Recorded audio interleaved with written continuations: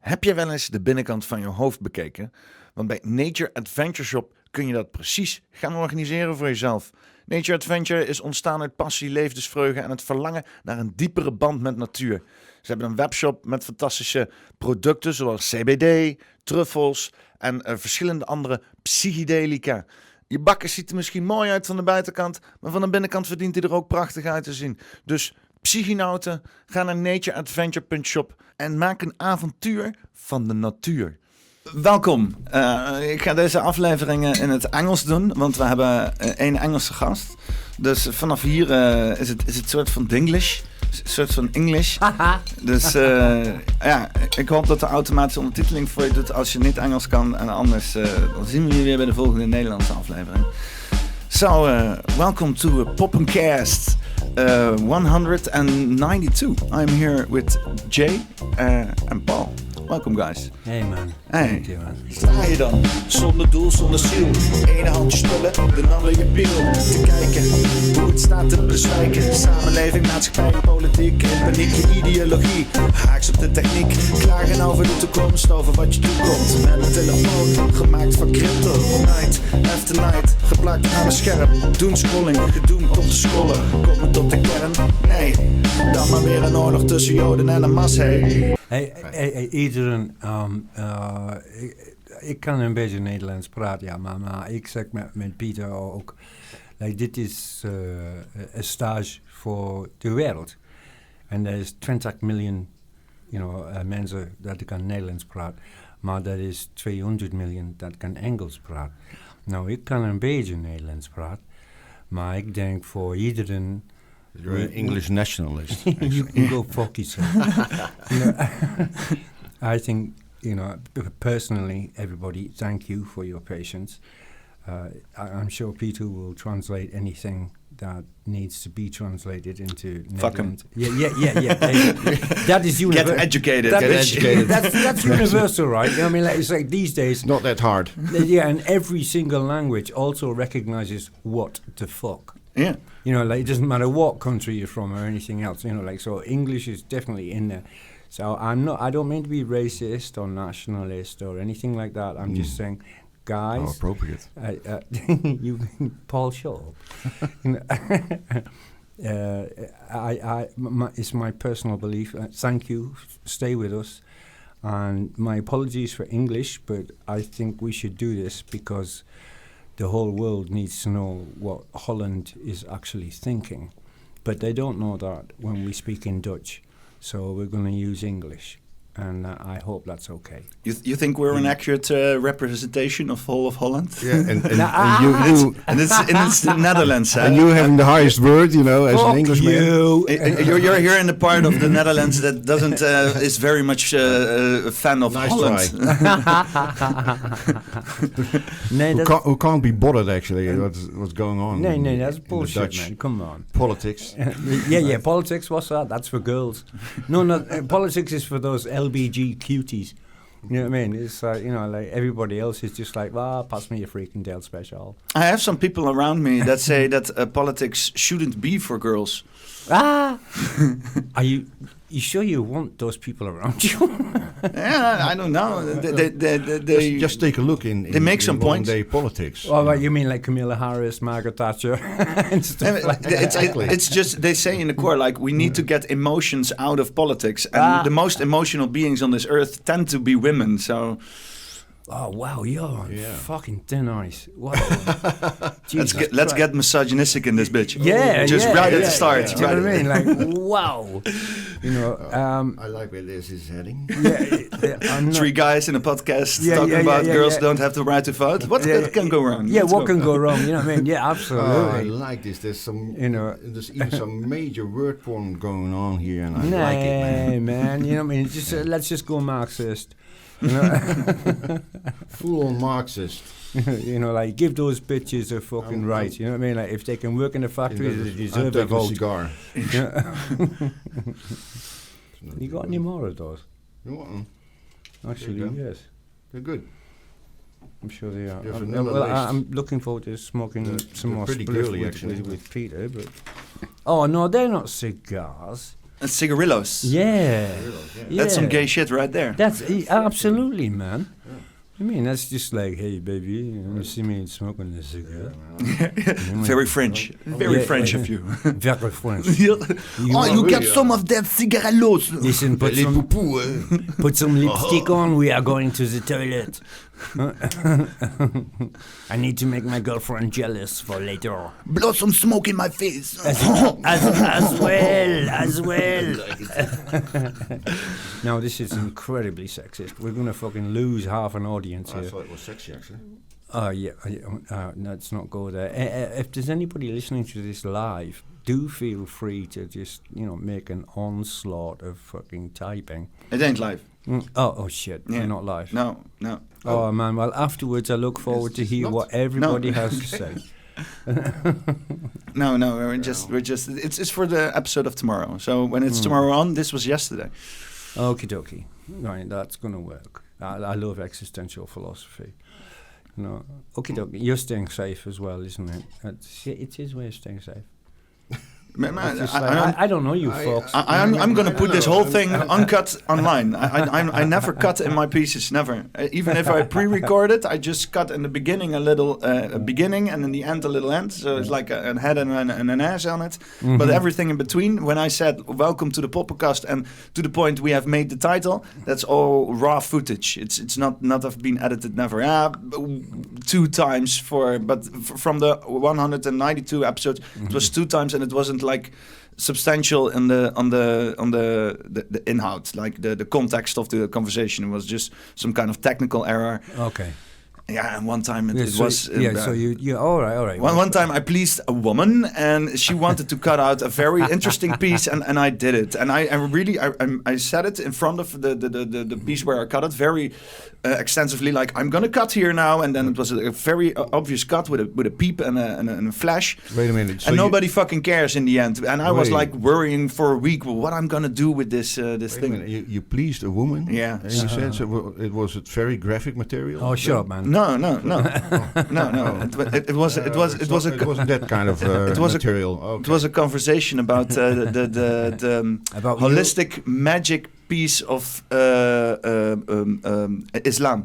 About the Kaaba and Mecca, and it was a conversation with Sana Archie, and it really got interesting right there. But she wanted to cut it out, so maybe she got some bonds with Muslims or something like that. I don't know. Okay, you know Sana Archie? No, I don't believe I do. It's from alternative YouTube media. She's more than that, but I never knew her before. So she and then she went on Black Box. You know what Black Box is? I've heard of it. Yeah, it's some YouTube channel, and it's trying to be alternative, but it really ain't. But it's just dear, CIA back. Controlled opposition. Shit. Look, here is the nice, sociable, lovely version of Phoolan Devi. Like basically. Phoolan Devi? You don't know Phoolan Devi? Full on TV? No, Phoolan Devi. Oh, no. Oh, enlighten us. Wow. Oh, Sinjay. Shit. Right, okay, you both just shocked me. Like Phoolan Devi. It's nice to know we can still shock you. Yeah, bitch, I am not going down on you later. Phoolan Devi. No, seriously. Take that as a win. This honest.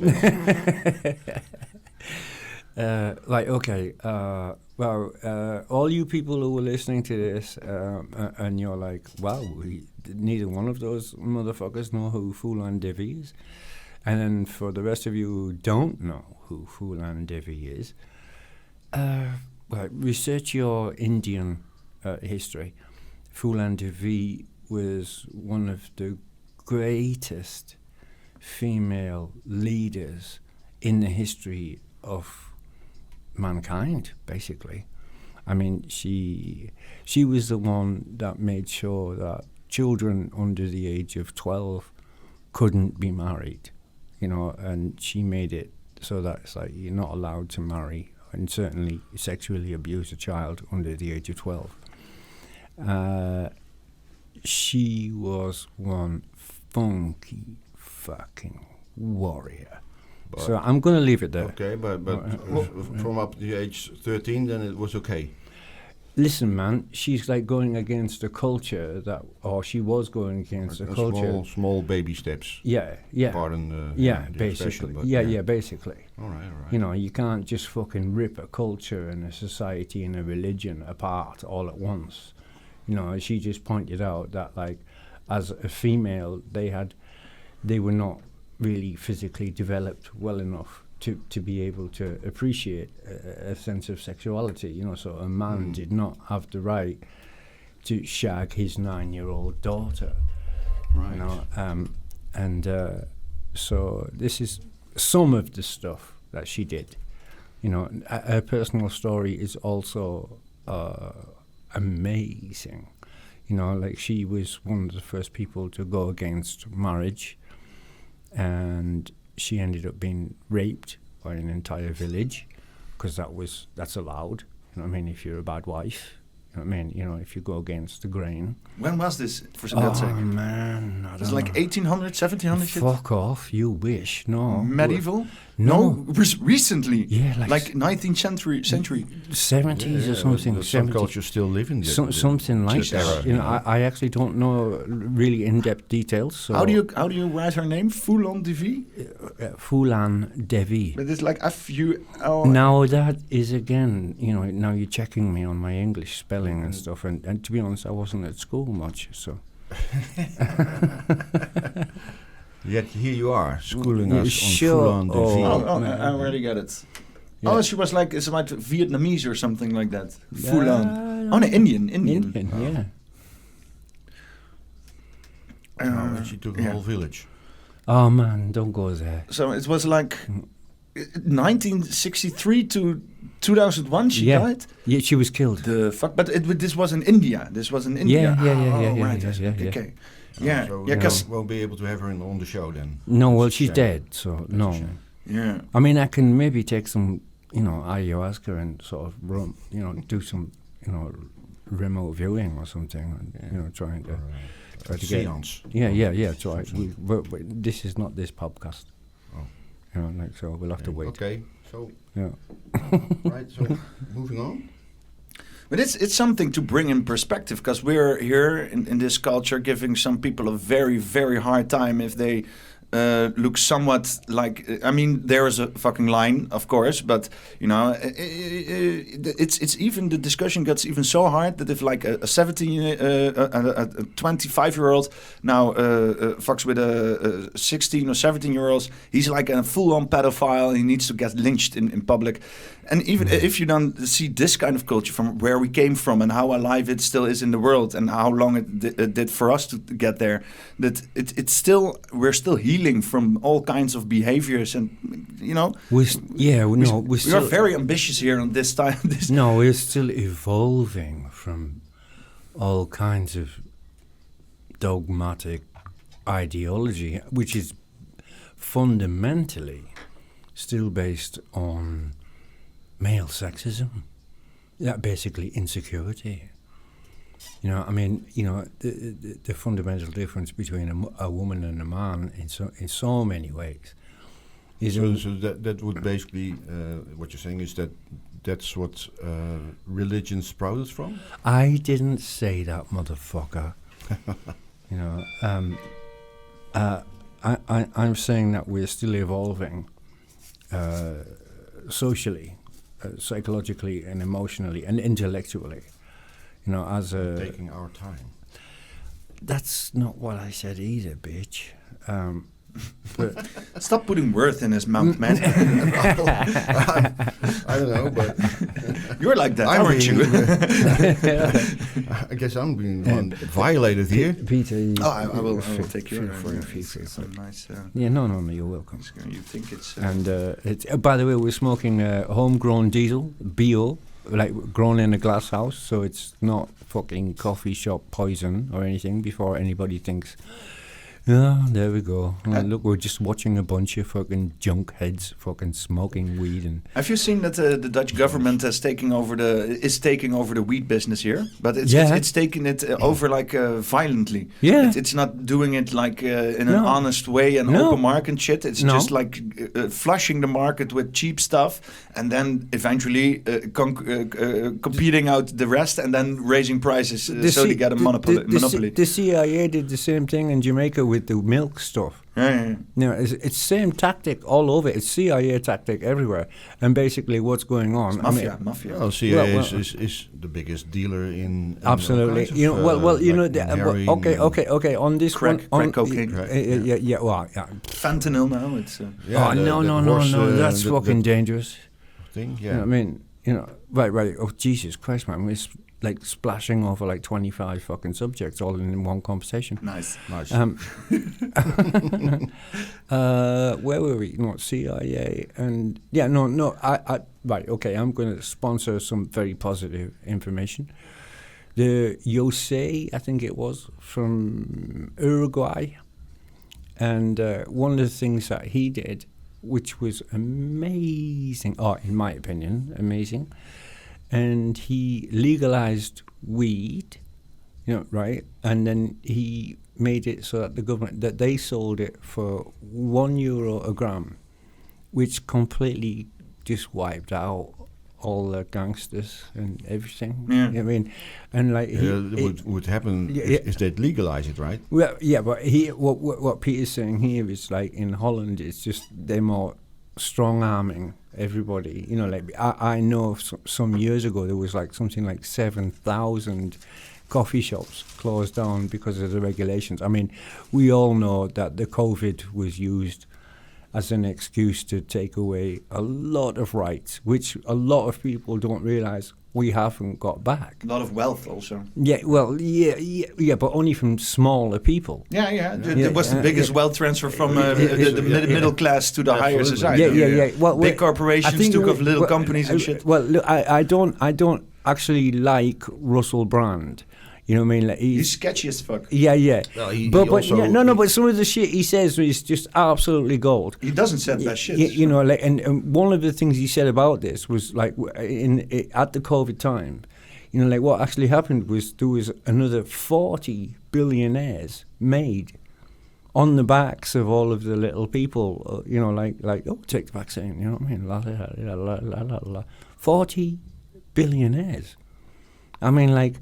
Bill Gates made a personal fortune of, 600-700 million. Fauci made up to 100 million. And God knows who else with names that I do not know and everything else. But anyway, that's off track. It's getting... You became a devout Christian. You're a pair of fucking motherfuckers. Russell Brand. Have you seen him in his tidy whities baptizing people and shit? No. Yeah. He's full on. He's not even fucking hell, man. No nuance, nothing. It's a common thing happening within the conspiracy community at this moment. Oh, we had a little conclusion before this, and I think personally, everybody is going full on Christian so they can like criticize Jewish people on a religious base. I think that's what's going on. Isn't that off. A nice coincidence? Because today is Yom Kippur. What do you mean Yom Kippur? Yom Kippur. It's the Hebrew or the Jewish day of forgiveness. It's one of their biggest holidays. Right. So. Forgiveness coming from. I mean, now you're getting into this is where I am really excited to know what this will mean for the thing that's happening in Gaza at the moment. Fuck off, Paul, if they'll it's like we're 20 minutes in. Let's go full. Do you know like what the fuck, man? I mean, like that all of that. Let's go Israel Hamas. Yeah. And this is like it's don't already. Say I didn't warn you, bitch. Shut the fuck up, man. I mean, this is already controversial. Depending on what people think about the Jewish religion. Interesting word to use. But I mean, like, according to cult knowledge, like we are called goyams, and if you're not a Jew, then you're allowed to be lied to. A friend of mine, Benjamin, he will... Doesn't every Abrahamic religion has some kind of exclusion of the people who don't believe in their thing? Like the Christians have the non-believers and they go to hell. You have to treat them kindly, but they go to hell if they don't believe in Jesus. Yeah. If you are like a non-Muslim, you're like an infidel. But it's still not the same. It's like like within Christianity and within Islamic. They both have a page, at least a page, which is about like just because somebody does not understand you or does not believe you, does not give you the right to take away their rights. Like whereas within Judaism, it's like if they don't believe you, then they don't deserve shit. And that's slightly different, man. That that's just like that's a little bit. Well, I'm going to put myself on a bit supremacist. You mean it's extremist? A bit supremacist. Very radical and extremist. But it's not all that straightforward. Actually, you can't pin that on the Jews. As a people. Okay. I'm not pinning anything on anybody. You're really fucking hammering me. I'm just telling you what I've heard about Judaism. He's trying to get you cancelled, isn't he? I'm trying to promote us all, and the bitch is crucifying me. Before we also have to like get baptized like Russell Brand here. Show the picture. Look at him. Oh man, yeah, cool, yeah. Oh wow, yeah, Russell, go for it. Look at those undies. He could have worn anything. He could have worn anything, but he chose to wear that. Yeah, man. Then he's definitely into it. Never mind. It's very, I don't know how to call it. Well, extreme. Look at the other guy looking like this Celtic warrior. I dig the other guy, with the fat Celtic cross on it. What is he holding? His laptop or is what's that? What? He's holding his laptop? He's holding like a. Oh, this is cheap. Behave yourselves, gentlemen. But maybe just from here. Man, we've wasted. Just folding his shirt, I guess. We've just wasted enough seconds on watching. Oh, the guy getting baptized. It looks like he's holding a laptop, indeed. Yeah. Well, I mean, a little kid can look in his face like I don't know if I made the right choice here, but let's go. He's having doubts. Just a minute ago, he was watching all Star the reruns of Star Trek. Russell Brand's YouTube channel. Watching reruns of Russell Brand on TV with Jimmy Carr and shit. Now he's getting baptized by his man bun and his tidy whities. Yeah. The only reason it looks you can just hear him now. All right, I'll go a little bit more smut with you, but that's it. I'm done now with the smut. But from there, it's just like, all right, then listen, right now it only looks small because I haven't got an erection. But after this baptism, it's going to look fucking really cool in my fucking underpants. So right, okay, that's it. I'm done with guys that are smaller than him, I guess. So, but Jom Kapoor, you really, how did this came to you? Like you saw it somewhere and you thought, oh, Jom Kapoor, I have to do something with that. No, today it just was, I don't know, it was brought to my attention that it was Jom Kapoor. I was watching my your asset? Was this your asset? Your asset. I was watching my knob end. And there it was, Jom Kapoor. So I was like, what's that? And so I looked it up, and it was, it's the, it's the national. I didn't expect that the forgiveness part. I was a bit essential. I was a bit amazed that that it sounds very have a festival of forgiveness. Yeah. Fuck off. Yeah. You know what I mean? That's like I thought that was a Christian monopoly on forgiveness. Yeah, that's very funny. No, that's more Catholic. Right? Yeah. Oh, Jesus' forgiveness and shit. Yeah, that's technically Catholic. I mean, the Catholics hijacked the Jesus thing, but to forgive, we need Jesus. Yeah. And probably what Russell Brand. I think it was in the words. Beliefs. I think it was in the words of Matt Johnson from a band called Deze, and on his album Mind Bomb, and he says, as long as Jesus gives us everything we want, we love him. Which is like, that's a little bit Christianity, isn't it? It's like, oh dear. Yeah. Wait, the Mormons have got one on us here. I've been on a little bit of a spiritual trip myself, and when I hear things like this, I really interpret it now as in like as if life gives me everything I want, I will believe in it. If you take it like that, you can really believe in life instead of getting all depressed and shit. Yeah. Whoa, that's a bit extreme. And kill yourself. Yeah. You don't need Jesus. You need purple rain, man. Right. You say you are a leader. But you can't seem to make up your mind. I think you better call me. Yeah. Guide you through the purple rain. So generic. Jesus, man. Cheesy. It's Jesus-y. Man, oh wow. Okay, this podcast is going fucking sideways. I think it has already gone so much sideways. We're back at normal again. Yeah, right. Okay. Just let's spin it around. Yeah, totally. Right, listen, boys and girls, you mustn't try this at home.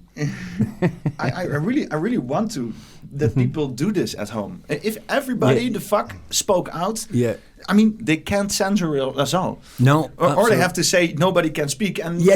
Well, no, they're trying. It's a bit very on the nose. No, they're doing that now, man. It's just almost like us people who are making these little private shows and podcasts and stuff like this. It's almost like we're being tolerated.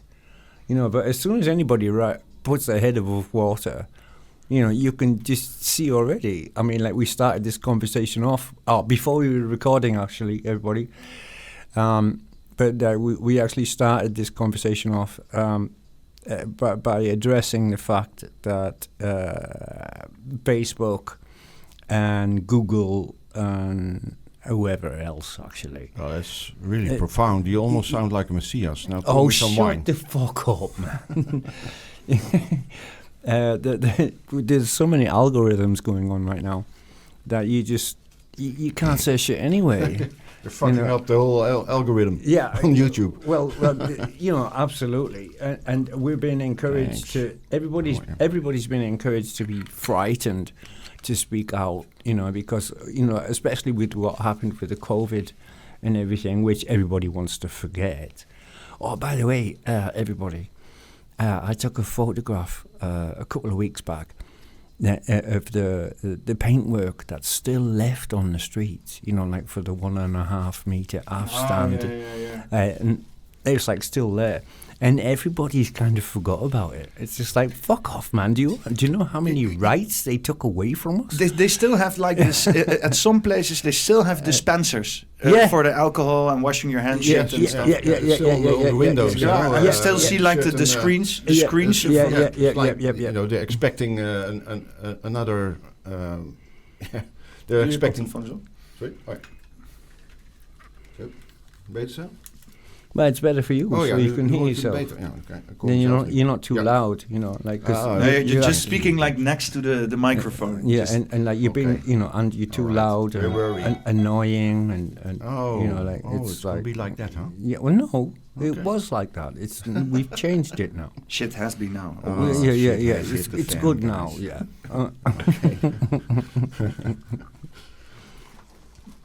But you were saying? Oh, yeah, I was saying.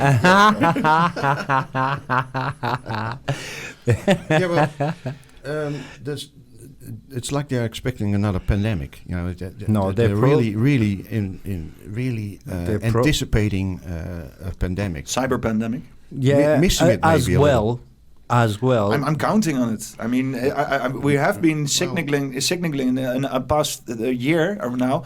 There were like 3 major system breakdowns with the Windows thing. In Holland was something here with the national services and stuff. And was earlier last year was something going on.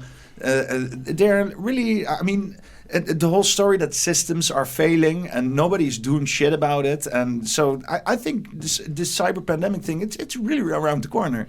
Just like a massive shutdown. I don't really know how. I don't think if it is controlled. The next pandemic will be a cyber pandemic? Can I have that, please? Yeah. No. So thank you.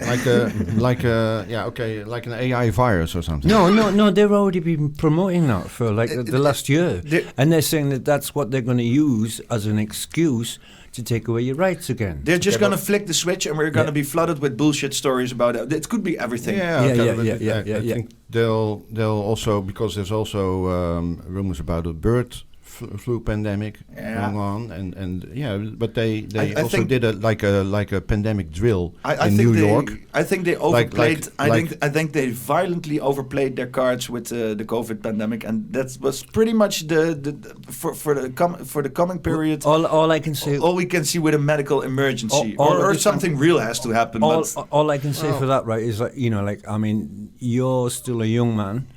We become old men. I mean, I'm a grandfather. He's probably not going to be so long before he's a grandfather. We're old, basically. And I can honestly share with you, I mean, you're still a young man. I have a son who's a little bit younger than you. And he said to me, because we've had quite a few conversations, where at one point he was chatting with me. He's like, Dad, please tell me you're not a flat earther. Right. So that's the level of so you did have to have the talk. He was expecting something, right? Just guys, fuck off. He heard that. He think, shit, that could be my dad. Yeah. Well, honestly, that was really an issue, and what I'm trying to share with you, is my son. He said to me, after the COVID, nobody believes media anymore. They told that much bullshit. You know what I mean? With, the whole fucking stuff. It was all I don't know, seeing some fucking sci-fi movie or something. You know what I mean? Whoa, you're not allowed out of the house. You can't go and see your family. You can't do this. You can't do that. And my son was like, Dad, okay, I'm actually with you a bit more these days, because I can see that was fucking bullshit, shit's getting weird. Yeah, absolutely. I was actually having we were having a conversation not so long ago, and I'll share a personal moment. And now he's a flat earther. Yeah. Absolutely. Andy raped me. You know what I mean? Honestly, the fucking motherfucker, man. Is that included in the flat earth? Ja, dat is de inwijdingsritueel. The fuck off. Well, actually, I should just share a personal moment with you. We were talking about the invisible forces of physics, and within, say, the Well, to cut a long story very short, it's 432, the frequency of joining. In Nikola Tesla's words, if you want to understand the universe, you have to think in terms of energy, vibration, frequency. Mm-hmm. And basically, it goes back to Pythagoras and Galileo and before that. But pointing out that the alchemist frequency is 432, and that's the thing that makes a photon join with an electron, and a neutron, and it's what helps basically a speck of dust turn into reality, a physical reality, corporeal matter.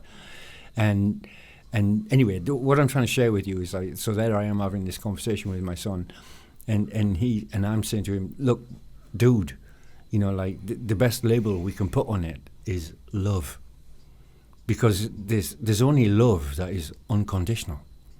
Everything else has got conditions. Yeah. You know what I mean? And there's only love that's just... And Jesus.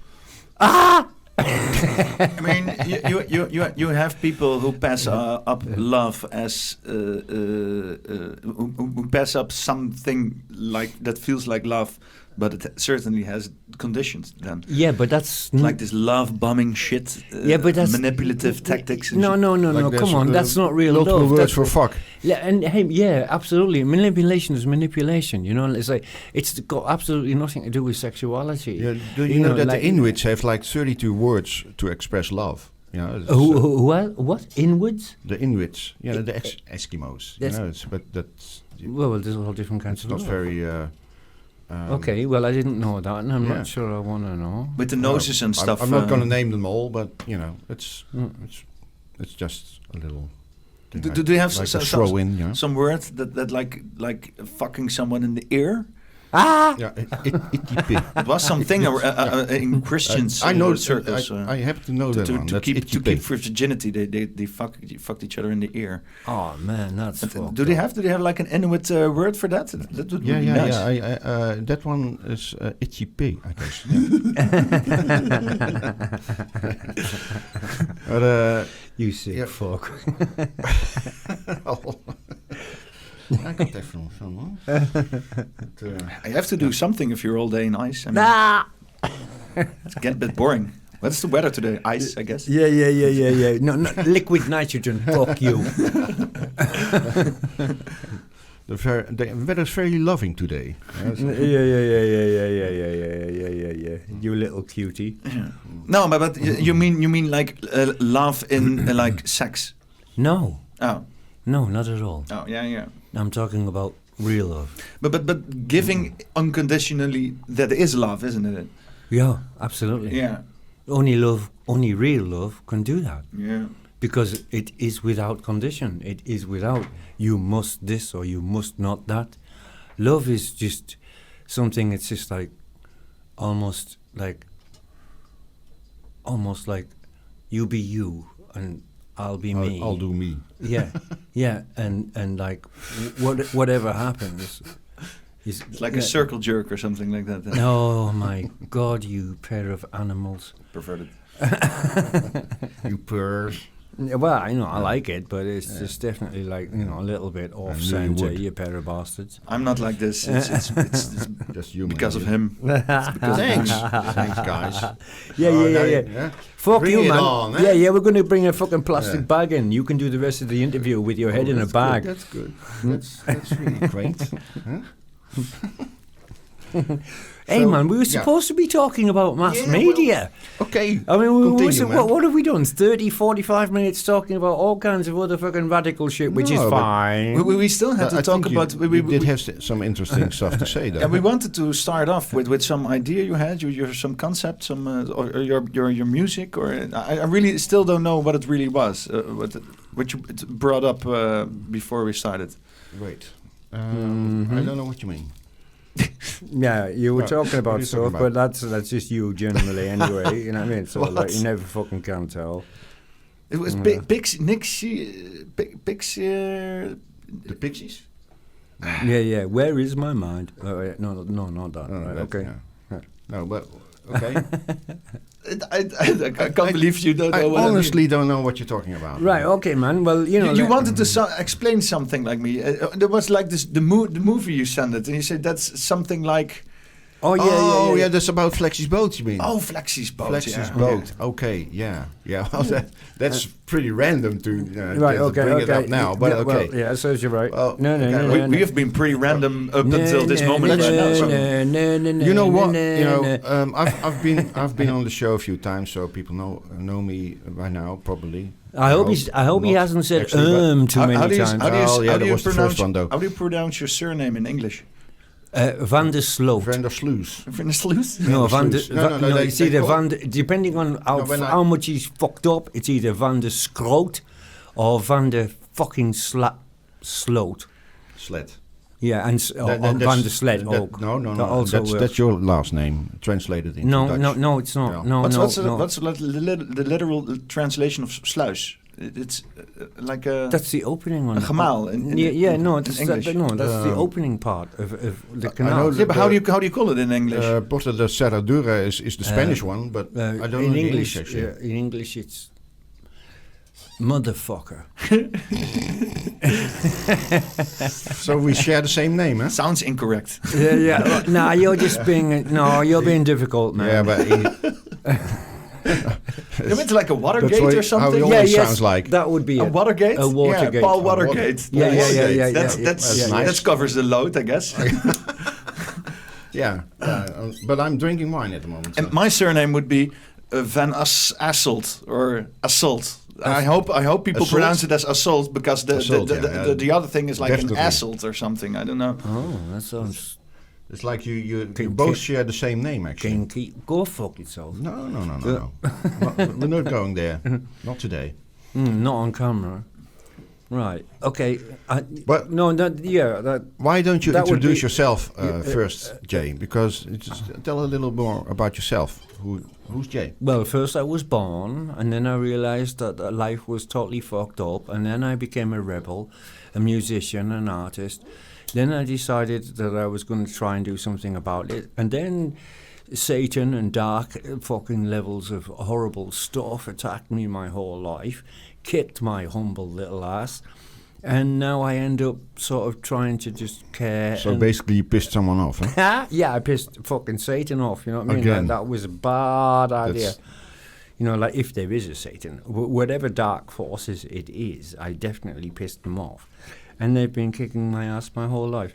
Are they still kicking your ass? Yeah, always, man, always. Yeah. Once you go up against dark forces, they're always going to chase you, man. You know, and the thing is, when they can't get to you, you know, like because you've learned things, you know, like they get to the people that you care about, and that's dark forces. And that's definitely what's happening. And I'm not saying to me, I to everybody. Have you like examples and shit?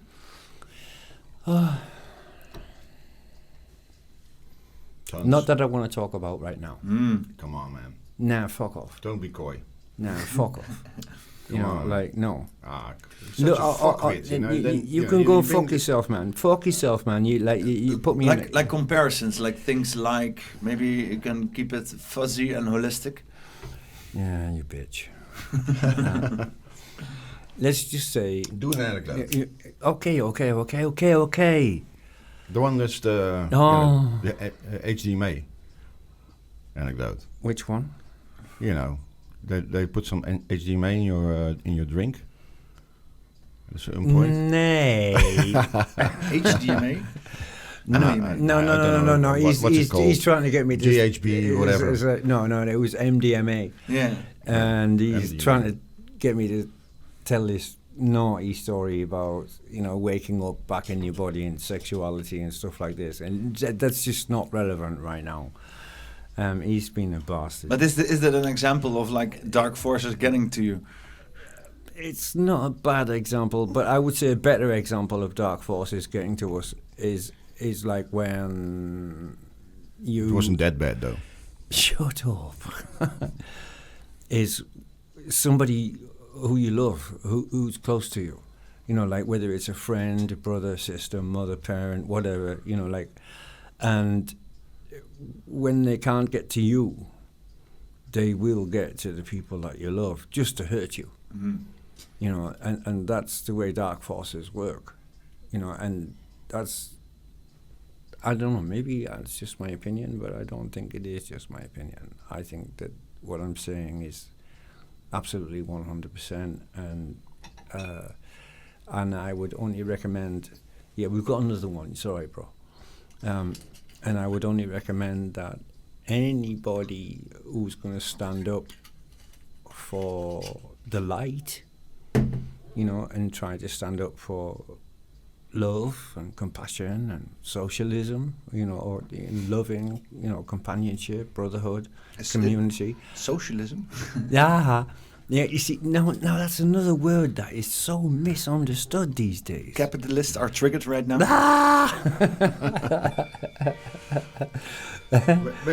Maybe you could do a song. You know, Fuck off.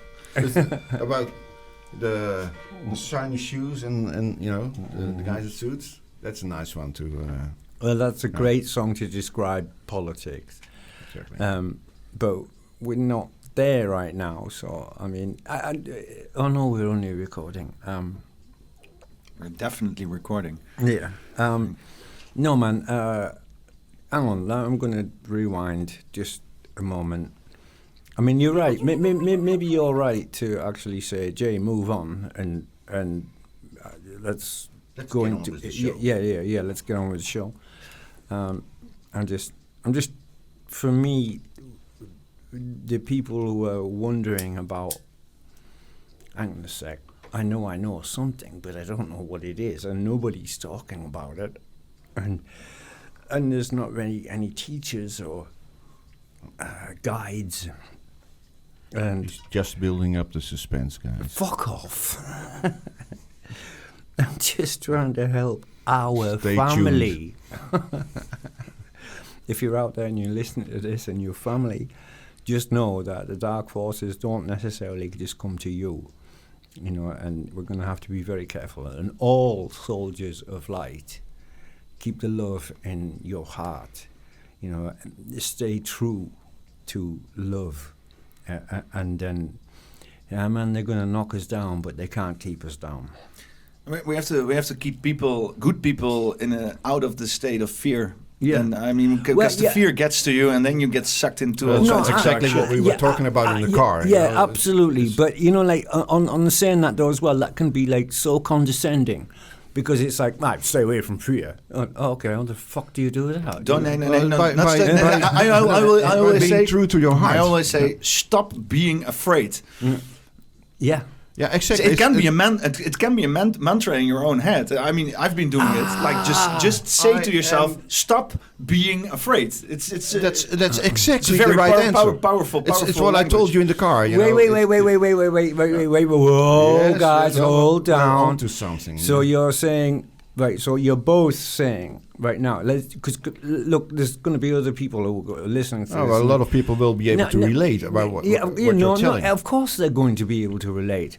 But there's also a lot of people who's like, wait, it's easy for you to say. And let's describe this a little bit better, if you don't mind me being a pain in the ass. You know, it's kind of like, you know, don't be afraid. It's like, for me, that translates into like, don't be afraid to be afraid. You know, like be honest with yourself, like face your fear, you know, and don't let it take advantage of the best part of your nature. But that's what the forces that you're talking about, the darkness, they have no power when everything you do comes from your heart, when you're aligned with your heart. Yeah, they have no power over you. Yeah, absolutely. But that's not what we said a moment ago. Like now you just said it. Like I'm like, I completely support. What Peter also tried to say, I guess. No, I don't know. You know, look, we're all hinting at the same sort of thing. You know, like he's just saying, listen, man, if you haven't got a cock that's big enough, like don't try and fuck the bitch. No, yeah, I mean, you have all kinds of fears in your life, especially in today's society. You have people like living in this social fear, fear of exclusion, fear of being judged, fear of losing financial status or all kinds of status. Yeah, there are all kinds of fears that keeping society like kind of together right now.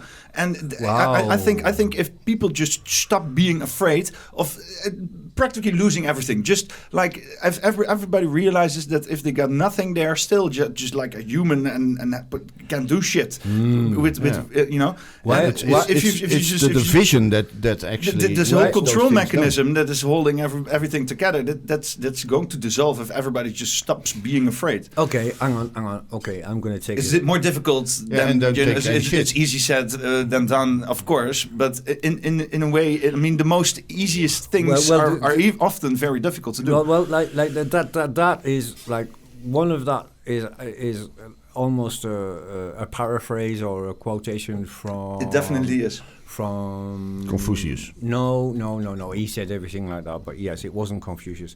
It was Buckminster Fuller, you know, and he also said, never underestimate that a small group of people can have a massive influence on society, because that's the only thing that ever has. 20%, wasn't it? Yeah. That's a different thing. Critical mass. There's the critical mass. But you also have the 100th ape syndrome, right? And that's even less percentage. Yeah, but at the same time as well, I would personally also add that what you just said was in so many ways is it's actually so many fears are actually the fabric between society, and it's actually more built or utilizing fear of loss. Exactly, but it's fear of acceptance, identity, stuff like that. The vision, but it all goes down to fear of loss. Not being a part of, like it's like however you want to look at it. When you go deep, like psychologically. Exactly. Yes. It's Buddhism is built upon. Yeah, loss of status, loss of money, loss of life. Yeah. And I mean, in some ways, right? Okay, I'm gonna really throw this. This is getting fucked up now. This is like Klaus Schau's territory, isn't it? Like everybody will have nothing and be happy. Yeah. And say, okay, who's gonna own stuff? Actually, it's pretty mysterious. and it sounds so mysterious, doesn't it? I watched this guy yesterday, and he said that, and he asked himself, and why should I be happy? There's nothing wrong with being happy. He explained the happy part, actually. Yeah, but because you own nothing, you should be happy. But why? because probably they own our asses at that point. Through the maybe a chip or AI or the stuff they've been injecting in people during the COVID period. Yeah, the graphene, and that's throwing into our tap water and through the air, etc. Yeah. And then there's this what's his name? This Israeli guy. Testicle. I think it translated probably that it's that, but Harari, who talks about the hackable animal, the human as a hackable animal. Yeah. And then I'm like, hey, this guy knows more than he's letting on. Yeah.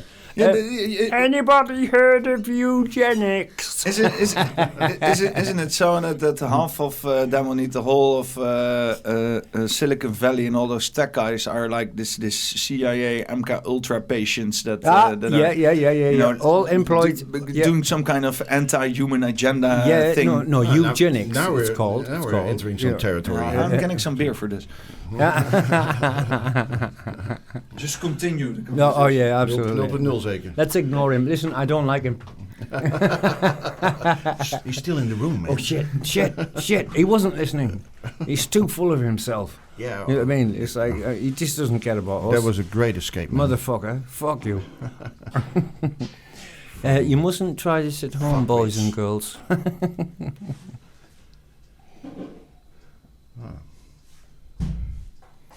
Oké, we gaan er even uit voor de reclame. Smash. Oh, oké. Okay. Wordt dat zo? That's so you can just stomp on something when he's doing a rhythm later. Yeah, it's definitely got some aggression in him. Uh-huh. So I can place my feet on some other angle than beyond the 90 degrees. Oh, that's what it's for. Because I'm a bit of a handicapped person. Okay, it's actually that's actually more of a psychological thing. I wouldn't worry about too small for your handicapped. I know I'm psychological handicapped. Yeah, I got that as soon as we met. Yeah, I know it, but what to do about it? Hey man, like one step. Treating your own brain is like fixing your own tool with a broken tool. Yeah, we've got time. One step. I remember I had this nut on, and I don't mean a person.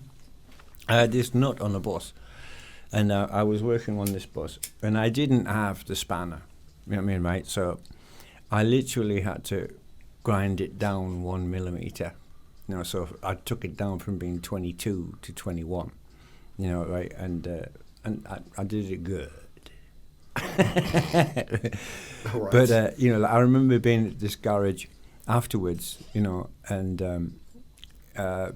basically you just have to do what you have to do, don't you? You know, it's like shit happens, you know, and it's like sometimes that fucking thing isn't working, you know. I mean, like for example, you know, like tonight on the way here, or earlier on the way here, we get to his heap, you know what I mean, right? You know, and the fucking door won't open. You know what I mean? Like, really? You know, like... his heap as in his home. Yeah, no heap as in his car. My car. Right? You know, right. So, you know, like, I literally... At least I have a car. Fuck you. Yeah, fuck you, both of you. Hey, man, I've got a bus. It's just stuck in France, totally illegal. And I need Garbage to fix it. pile on wheels. Yeah. Talking about heaps. Yeah. Hey. That's Antique, beautiful piece of heap. which won't start. Yes, it will. Straight away. Eventually. My car is now in custody of the Arnhem police. So it wasn't behaving well. They blame me for it, but I'm not taking responsibility. Fuck that car. Oh, what you mean? Like it crashed into something? No. They just prevented it. Actually. I say it's discrimination. Right. Okay. The car discrimination. Car discrimination. Okay. What kind of car do you have actually? Seat Ibiza. Did you have? Yeah. I don't own So cars. do I. Cars are their own persons. Right. Yeah. Oh dear. Okay. Dun. No, so, yeah, and that's why the door wouldn't open. My car wouldn't open the door for him. Yeah. It was a personal thing. Yeah, it was very personal. It doesn't like my haircut. That car was discriminating you. Yeah. It doesn't like my haircut. Yeah, that happens as well. It's like, I can say and I'm English, so your haircut is like a little bit. It's not. How do you call it? Symmetric. It's very asymmetrical. It's very asymmetric. Yes. But I can guess for compensate with the rest of his face. For people who like order and like the symmetrical thing, the more autistic people in our lives, I think they can go very very bad in your asymmetrical haircut. Yeah, it happens all the time. Is your It's car the perfect haircut for someone who looks like a can of assholes. Really? What does a can of assholes look like? Me. Well, zoom in. Yeah. It's like, I don't get the can part very no, much. I don't either. But it's Paul's sense Should of open it. humor, you know. Like, no, don't open it. Give it back to him and tell him it's a present for his ass. Okay. But yeah, you were telling about my heap. Door wouldn't open. But what's the punchline? No, the punchline is just like how sometimes technology just doesn't do what we want it to do. A car is technology now. Are you comparing my car with technology? Not anymore. That's too much on a man. No, I was just talking about irony and like those moments. It's irony. Those moments of like, oh, that wasn't supposed to happen. And how we have to adapt and adopt. Yeah. And So he adapted and he sat in he sat in the back seat, what he's used to. So you failed to Most open of a his door life. and you took that as a life win. No. Message from the universe. Yeah, it was actually better for me. Yeah. I didn't have to sit Fletchy next. said it actually. Didn't have to sit next to the bitch. You know what I mean? Like could sit at the back. You know what I mean? And just for Well, it was all planned actually. It all worked out in the end. Yes, yeah. Thanks, universe. yeah. So in the end, the car was very nice. The car protected you from like Paul. Yeah, I'm sensing that psychological disability thing. Jerk-offs. Okay, on with the show. You want to explain that whole flexi thing? Yeah. When so Jay actually, he doesn't really have a home of himself, but he's kind of The world is his home. Yeah. he's That's- like that's- this. that's true, He's actually. from the he's this guy from the song "Papa Was a Rolling Stone," actually, and so he doesn't have a head, but Wherever he went, wherever he throws his guitar, that was his it's home or his something home. like that. Huh? And Well, actually, technically, I guess my home is actually in my little bus, but I dedicated too much energy into the wrong direction, and then I came home. In your little what? I have a little bus Bos? That's he's a little pussy. my little bus. Little pussy. That's what I was saying earlier. Bos? A bus. No, a bus. Oh, a bus. Oh, Yeah, Jesus Christus. No, he was talking about me. Yeah. Yeah, and The simplest of words. but Yeah, that, okay. that- Bus. that's A bus. actually my home. Mhm. But life complications stuff, and yeah, he's right. I don't have a home here. I mean, Netherlands is my home, but I don't have a permanent place. Pretty literal, And- actually. You are from the island, I suppose?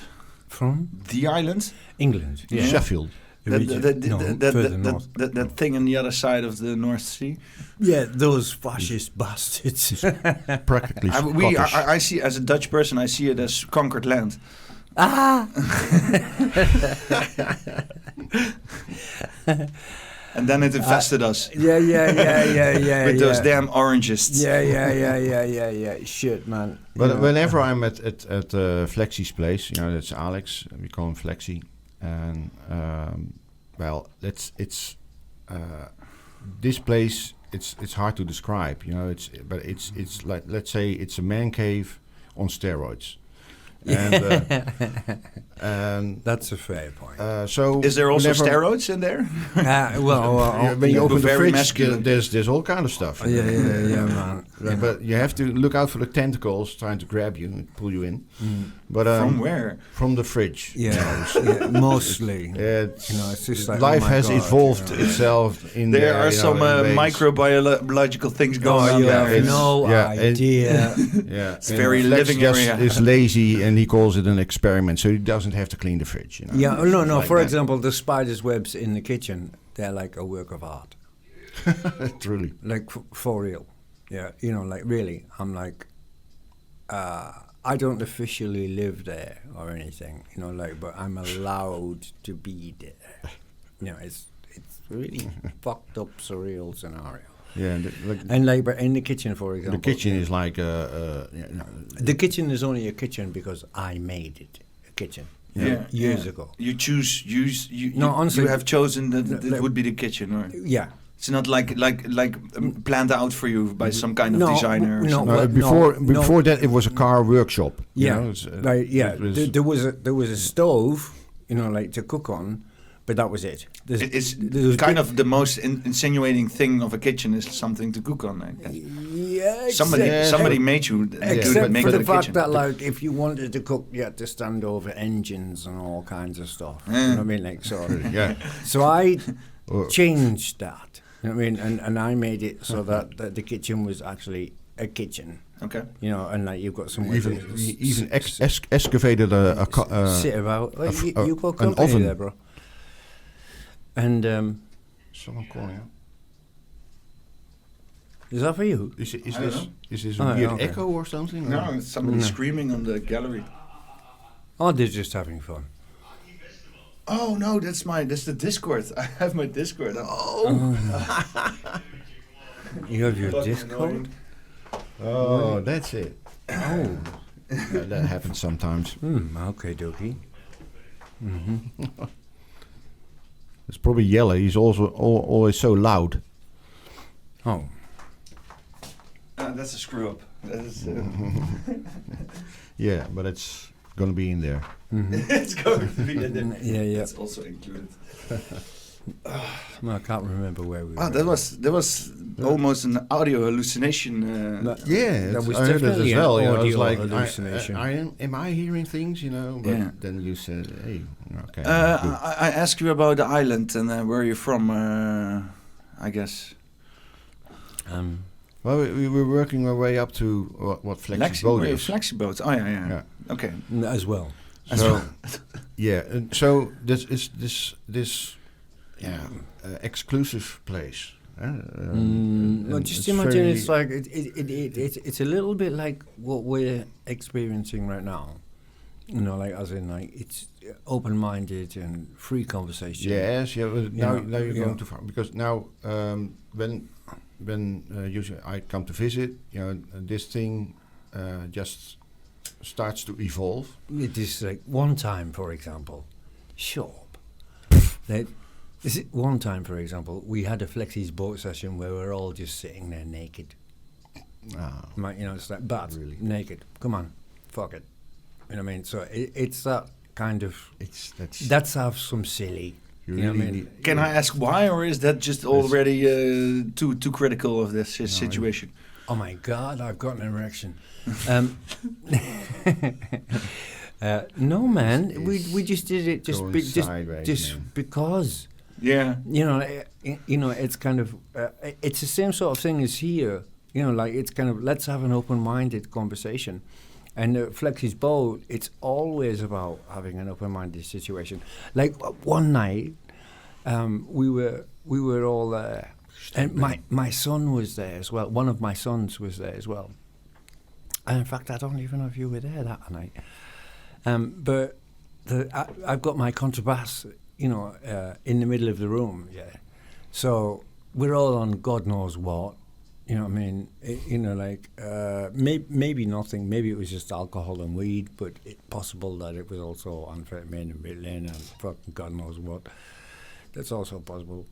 But I'm definitely amphetamines. Yeah, yeah, they were always popular back in the day, and I'm just there on one, So I'm sort of just playing my contrabass, in the middle of all of this fucking chaos, man. And that's Flexi's boat. Yeah, you made a comparison earlier with butt naked. Yeah. No. Yeah, did that night? No, not butt naked. But we have done a couple of nights where it was way too early for the viewers, to just dive in there and go to the butt naked. At one moment he's very careful. Let's not talk about this. And in this way, we were all butt naked. Fucking hell! What the fuck? Hey man, it's like, come on. If I have to reason about this, there have to be a very goddamn good reason to be butt naked. But hey, and then, maybe if you are very in the moment. And then Flex's girlfriend came in unexpectedly, and we were like, "It's not what you think." She wasn't butt naked. No. She walked in a butt naked session. Yeah. Did she? Did she? I don't remember that part. No, I reckon you would. You were totally very into your contrabass thing, I guess. You were that was messed up, man. That was a different night. I don't remember that. I remember one morning me coming downstairs, and Flexi was just standing there in a work vest, the day glow work vest thing. Yeah, like a day glow. Day glow. Oh, the yellow vest. Jean Julien. Yeah, right. And that's it. You know what I mean? Like nothing else. You know what I mean? Like totally butt naked. It is safe though. Yeah. Oh, absolutely. Very visible in that. And so very low light situations. It looks lovely. And was it a good grading, the Cat 4 grading or something? There's a lot of stuff going on there, but safety before everything. Yeah. It was definitely pro. Very responsible, real safe space, actually.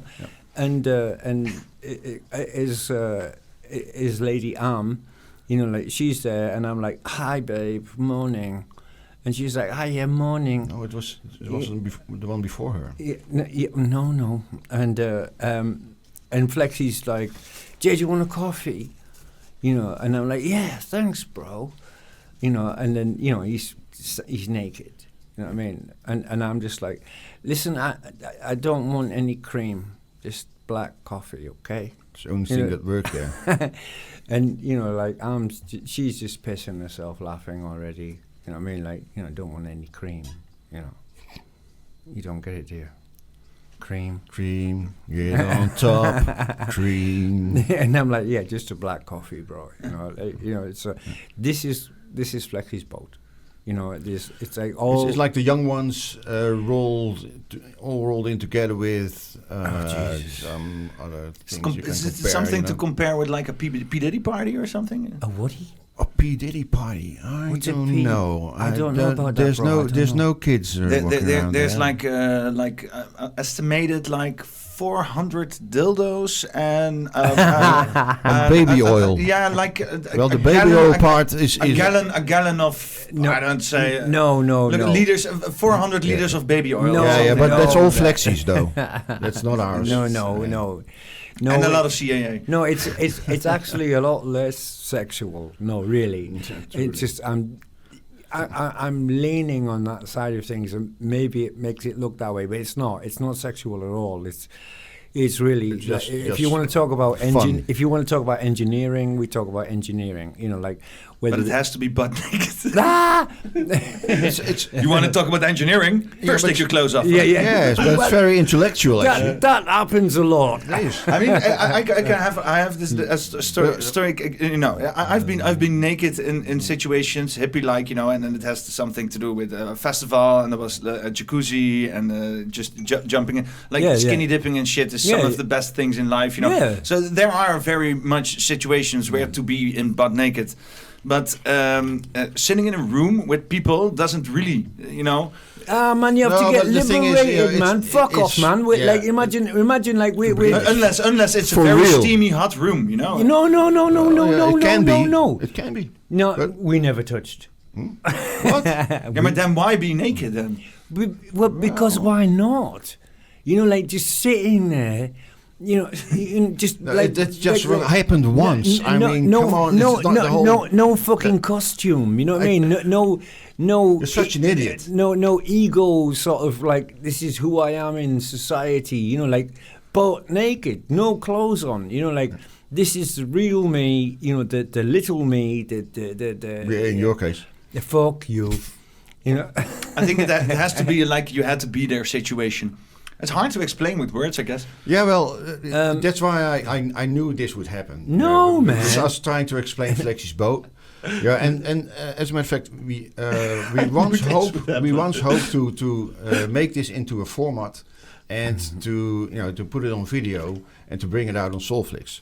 You know, but the best way to describe what's going on there in a nutshell is actually the onderste link, Peter, als je die uitlegt. Nee. That will kind of just give you an idea. See? Everyone's butt naked. That is not Flexie's boat. Where's the sound?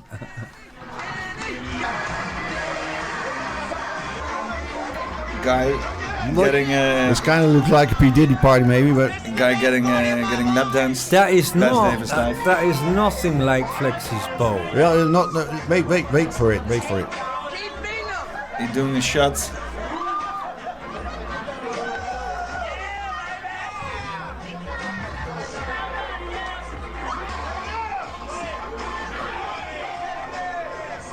What the fuck? See, Nee, man. Jello shots. Never understood Jello shots. Nee, this is bullshit, man. There we go. And there we go. And then he vomits over the escort girl. Oh, wonderful. And that's just. So you're trying to sell this like a concept to other people, or no, what's like your intention here? Everybody who's keeping it. Can we fucking edit this bit out, please? That was like gross as fuck. That is nothing like Netflix's boat at all. Nothing. No, I think you're exaggerating. No, you're just being all dark. Fuck off. No, but it's like it's not literally what's happening there. That's then you misunderstood. Paul, is this you on Flexie's boat? Mm-hmm. Yeah. Well, no, actually. I remember him telling me. I've seen him on Bosperience, in States. No, the escort girl is Jay, and Flexie is the one vomiting over her ass. You can go and fuck yourself. like when it comes, I'm just to the there to enjoy and sit back and relax. You know. Okay. Yeah. Right. Yeah. Right. Gonna nail the bitch. I mean, the boss experience where you and I first met, right? So check this, right? You know, like I've swapped some space cake for some mushrooms, right? Sunset desert or sunset desert. I don't know, whatever they were, psychedelic mushrooms, right? Yeah. And he's like, right, Jay, come on, we're going to the boss experience, and like you're fucking so down. You need to get amongst some fucking hippies and shit. And because that's the kind of friend I am. Let you shut up. And it's just like, shut your fucking face, man. And so, Paul, shut up, Paul. So So we're there, right? And I find this guy, a nice guy, one of the DJs, and so we swap. I mean, he gives me some magic mushrooms anyway, right? Oh, but I swap him a couple of pieces of space cake, homemade space cake, by the way, which was very nice. Very nice indeed. Yeah, and so right. You can imagine a psychedelic experience, and he was there, man. And he was. That's where we first met. And anyway, so it's getting to be I don't know what time. 3, 4 in the morning or whatever, and I leave him, at the fire, and he's like tripping out of his face. Because he not only did he have these mushrooms, but he decided he would have just a little pinch of MDMA as well, right? So, and I'm just, about? Yeah, you. Really? And right, and so I'm like, I don't recall. No, you fucking don't remember anything. You motherfucker. The MDMA was what got me out of it, actually. Yeah, shut up. And so I'm like, he sat there. Out of his face, Jay, I'm tripping my face off. So I'm kind of like, have a lovely flight, bro. I'm going to go and take myself a little bit of rest. He sat in the chair for 4 hours, this. No. And I was walking by him and it was happening all the time. There was somebody else was going bad, but Paul would just sat all through it. Yeah. And after 4 hours, he was just, I was just like, he was just getting upset. He was looking around, and I was standing there coincidentally. And he was like, I'm ready. Hi. Tripping balls? Yeah, I guess so. Yeah, it's getting somewhat better. And he stood up and he went through with his life. Just fucking, absolutely. Just passed everything then for 4 hours. I went. Yeah, check it out, man. I went to the chill out space over there, and then I was like witnessing, everything was like this Quentin Tarantino movie experience, as I was conceiving it. And then so I went to the chill out room, and there I was this witness of this great fucking cinematic scene of this dealer, this guy who obviously never was used to using that much psychedelics. No. And this other guy looking like Jesus, and it was the whole conversation that was going on. It was so great. Is it like the guy with the double beard? That one. He also calls himself Jesus, huh? Jesus. Really? Okay, but he was funny as fuck. Actually. The funniest thing was because of my trip, actually, but it was really funny. The guy is by the way fine. Okay. Nice you know where I'm getting at, huh? After 2 months, we finally know that the guy is fine. He survived. He's better off now. He's in a better place.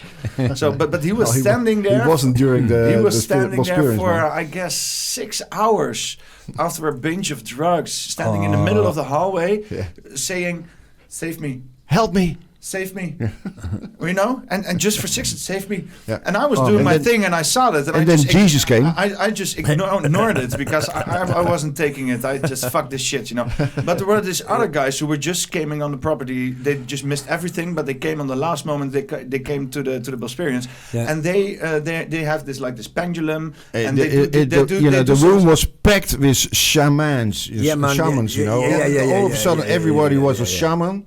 And knew how to bring this guy back, They were doing exorcisms and all kinds of rituals. Meanwhile, this guy was getting deeper and deeper into his trip. He was getting in a serious psychosis there. And I was fuck this shit. In the words of Frank Zappa, look here, brother. Are you driving with that cosmic debris? Say, no, I will help him. I won't. It's like, oh dear.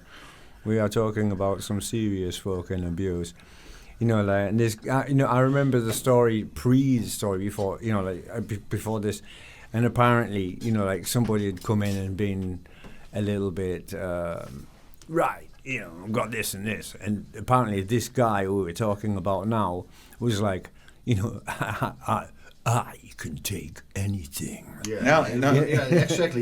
He was on that trip first. And then it was like, no, you can't, bro.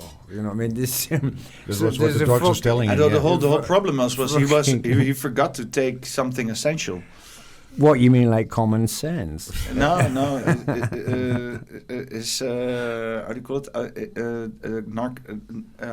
How do you call it? Epileptic medicine. Oh, nay. Well, yeah, that's if you're going down a trip like that, because he just this guy. So this guy was he opened his like, I think it was a Pandora's box, like a pharmacy, a pharmacy complete pharmacy in this little suitcase, and I think there was like any drugs I've ever I know of that exist was in there. And this guy was and he was talking casually about la-di-da and chit chat, small talk, and meanwhile like a scene out of With Nail and I taking out a bag of pills and saying, oh, this is good stuff, man, this really gets you, and then he tells what kind of trip it gives you, and then this gives you an erection, this one will sustain your erection. Like, look at this. This one so that you look nice when you're coming. This one makes your cum looks very festive. Yeah. This one like creates paisley in. Fucking fucked up. Man, that was messy. Anyway, so like I'll just share with you the ending of this story, because that was horrible. And for everybody else who's listening, it's a nice ending. So this guy, by the way, he was a mess. That was fucked up. You know what I mean? Like really, he really lost his mind. Like wow, ambulance came. Psychological hospital for 2 months. It's tradition though. Fucking shit. Bosperience. Yeah, always one who. There's always one every festival, man. I always when I return from Bosperience, I always put myself in such a restrainer for like 2 weeks, just to temper down from the whole experience. Man, check this, right, Peter? Right, so. So anyway, I've gone and made the tent and everything and blah de blah and got us a little resting space, and I've gone past him. Whatever it was, 3-4 o'clock in the morning. And I'm like, you good, bro? And he's like, oh, man, I'm tripping my head off. And I'm like, okay, have a lovely flight. I'll see you later, right? So I'm in the tent, and I'm gone, me, man, I'm resting, you know what I mean? So I can hear it, the tent thing, 8 right? o'clock. Right? And he comes into the tent. And as he comes into the tent, it's just like, hey, Jay, it's 8 o'clock in the morning. And I took a little bit of MDMA as well. Like, wow, man, it's been really... And I got it from that guy. Right. So I'm like, oh dear, was I resting? That's nice. Tell me more about it later. And he's like, oh, yeah, right, okay. And then as he's climbing into the tent, he's like, listen, Jay, I really like you. But, and I'm just led there, and I'm like, look, I promise I won't try to touch your cock. So he's like, oh, okay, that's good. Nice to know, bro. Yeah. You know what I mean? Like, well, I just needed to hear that. This is what, but this is what I. Now I'm at ease. Thanks. Yeah. Well, this is what I can sleep. Fuck you, man. This is what I wake up to. You know what I mean? I'm literally woken up by like, hey, Jay, I had some MDMA. It's 8 o'clock in the morning, and listen, I really like you, but, and I'm like, oh my god, I promise I won't try to touch your cock, bro. And then... But it was a real small tent, Right, yeah, a 2-man tent. My fucking tent, right? So I go back to sleep. And then 5 minutes later, or something, whatever it was, I'm like, Jay. I'm like, whoa, what the fuck, bro? And he's like, no, man, you're taking up too much room. And I'm like, oh dear, was I sleeping in my tent? I didn't say Yeah, you fucking did. And then, I was like, right, okay, I move. And I was kind of like, as I laid back down, I was like, you grumpy bastard. And he just giggled as well, right? And we both just giggled off to sleep, And check it out, man, at about 11 o'clock, right? About 11 o'clock. What you miss is that, for my protection, I closed my sleeping bag up to my nose. So I couldn't come on your face. So about 11 o'clock, and obviously nature calls, I need... And you're surrounded by nature then. Though. Yeah, absolutely, which was beautiful, gorgeous place. But anyway, so he's here next to the opening on the tent, so I have to climb over him. You know what I mean, right? So it's about 11 o'clock or something like this, And as I'm climbing, I'm like, hey, bro, sorry, I have to climb over you. And he just wakes up, looks at me, and he's just like, oh, man, stay there. I've got to take a photograph, because I'm straddled over him. Just taking a pic. I'm fuck off, morning, Very man. invasive in the morning. Oh, man. That early. That early. Oh, that wasn't very funny. Yeah. Was it that Bosperience? Yeah. Yeah. That was a that Bosperience. all happened at Bosperience. Yeah, man, there are so many things happening So there. many stories. I can hear the whole year around of stories that I haven't experienced there at all. It's just weird. I mean, it's just 100 to 150 men in the forest, but there are so many realities going on there. Yeah, true. Yeah. And it's amazing. We were thinking about doing a winter edition. You told me, yeah. Yeah, the 13th of December. Right. And then doing the same only with shrinking balls. What's shrinking Okay, ball? yeah, you shrink balls. The Wim Hof you can water. experience, right? Yeah, smack your woman and shit. Smack your bitch. It's included in the program now. You have to smack your woman at some point, Yeah, I mean, yeah, okay. Shut up. Yeah. No, have you seen that whole story with Wim Hof and so? It's like this classic discrediting thing that also Russell Brand went through, and so it's like almost it's almost like a ritual or something. It's very weird. Who could tell? Yeah. Yeah. But nothing like that's going on at Flexibelt, though. No cameras. No cameras. No. No compromat, brother. We've done loads. We did a take. But that material. We have some videotapes, but I have some raw material. Yeah. And it's but hilarious. Nobody's going to get to see that. It's hilarious, but we were like. He was photographing. The rest of the world is ready for this. He was photographing your balls in the morning, so that's some pretty. Yeah. He was trying to teabag for the me, archive, man, and I was like, oh, yeah, that's something for later generations. Yeah, man. If I was going to teabag you, you would have been teabagged, and I would have made sure they were hot. Yeah, I don't think. Yeah, you have to come to the winter edition. You can really make a very discomfortable teabag. I would have given you the shrunken balls experience. I can tell you that, man. We would have already.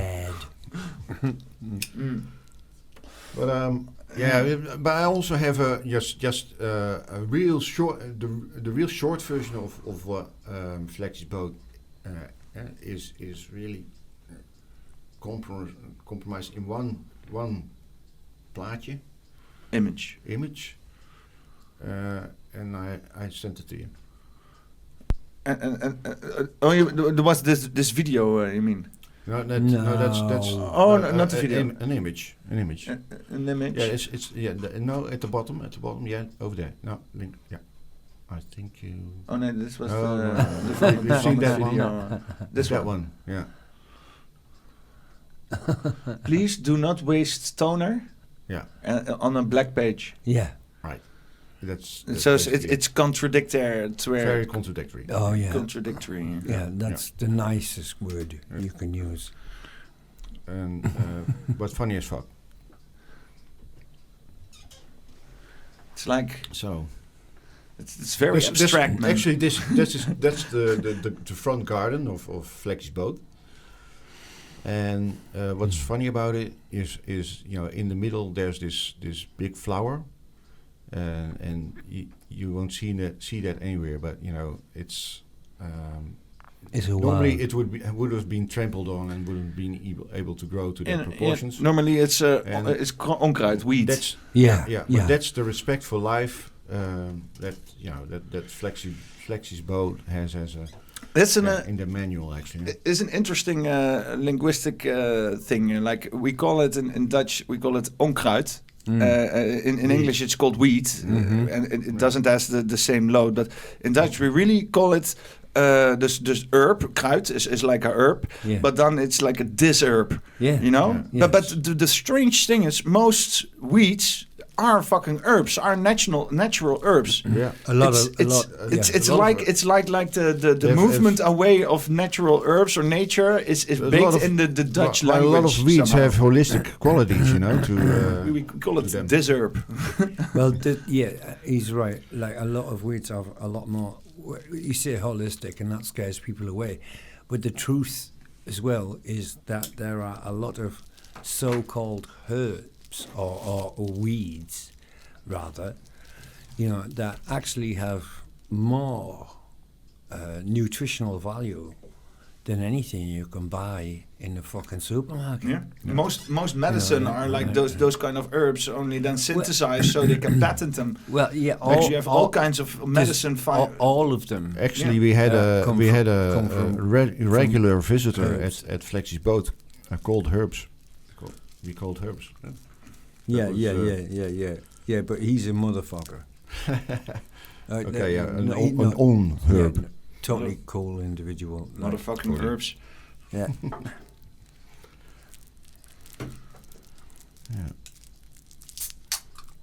I mean, in some ways, I guess what we're doing right now, actually, like just chatting. I mean, like for me, right, by the way, we haven't even addressed the mass media.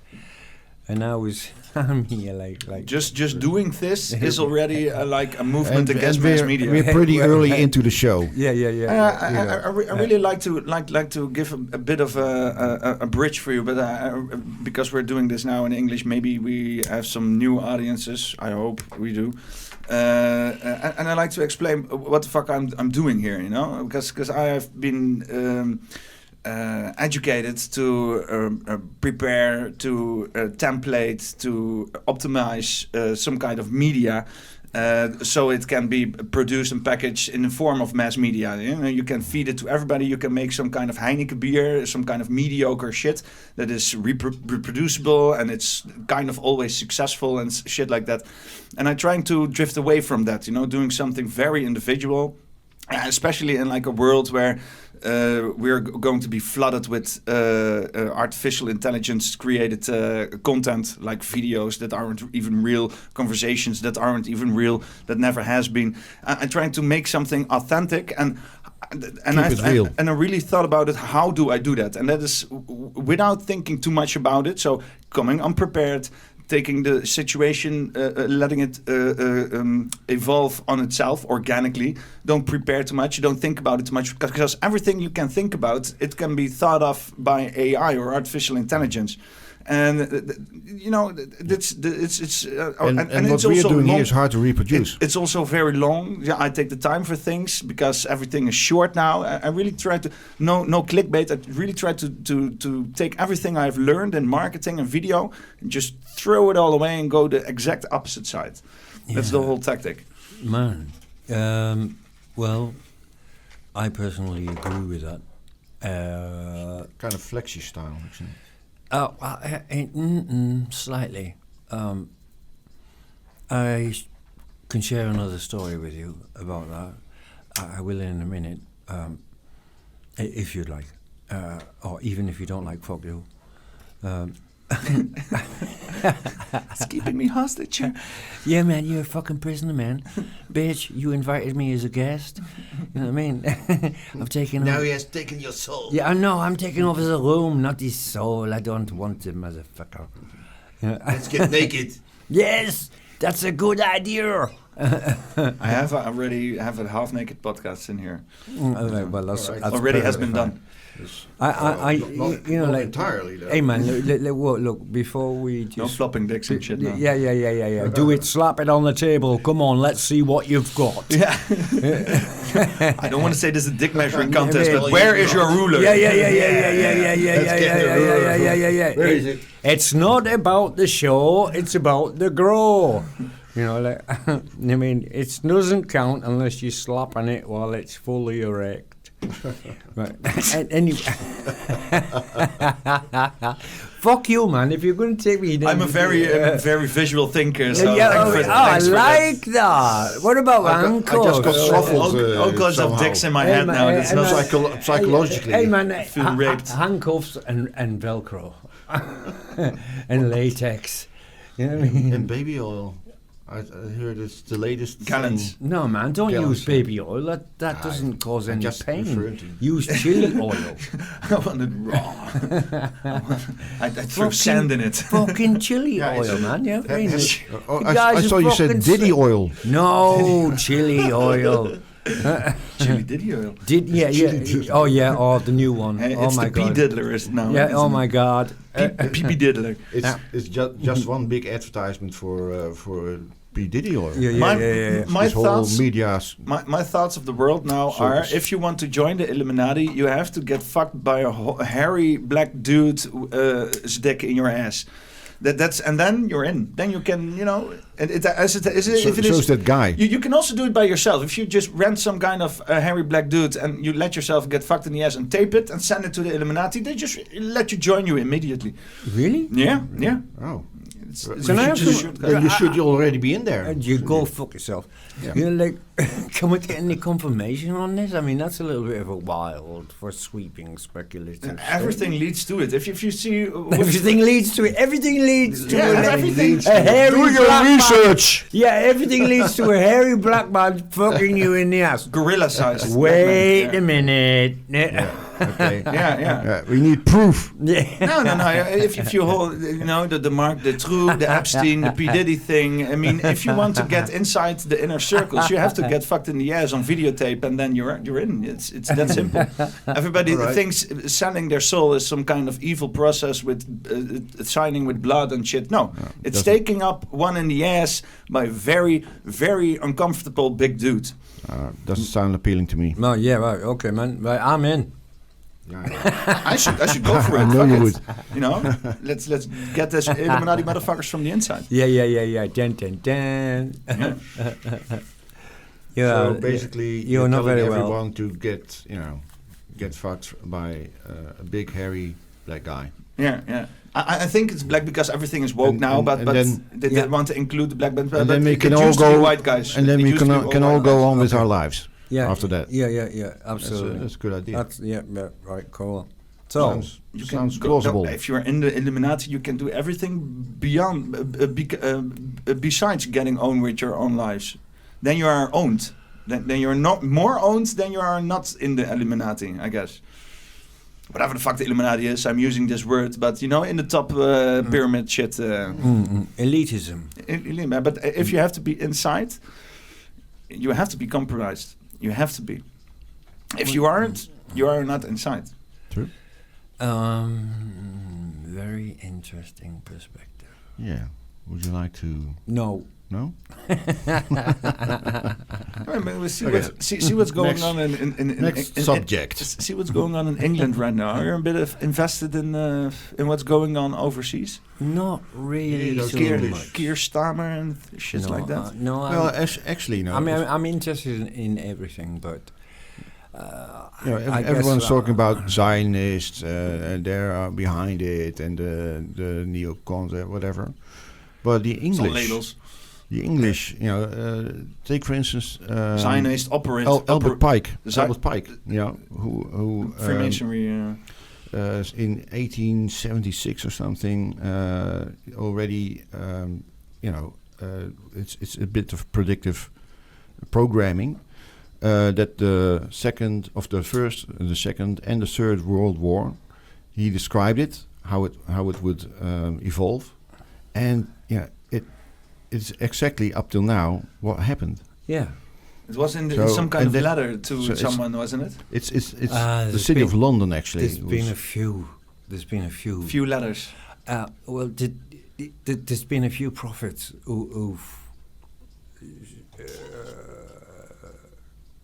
shown us a graph. You know, like prophets or insiders. Yeah, that's a good thing. You know, like I mean, in some ways, I guess I would say insiders. If I know the plan, it's pretty obvious to predict the outcome. Yeah, and there's been a few. He's got the Freemasons after him already. There's been a few writers. Which one? Yeah, which one? Yeah, we have Freemasons 360 here in Arnhem. Well, I'm sure there's all kind. all kind. That's not something I would like to agitate right now, actually. But you know, like on the note that we were just on, that it seems to me that there's quite a few writers along the way, you know, that have predicted, you know, to the point of like when we look at society, how society is built, the control system, you know, how it's negotiated, let's say. No, I say the word negotiated loosely, and I try to be Mr. Diplomatic, because in actual fact it's how society is manipulated, not really negotiated. But it looks like negotiation. Kind of experienced that firsthand. It was in the music industry, haven't you? You can fuck off. We are not talking about this.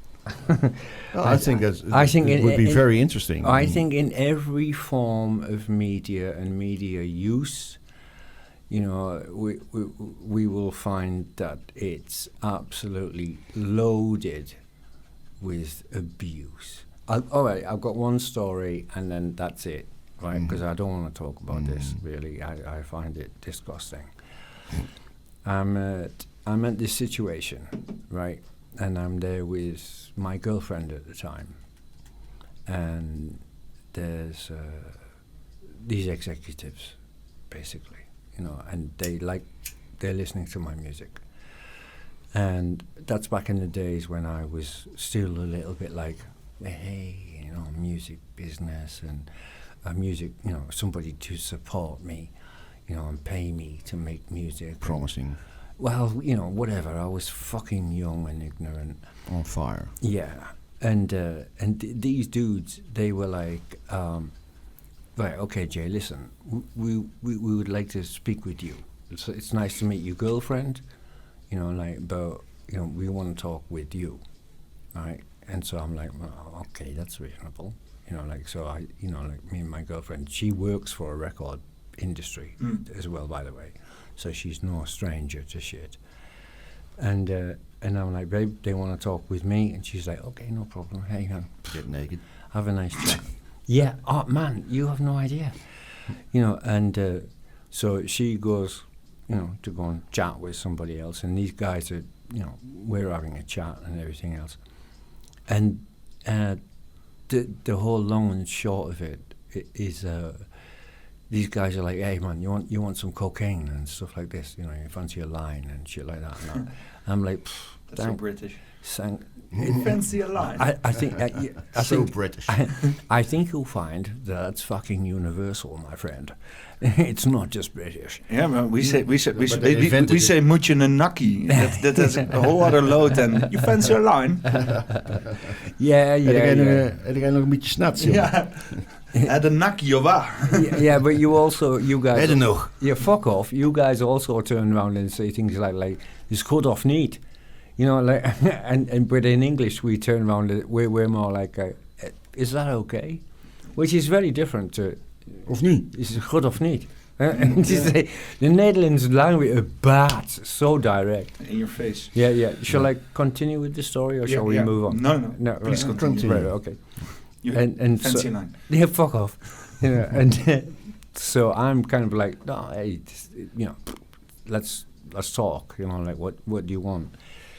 And these guys, right, they're like, I have a line, you know, and I don't know if they wanted. I don't know if it was the guys who wanted to fuck me or they wanted me to fuck the women. I don't know. I don't remember. You know, like it's all a bit like, bleh. And but I can remember being there and saying like, look, you know, like, thanks. You know, that's really nice, but it's like, no, man, it's not my trip. You know, and the guys, you know, that they said to me, well, why not? You know, that's what your girlfriend's doing in the next room. You know what I mean? Like, you know, she's having a line of coke and getting fucked. You know, like, well, why not you too? You know, and I'm like, well, look, if that's what she wants to do, then okay. You know what I mean? That's, you know, like, well, I can't. Were really that relaxed back then? Oh, fuck off, man. What was I fuck, man? You know what I mean? It was like, I was like ready to fucking shoot the motherfuckers. But like, there was a part of me was like so true in myself that I was like, okay, if she wants to do that, then that's fine. But even back then, there was a part of me that was just like, if I wanted to do it, I would. You know what I mean? Like, yeah, let's have some coke and let's fuck, you know, like, but I didn't, you know, like, it was just like, no, this is not right. And I remember saying to them, you know, like, look, if she wants to do that, you know, then okay, I can't stop that, but I'm not going to do that. You know what I mean? And like, back down, you know, like, because this is the wrong approach. Did she? Yeah. Well, the funny thing is, you know, like, after we'd had this blah blah, you know, we had a conversation, and me and my girlfriend at the time, you know, like, I got with her and I told her what had happened. You know, like, you know, they said that, you know, like, you know, blah, blah, blah. And she looked at me and she said, that's what they said to me too. Yeah, they just were trying to seduce you, putting you to each other, against each other. Oh, man, honestly, man, and that's the fucking record industry. Yeah. That's selling your soul. Oh, man, these guys are the lowest of the low, man. Low lives. Yeah. Like, really, it's like the fucking dream robbers. Because they're trying to get to you, so you break trust and you bust in the room, or they're trying to seduce you and break up. They're just breaking you. It's like three options to corrupt you. Yeah. But they give you three options to choose from, and two of them corrupt you, and one of them just and you need high trust. And not you don't need to be afraid. Don't be afraid, you know, and then you can come out. That's exactly what happened. Why nothing happened. That gets back to what we were talking about earlier. About it's like when you do not fear, you know, then you cannot be corrupted. You know, like, you can be broken, they can smash you, they can break you, they can break. No, man, they can fucking break you, man. But like, they can only break your body. They can only break your life. Spirit, you know what I mean? But like, if in ourselves, when we're just like, fuck you, that's wrong, I'm not fucking doing it, and even if you make me have to bow down, because if I don't bow down, you're gonna beat the people I love. So then what do? You fucking bow down. Do you know what I mean? Because like, that's the only way to protect the people that we love. You know, like, and there I'm, okay, listen, man, you know, if I have to take it in the ass, ouch, did I just say that live? You know, but like, if it's going to protect the people that I love, you know, the people that I do not want to hurt, you know, like, I do not want to be hurt, then we as soldiers of light, that's what we've got to do, you know, and that's just the fucking way it is. You know, and as disgusting as it is, the more we wake up to these things and these tactics and everything, the more we can avoid them. You know, because we can see them coming, we can smell them coming, we can see these motherfuckers. You know, and it's probably best I shut up a bit and change the subject. No, you were just on a roll. Thanks, man. You were talking. Yeah. Well, you know, I know you guys feel it. I can feel that you feel it. And it's like, what do we do as individuals? You know, like, how can we be the best that we can be? You know, I had a conversation with a friend of mine just a few days ago.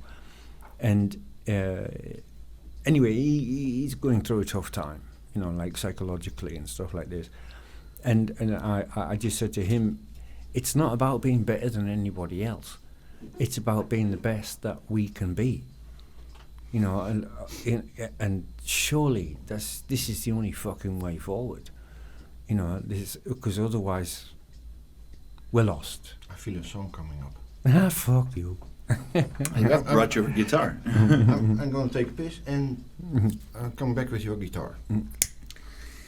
Yeah, I mean, you hear a lot of stories lately on the internet of people being compromised, being sexually compromised, and that's against the light of a kind of a modest society who has some kind of expectations about how one has to behave, and this whole a thing that we really, you know, in the edges of society where taboos live. You know, talking about being naked, talking about having sex with people or groups of things like that can liberate in a way, you know, are also very controversial. And I think a lot of people in power or in powerful places are getting caught up with some kind of narrative and getting caught in fear of being exposed and socially outcasted. And that's why they're having so many people in their class right now. I think that's a big thing, and I think it's very, very useful for people like you to speak out about living on the edge of that taboo-infested world and still making the right choices. You know? You fucking hell, man. Okay, that threw me off guard a little bit, Peter. Oh, excuse me. No, not at all. I'm not quite sure how to respond to that immediately, except like this, like. I think that we're on the fringe, you know, a breakthrough point of reflective consciousness. Yeah. You know, I think that as a society, or even as a race, actually, the human race. Yeah. I think Strays to the human race. Yeah, much. That's your department, bro. Yeah. Oh no, you stressful bastard! And I haven't even tuned it up. No. Anyway, okay, so. Get to work then. Yeah. No, leave me alone. We were chatting. You're so invasive. Ow! Bastard. Peter, where were we? I'm sorry, I lose myself. It's like a couple of spliffs later and a few glasses of wine, and I'm like, oh, right. Well, is Paul still here? I mean, let's fucking gaffer tape him and fucking Velcro him to the couch or something. Yeah, we were talking about the taboos and making good choices and fringes, and being able to decide how we can be conscious within ourselves. Whew, so deep. Yeah, look, I'm going to chicken shit out of this one. It's like I think I agree with all of the questions that you ask and all of the things that you're hinting at, you know, and I'm like, yeah, I'm totally with you. I don't know if I personally have any solutions, except to say that when we are true to our heart, one of the things for me personally, as a personal philosophy, one of the things is like, as long as we are true to ourselves, even when we fuck up, we can't go wrong. Yeah. What he's trying to say is he's basically a fuckwit. Who cares? No, that's not exactly what I was saying. No, seriously, on a serious note. Oh man, honestly, you just like. I was taking a piss. Yeah, man. Yeah, you know, it's really, we need one of those small vices to put at least one of your testicles in. No, really, on a serious note, because we were having a serious moment while you were there, you know, masturbating in the toilet. shooting some future children away. Yeah, absolutely. Again, he hasn't got any future children left, man. You know what I mean? Fuck off, man. You know what I mean? Don't count me out yet, man. You're just shooting dust in there. You're a grandpa. You can you're fuck gone. right off, man. You know what I mean? You're just like a scene out of a Woody Allen movie. Fuck off. You know, like no. Wish I sort of one. Paul, really irritating bastard. I honestly think that if we're trying to be the best that we can be, right, just that's it, in any situation, everything, psychologically, emotionally, socially, if we're trying to be the best that we can be, if we're trying to do good and be good, then even when we fuck up, you can't go wrong. And I think it was Groucho Marx who said, I think it was Groucho Marx, and he said, always tell the truth, then you never have to remember what you said. Yeah. That was Woody Allen. It was not Woody Allen. It's much easier. Yeah, well, that's basically fundamentally what I'm hinting at, and also at the same time promoting that is my own personal spirituality. This is to get controversial, since that's how we started this whole conversation. We haven't even fucking addressed mass media. Jesus, man. Address mass media, because I'm getting very stoned right now. Yeah. I don't know what this weed is from you, really, but it's I'm really very stoned right now. Oh, I'm glad you like it. You like it? Yeah. Yeah, good. You take a couple of buds when we, it's like, cool, man. You're such stoners, Go I don't know if it's contributing to the podcast right now, but... come on. Everybody's already dealing with this in English, so it's already exotic. The answer to that is pending. So, I'm sorry I wasted him, everybody. You know what I mean? It's like I grew that weed with love, right? It was grown in a greenhouse. And it's totally bio, and weed shouldn't be illegal anyway. So sorry if he's a bit stoned. Legalize. Yeah, legalize it. But anyway, so sorry, but I'm not really sorry. Like maybe I should say sorry, but I'm not sorry. And yes, I wasted your host. You know what I mean? But I'm fucking glad I wasted your host. Okay, I'd love to see the comments. Yeah. No, we were having deep thoughts here while you were pissing. You want me to go again? Yeah. But maybe I can include you in this deep thoughts. Indulge me. So I was thinking, like, it's very valuable that Jay shares his edgy moments here, and still represent a good choice. Sort of, being in a situation where he gets seduced. Because most people don't come in this situation, and there is very much to do now about influential people being compromised, having this kind of decisions have to make, and maybe making the wrong decisions here. So, getting some kind of understanding in the spirit of Yom Kippur and having some forgiveness, having seeing celebrities like going into P. Diddy parties and getting oiled up at 3 a.m. in the night after kicking their kids out of the house. It's definitely something. Maybe there's a good reason for that. Definitely something that Jews would forgive. I'm just going to go and get another bottle of wine.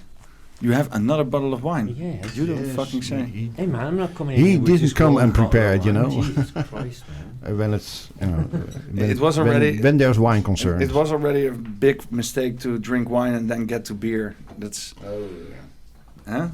Wine. That wasn't a wise decision. That was a very bad decision. What? Drinking first wine and then going to beer. Oh yeah. And I didn't really drink any wine anyway because I was. We have a Dutch saying, yeah. You and I have never met, so I was kind of more like, oh, I'm not going to get wasted before we meet, but getting wasted with you because Paul said you often just fucking smoke spliffs and totally cool. So I was like, oh, I can bring some wine then. Right, cool. Definitely. Yeah.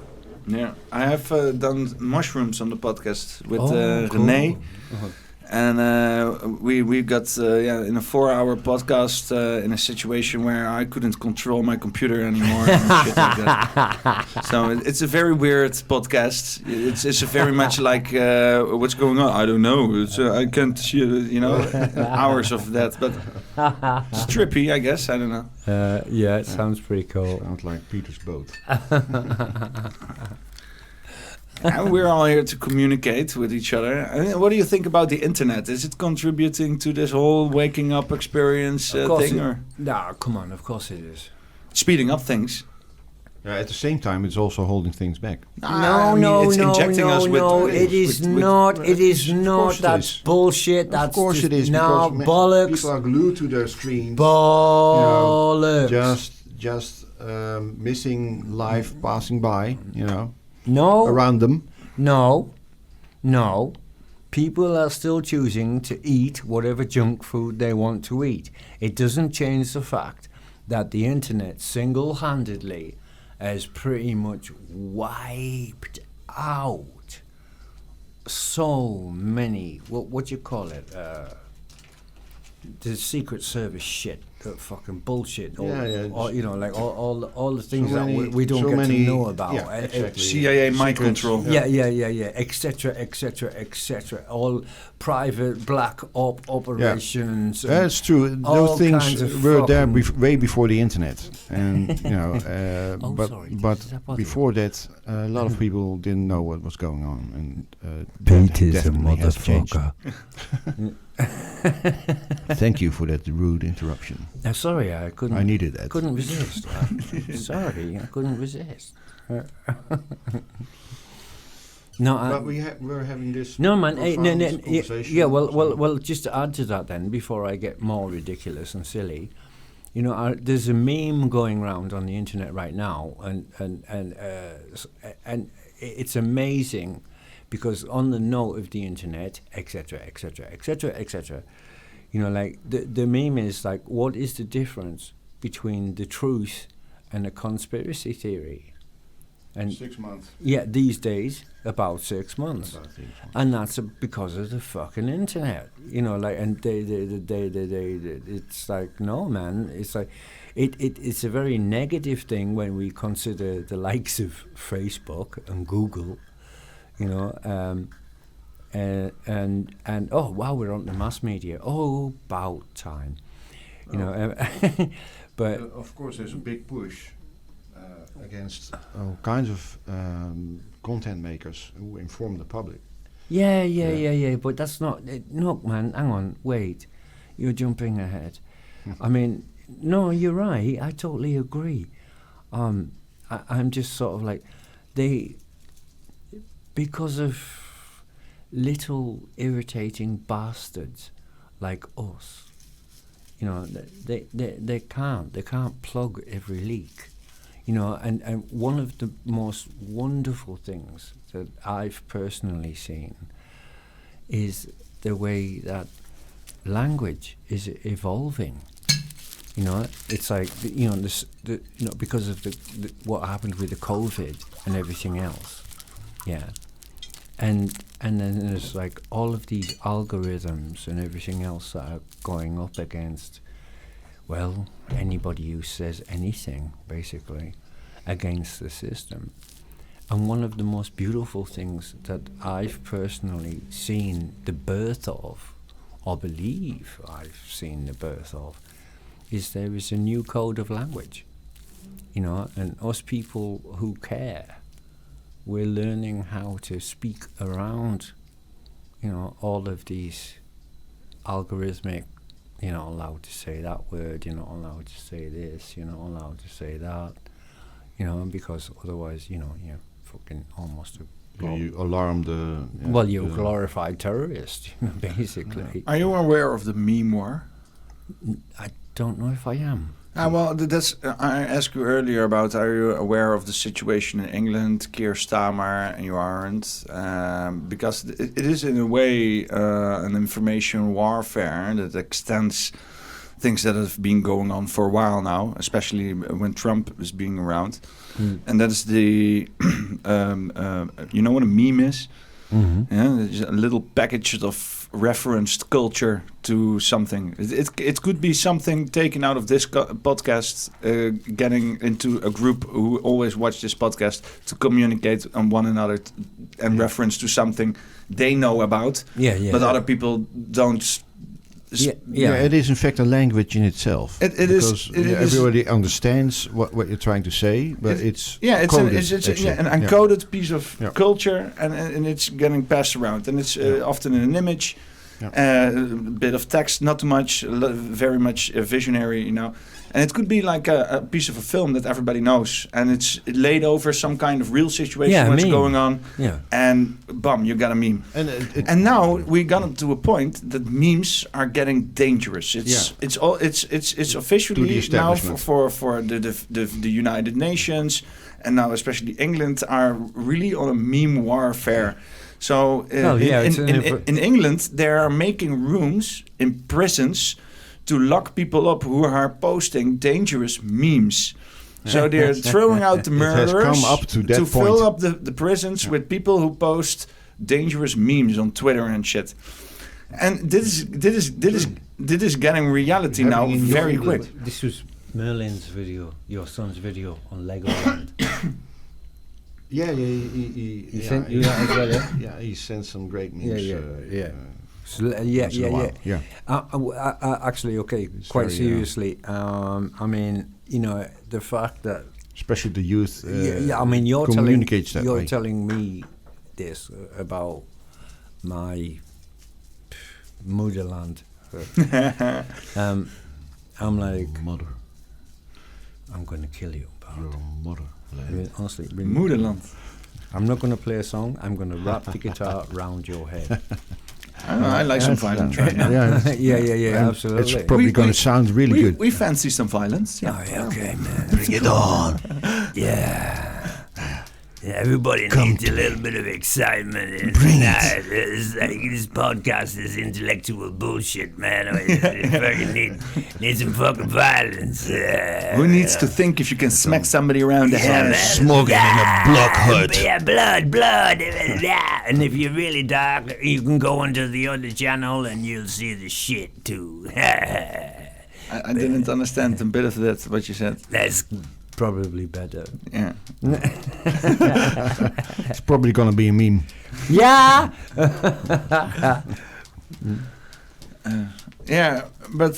Telling about your motherland. Yeah, well, to be honest, it's kind of no surprise, but it's also at the same time just an exposure, uncovering of how much mass media is fucking panicking about how much people are waking up. Yeah, but mass media itself is already dying for a while now, like TV and radio. Yeah, but it is really a dying media. So everybody who has this, even the movie industry. Hollywood you can't say that, man, because like mass media is like. Mass media is what's the word? Not dissolving. It's transforming. It's morphing into what social media. Morphing. It's morphing. Yeah. You know, and that is we only have to look at Google, Facebook, and probably anything owned by Meta. You know, and that. Becoming more interactive as well. Those bunch of fucking psychopaths, you know, and that's what mass media is becoming, because it recognizes, you know, it's anyway how insidious it is and what it's going to do. Now that I don't have a full vision on, you know, or I'm like, wait a minute, this might go left, it might go right, you know, it might go up, it might go down. You know, like all I know is it's insidious. I think you're going to see a lot of new stuff in the future, and because more people are getting access to making great material, making great content. You see, show the AI. Through AI, yeah. Show the fucking AI movie. That's a great example, I guess. Yeah. Yeah, but that's just scary as fuck, man. Yeah, but no, this is the truth. Right shot. Yeah. This is because this is a perfect example of a meme. This is a meme. Everybody knows what the fuck we mean, but they're just showing images. And now it can be so refined that it is created by AI. The whole situation packed into 2 minutes or one minute something. And the whole thing can be very low profile because it how much that this costs maybe. But this is maybe €100 costs this of time and expenses. Normally, if you want to make this kind of music, hire the fuckers. You're in tons, then need millions. It's insane what you can do with AI now. That's what I mean, yeah.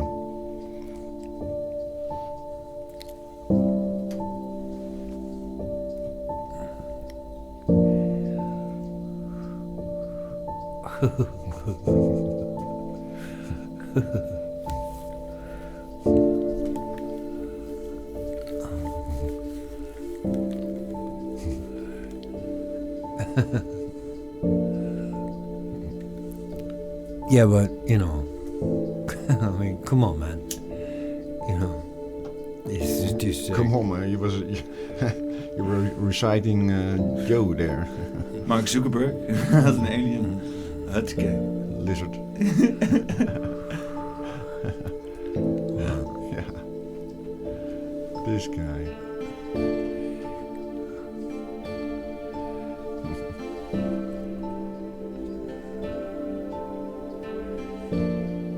Dogecoin shit. No, it's just terrible. Terrible? Yeah. Absolutely. Scary as fuck. Diddy Oil. This is so brilliant, man. This is so brilliant. Yeah.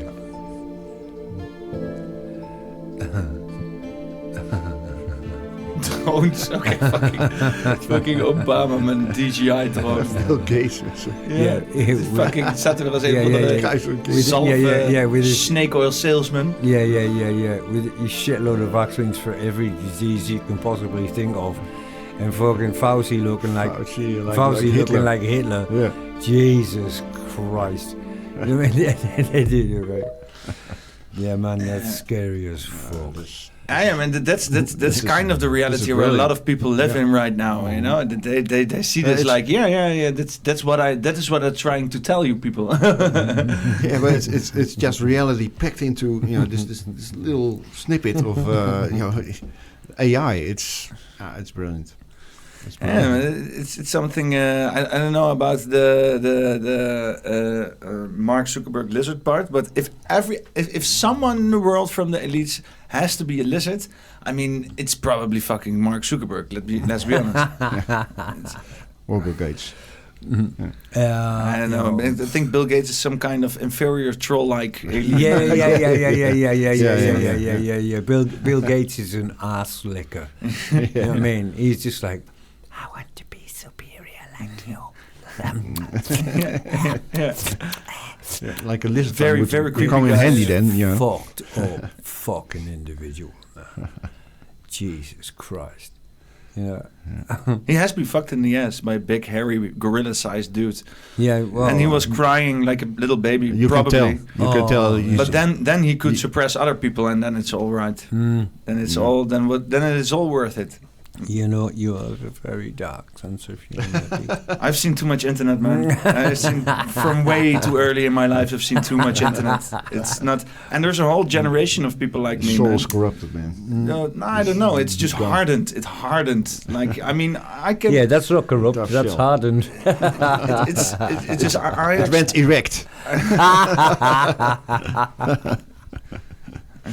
There's something soft inside, but it's just a hard shell. Yeah, that's the balls part, right? I think I'm even a bit traumatized. Yes, I think it's not natural to see that kind of. But I think that's the whole process, also, where those people and they are in the room with all the smells and shit. I just see it from a screen, like, okay, weird what people do. But if you're in the room, what that does to you, I think you really can get very mind controlled after that. If you're properly traumatized, people can control you. And I mean, you have this perfect book. I don't read a lot, not much. I don't read just only Wikipedia articles. But there's this book. You might want to watch that. There's this book. Dave Chappelle told me about it in some of comedy specials. He tells about Iceberg Slim, and that was a pimp, and he wrote a book, and he told a story about how he got his hose under control, and that's with this whole complex of being traumatized and then being helped after that.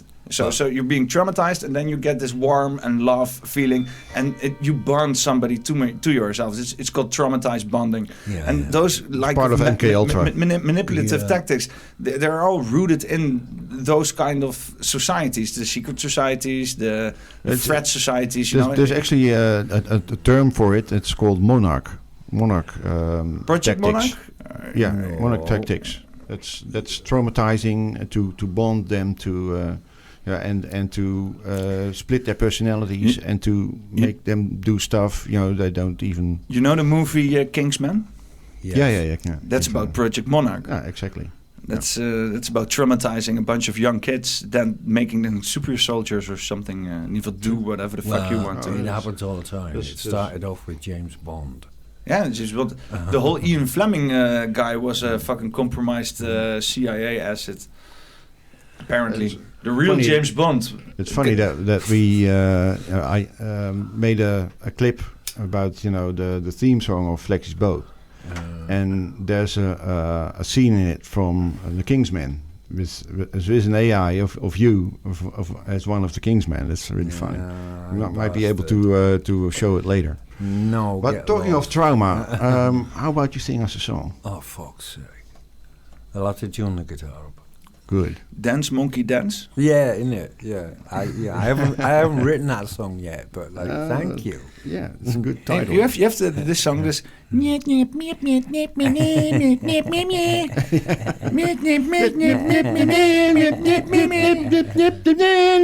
dat is Nina. Dat is weer een andere. Nee, ik weet niet hoe ze heet. Ik heb alleen maar dat piepstem. I only have the squeak voice in my head from the song. But it sounds all right so far, okay?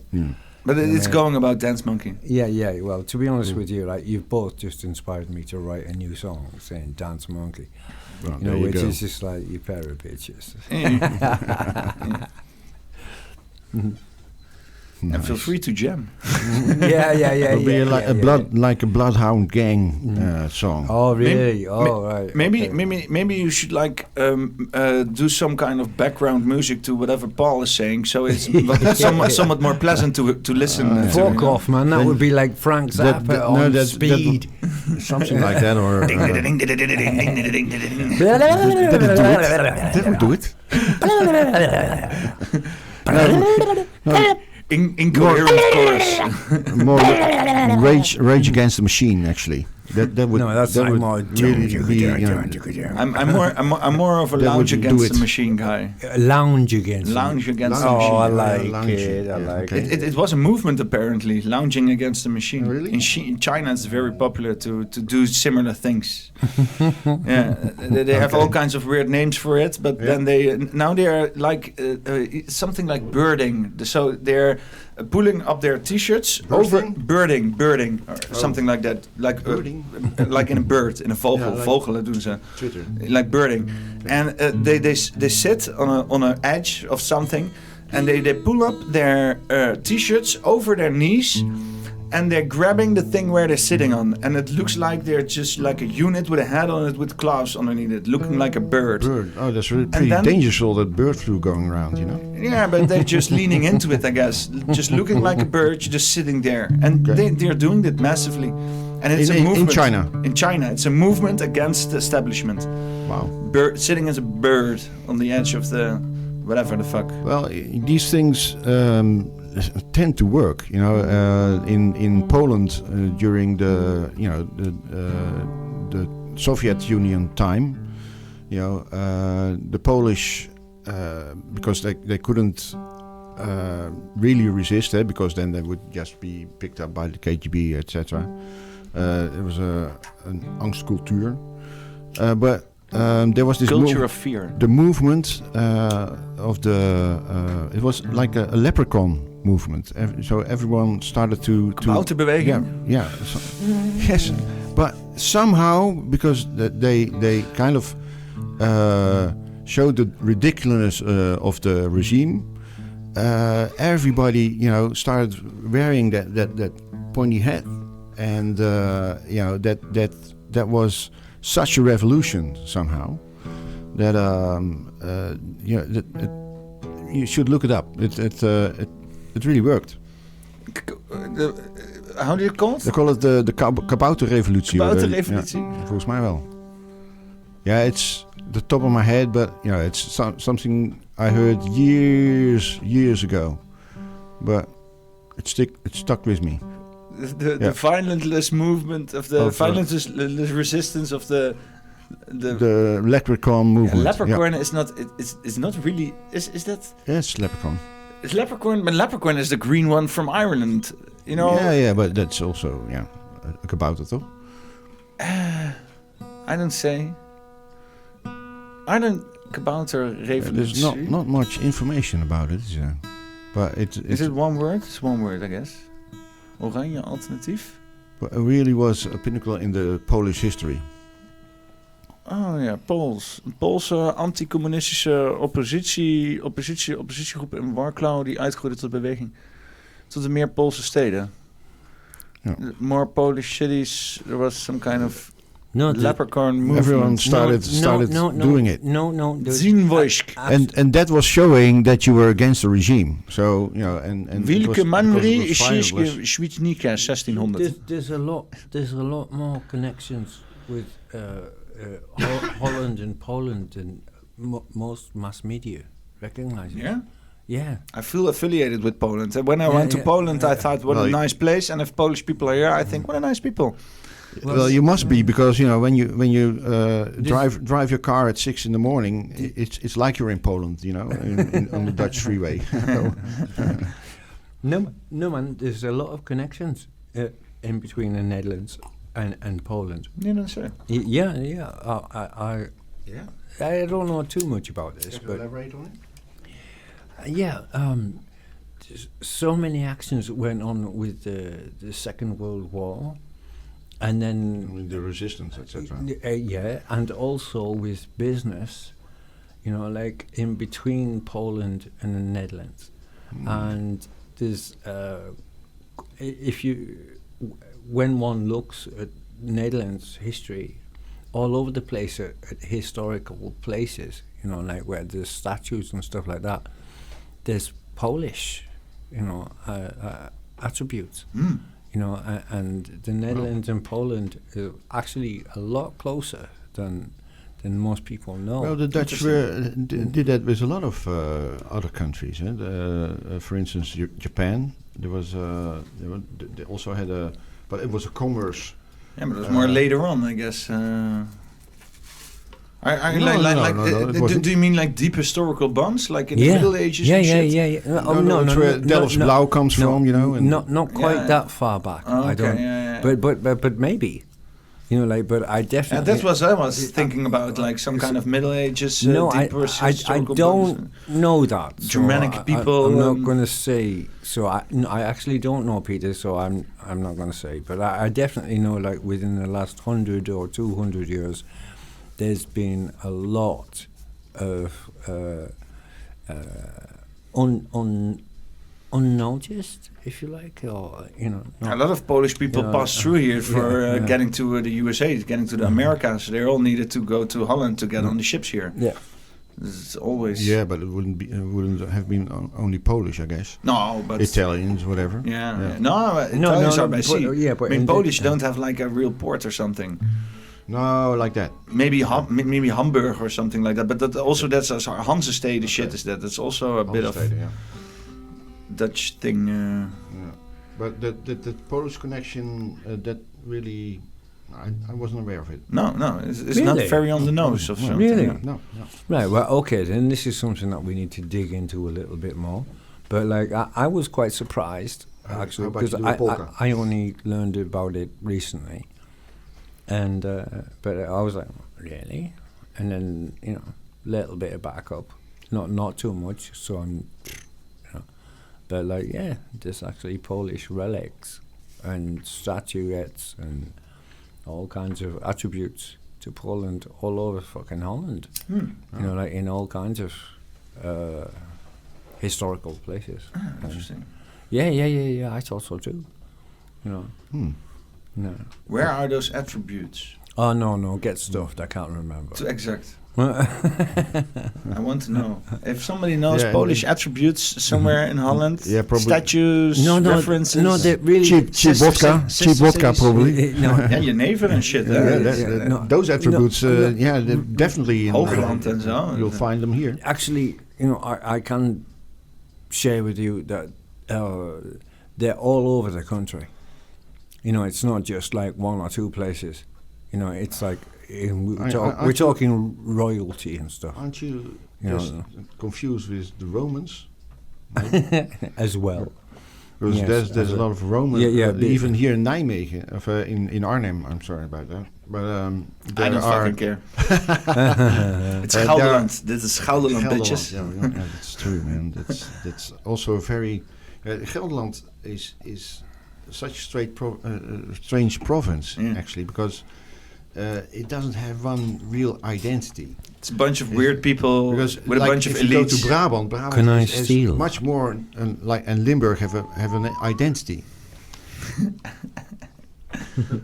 Oh, you're busy. Okay. Yeah, don't interrupt him, man. Yeah, fuck that. Don't do this. Hey, we're just meeting. We're bonding. Fuck you. The guy's got to get to know me. But I'm here as chaperone, so I must indulge him. You're chaperone. Is that all you are? Right, okay. Is your handler? Yeah, absolutely. Wingman. It's like easier to make sure that I behave. I'm the manager. That I behave. Yeah. So, okay. Yeah. Cue the lyrics of a Tom Waits song. The piano has been drinking. This much away. What are you talking about again? I don't know. He was talking about all kinds of stuff. He does that often. I just mentioned Tom Waits just as a reference for the social point. A reference point, maybe? I mean, we were in conversation before you get interrupted by the whole thing. But I guess. Shit. But I'm still very stoned, so I'm not really on top of things right now. Don't mind me. Yeah. Well, actually, like this whole podcast is like gone fucking completely fucking sideways. Like we are all over the place. And the original concept was mass media, and like we've kind of covered it a little bit. I've never agreed upon this thing that it should be about mass media. Well, actually, that was like... this was your own idea. This was your own... I've been telling him multiple times. It's you trying to force things into life, you two, I was like, man. Jay, don't worry about it. Don't spin it, man. You don't have to, It's going to get about mass... Do your homework. Bullshit. If we talk about everything, mass media is going to come by somewhere. Or another, yeah. Absolutely. So outrageous. Okay. Why not throw in the one with the guy telling about who are really influencing the mass media? Wie? Waar? Deze? That one. Let's find out who really runs. All right. And it's not this guy. You see, in order to truly understand who is in charge, we have to figure out who controls what we're allowed to say on the platform and what we're not allowed to say. My name is Aaron. I've been with Facebook for 2 years now. I'm a product policy manager. What does your job entail? We're part of the team that writes the rules for Facebook if something violates our standards for safety and security. What Facebook could, should, can do. Now, that guy who you just watched, his name is Aaron Berman. He is the Senior Product Policy Manager of Misinformation for Meta, but check this out. He's also former CIA, 17 plus years at the agency. And if we look at and examine who Facebook staffs in these positions, a familiar pattern is going to begin to emerge. We got Deborah B., Trust and Safety at Meta, also former CIA. How about Cameron Harris, Trust and Safety at Meta, former CIA. Hagen Barnett, he's the Trust and Safety Operations Lead at Meta, but also former CIA. This ain't an accident, ladies and gentlemen, and it's also not new. Operation Mockingbird is an alleged large-scale program of the United States Central Intelligence Agency, the CIA, that began in the early years of the Cold War and attempted to manipulate domestic American news media organizations for propaganda purposes. That's right, information is power, and the powerful want to control all the information they can. They've been doing so since the beginning of time, except now it's getting progressively harder to do so because nobody trusts the legacy media, so now their operations have to expand. It's not just Meta, it's also Google, and now TikTok. So when you read or hear about something, some idea, some person, some country who they say is good or bad, think about what they're trying to implant in your head and think about who that idea serves or who it might benefit. Also, big shout out to Alan McLeod for tracking down all those receipts. TikTok. Yeah. It's like these, these CIA guys are got their hands everywhere in where media is involved. You know, that's just the way they operate. And back, like in 2014-13, I got my hands on a hacked mailbox of this CIA agent, and of course he wasn't renowned as a CIA agent. He was a documentary maker who even won prizes in America for his work. So that was his cover, and he was and when you look through the mail, it was mind blowing because he was in contact with McCain. He had contacts. He was in the Middle East, in Syria, and Jordan and Iran at the time of Iraq, and he also had mail contact with Brown Moses, who was the founder of Brown Moses. Brown Moses, yeah, was the founder of what's the name of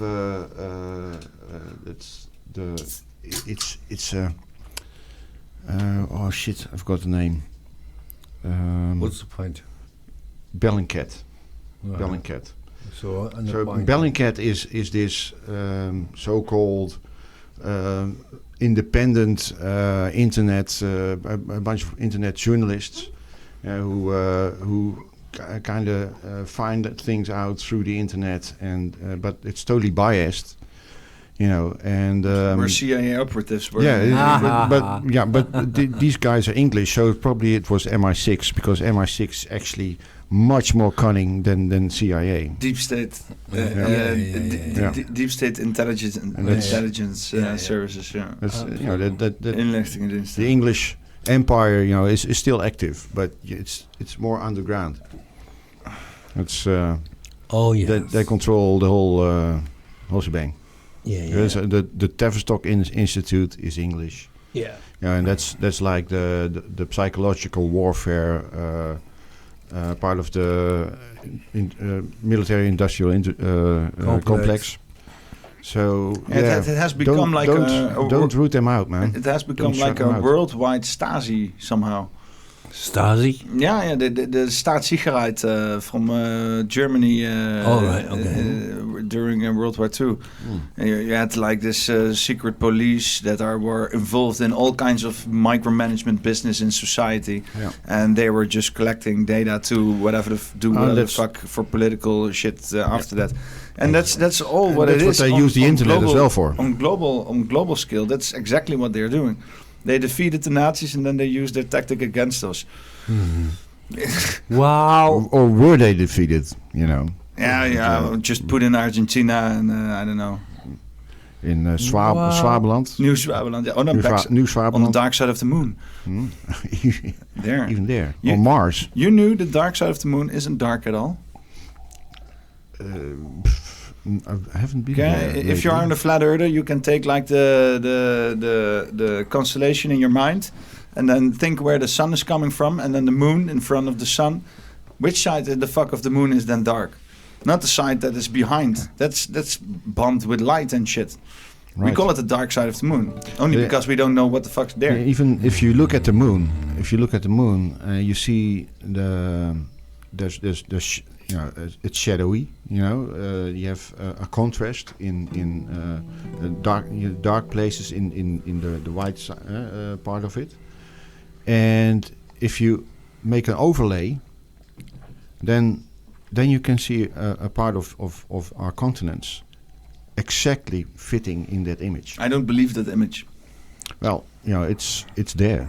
Yeah, but I mean, it's you can create it. You believe it in coincidences?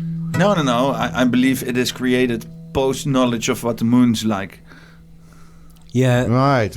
I'm with you. Yeah. Okay.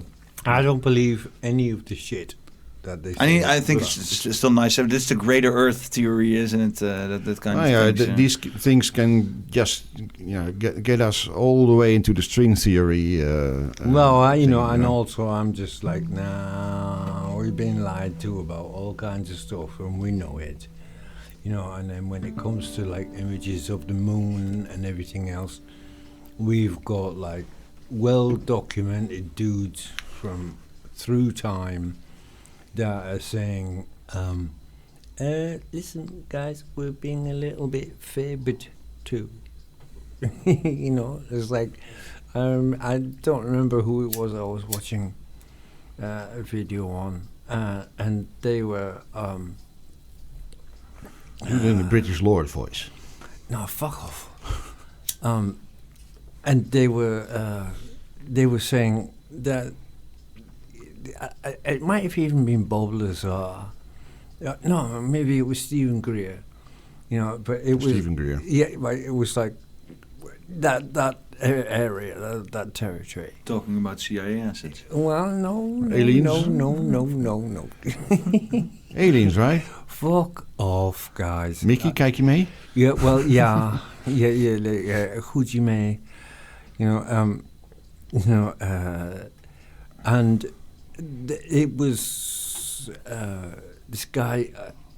It wasn't Stephen Greer actually, but I think it was Stephen Greer who brought the story up. Anyway, the point is that when they showed the original. Get to the point, yeah. Oh, I'm trying, man. Honestly, I'm fucking wasted as well. Fuck off. I'm going to scroll a new joint. Stoners here. Yeah, maybe if I'm done, you're right, already... listen, everybody, you're having to put up with me in English and like, sorry. Yeah, and then he's he's having a hard time talking English. You're way too apologetic. Try it in Dutch. You need some assertivity training. Right, yeah, okay. Dutch is a much easier language, actually. Yeah. Comes to Stephen Greer stuff. Niet. So, ik heb gehoord, maar de moeder ook eens. Like dit ding. And it is like echt scientific fucking fight. Right, so. Nou, we gaan nou terug van Engels. Fuck off. And so this guy was, and this guy was saying like how they'd exposed the video coverage, the original video coverage, camera stuff, and this guy was extremely excited about this, and the next morning, as he turned up at like, I don't know, 5 or 6 o'clock in the morning or something like this, and they turned on this, and he was like, who are you? And they looked at him and said, oh, we're strippers, and so he was, bemused and, sort of like, what the fuck, And then he watched the video coverage afterwards and saw that there was like shitloads of stuff removed from the original first footage. And he said that there was all kinds of building structure style things that were just not possible. On the moon? Yeah, on the moon. Yeah, I've seen that. I've seen footage of it. Yeah. That were not this like pyramids and shit. No, we're not quite that. Not quite. No. Like much more simple. And, but the architect was obelisk, so not earthly. Yeah. Obelisk. Yeah. Some kind of a cave structure. Soort van ding. You know, like octagon, obelisk, rectangle, more basic shapes. Like the old Greek shape, style. You know, Merkaba style. You know, and anyway, so, you know, my point is, it's just like, we don't fucking know, I've seen footage of them walking into the building and just exploring it. On the moon? Yeah. Well, you know, allegedly. Yeah. Yeah, well, Stanley Kubrick did a lot of stuff. This was stuff, you know, from like 20 years back. 15 to 20 years back. So, you know... Video footage of guys on the moon walking into caves and shit? Yeah, it was really weird. Yeah. That's weird shit. Yeah. Yeah, but, you know... I've tried to find it once, you know, again, but couldn't find it, of course. No, but, I mean, all of this stuff's, like, covered, recovered, you know. I mean, like, was it... I mean, you know, look, I don't know, but, like, while we're in... Could have been fake. Yeah, well, look, we're in controversial, you know, like, conspiracy territory. Waters. Yeah. And, I mean, like...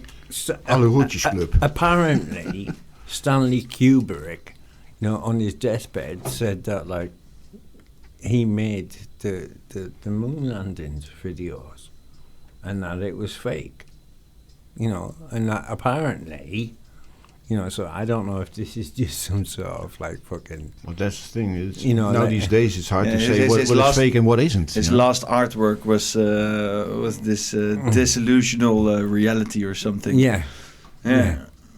Yeah, but apparently on his deathbed he turned around and said like the moon landings he made. I've never seen a Space Odyssey 2001 before. This year I've seen it, and maybe last year was it, I don't know. But I've heard about the moon conspiracy for a while now, for a decade now and shit. And when I saw Space Odyssey, 2001 Space Odyssey, then I really realized, back in the days they were capable of this kind of visualization. Yeah. I mean, then it's easy for television. And how about television was very crappy. How about back then. President Nixon making a phone call to the moon? A phone call with wires, you know. And the reception was exquisite. And now these days they can't produce that anymore. Yeah. I mean, not without latency. That's such bullshit. There is already so much creating going on. They could have gone the extra step by faking it whole. You know, it is possible. I see that. Saying that, I don't say that it doesn't happen or something. But I'm getting very warm to the idea that they maybe never gone to the moon. Maybe. Yeah. Or they went there, and they saw some real shit. But there's all kinds of interesting footage, you know. But you can't conclude that it's real. That's impossible, actually. Yeah, well, impossible is maybe a big word, but it's getting extremely unlikely given the facts. Yeah, giving all the facts around it. So you already it's as much as it's almost circumstantial evidence, actually. How in a tin foil, you know, cabin they launched a bunch of people from the moon back into space to get, you know, in the 60 years with the capacity of a calculator or something like that. It was a very low capacity rekenkracht, computing power. Yeah. Very low computing power, and it's weird. It's all weird. All kinds of weird. Everything about it is very weird. And it could. I believe it is very possible that they faked it. It's very possible. I think the most generous I can get is like a 50-50 chance. Yeah. 50% they faked it. 50% they did it. But well, I mean, like, I'm why on the fence on this one. Listen, man. Like the only thing that I've heard, that actually makes me feel personally a little bit like, maybe it did happen, is I think it was from Buzz, Lightyear. Toy Story, you mean? Yeah. Oh God. And no, I'm being serious. What it was, Buzz Cock, whatever his name was. Is because I think he's still alive. But the one thing that made me think, okay, maybe, was they went to the moon, and it was him who said that the aliens had turned around and said, like, listen, you stupid bitches. You come to our place and all you do is, like, leave a big load of shit. As in, human feces. So fuck off here. It's like you come and, like, dump your shit in our garden and then you wonder why we're pissed with you. Fuck you. Sort your shit out and then you can come back. Yeah, but it's all anecdotal. Yeah, of course it's all anecdotal, but come on, man. Like, we're in a podcast. So we're just chilling the fuck out. Yeah, okay, well, right? And we're speculating. Do the song, man. Oh, fuck you, bitch. But you're saying, like, they went to the moon, they landed there, they dumped their shit because they have to take shit. No, I didn't. And then they got a beef with aliens about the shit droppings. I did not say that. Fuck you. That's what I got from it. Yeah, but that's because Elon Musk telling us we're going to Mars. The guy's bluffing, right? Mm-hmm. What's your retrospective on that? No, well, my retrospective on everything that both of you just said is you're completely gay as fuck. Go fuck yourselves. He's euphorically. We drink our wine because it keeps us real peaceful. Yeah, put the birdie on the table. No, man, it's like, no, Pete, I'm not even going to concern myself with what Paul says because we know each other so good that I'm just going to kill him later. Cheers, mate. Yeah, fuck you. We're on reflection of what you said, it's like, no, bro, I am not saying that.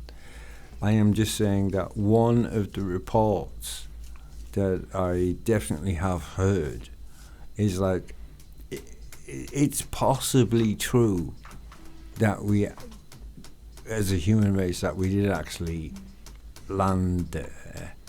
And the only reason we haven't landed again is because we're talking about a fucking superior intellectual race that turned around and said, listen, assholes, you don't come to our garden and just fucking dump your shit. Yeah, that's exactly what they're saying. Just aliens on the moon getting pissed because we're dumping our feces there. Is this like, It sounds true. I mean, if something we do if we come somewhere after a big trip is dump our feces there, that is very human to do. Is this the bridge to Secret Garden, maybe? Could you please go down? Or are you just wasted already? I think you should just go away and die.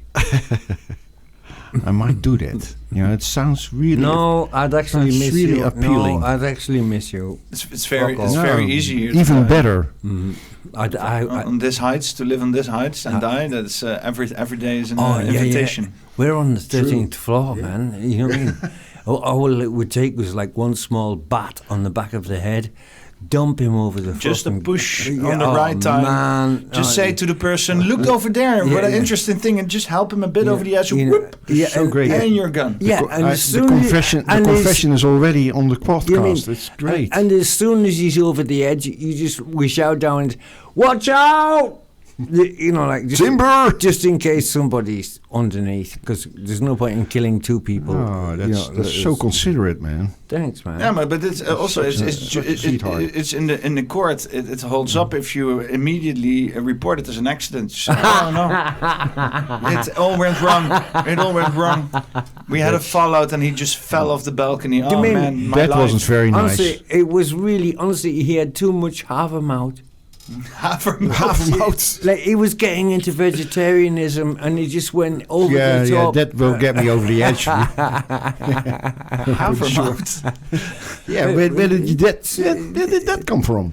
Well, I don't even eat havermouth. Well, you might want to try. No, I did. I tried. It wasn't like for pop? me, man. Is it like Brenta? Like oatmeal? No. Brent is like Brent is cook it in like, milk, and then it goes all don't listen to anything blobby, actually, and then you're disgusting. And then you have to eat it. It's disgusting. Yes, it looks like brain mass, but then more white. I can burn Paul a bit now. I have sitting on some criticism, and I've never said it to him. I can do it here publicly. I like it. I'll protect you. If he's a bitch, I'll kill him. If we have it, give me that guitar. You can fuck off. I need it. I might need it. It's 1,000 euros. You know about the smash. I don't fucking care. Talking about it's going into the skull. You haven't got 1,000 euros to replace it. Fuck off. Talking about blubbery masses. It reminded me of something. Oh, a whale that you want to know. Now you're making me curious. Yeah. Okay, and now I want to hear it as well. Yeah. Do you want to hear it? It's fucked up. It is I have. You've cooked your famous grandma's meal for me, and it was all carrots and pasta. That was the most amounts of carrots. It wasn't only carrots. It was basically all carrots. Did you like it then? I mean, I ate it, and I mean, ate it. Come on. It was fine. It was fine. I was hungry after the thing, and it went inside. I've taken a second plate. Now you are fucking. No, but you were so. You're not only trampling on my soul, but soul of the whole lineage of the family that have been giving on that recipe. From generation to generation. I think now behind me is a very big group of souls you represent who are now very fan of the fact that I'm saying you probably massacred that recipe. That is such. It did not feel right to put so much carrot in a meal. It was so much fucking carrot. You could better this guy give me a knee in the face. Then say this about my recipe, man. That is harsh. It was harsh. That's really harsh. Yeah. And when the cameras are off, let's fuck him up. Okay, later on I'm going to put the recipe in the comments. It's like 3 kilos of carrot or something like it's that. It's not true. Like 3 kilograms of carrot on a gram of pasta or something. He was stoned at the time as well. No, that's why I ate it with pleasure. Yeah. No, but I mean, it was healthy. If carrot is healthy, that was a very fucking healthy meal. It's a real Napoli. How is it called? We call it macaroni oranje.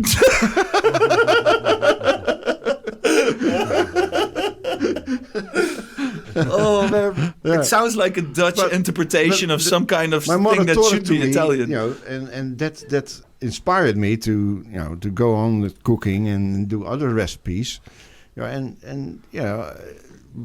Okay, if people believe what you say, they probably think I'm a bad cook, but he is a bad cook. It's not true. Maybe I just don't understand it. I am an outstanding cook, and you can ask all, most people who have had the pleasure of tasting my recipes. You can ask maybe I'm ignorant and I'm missing a big piece. You are. Yeah, but it could be. But it felt illegal what we were doing there.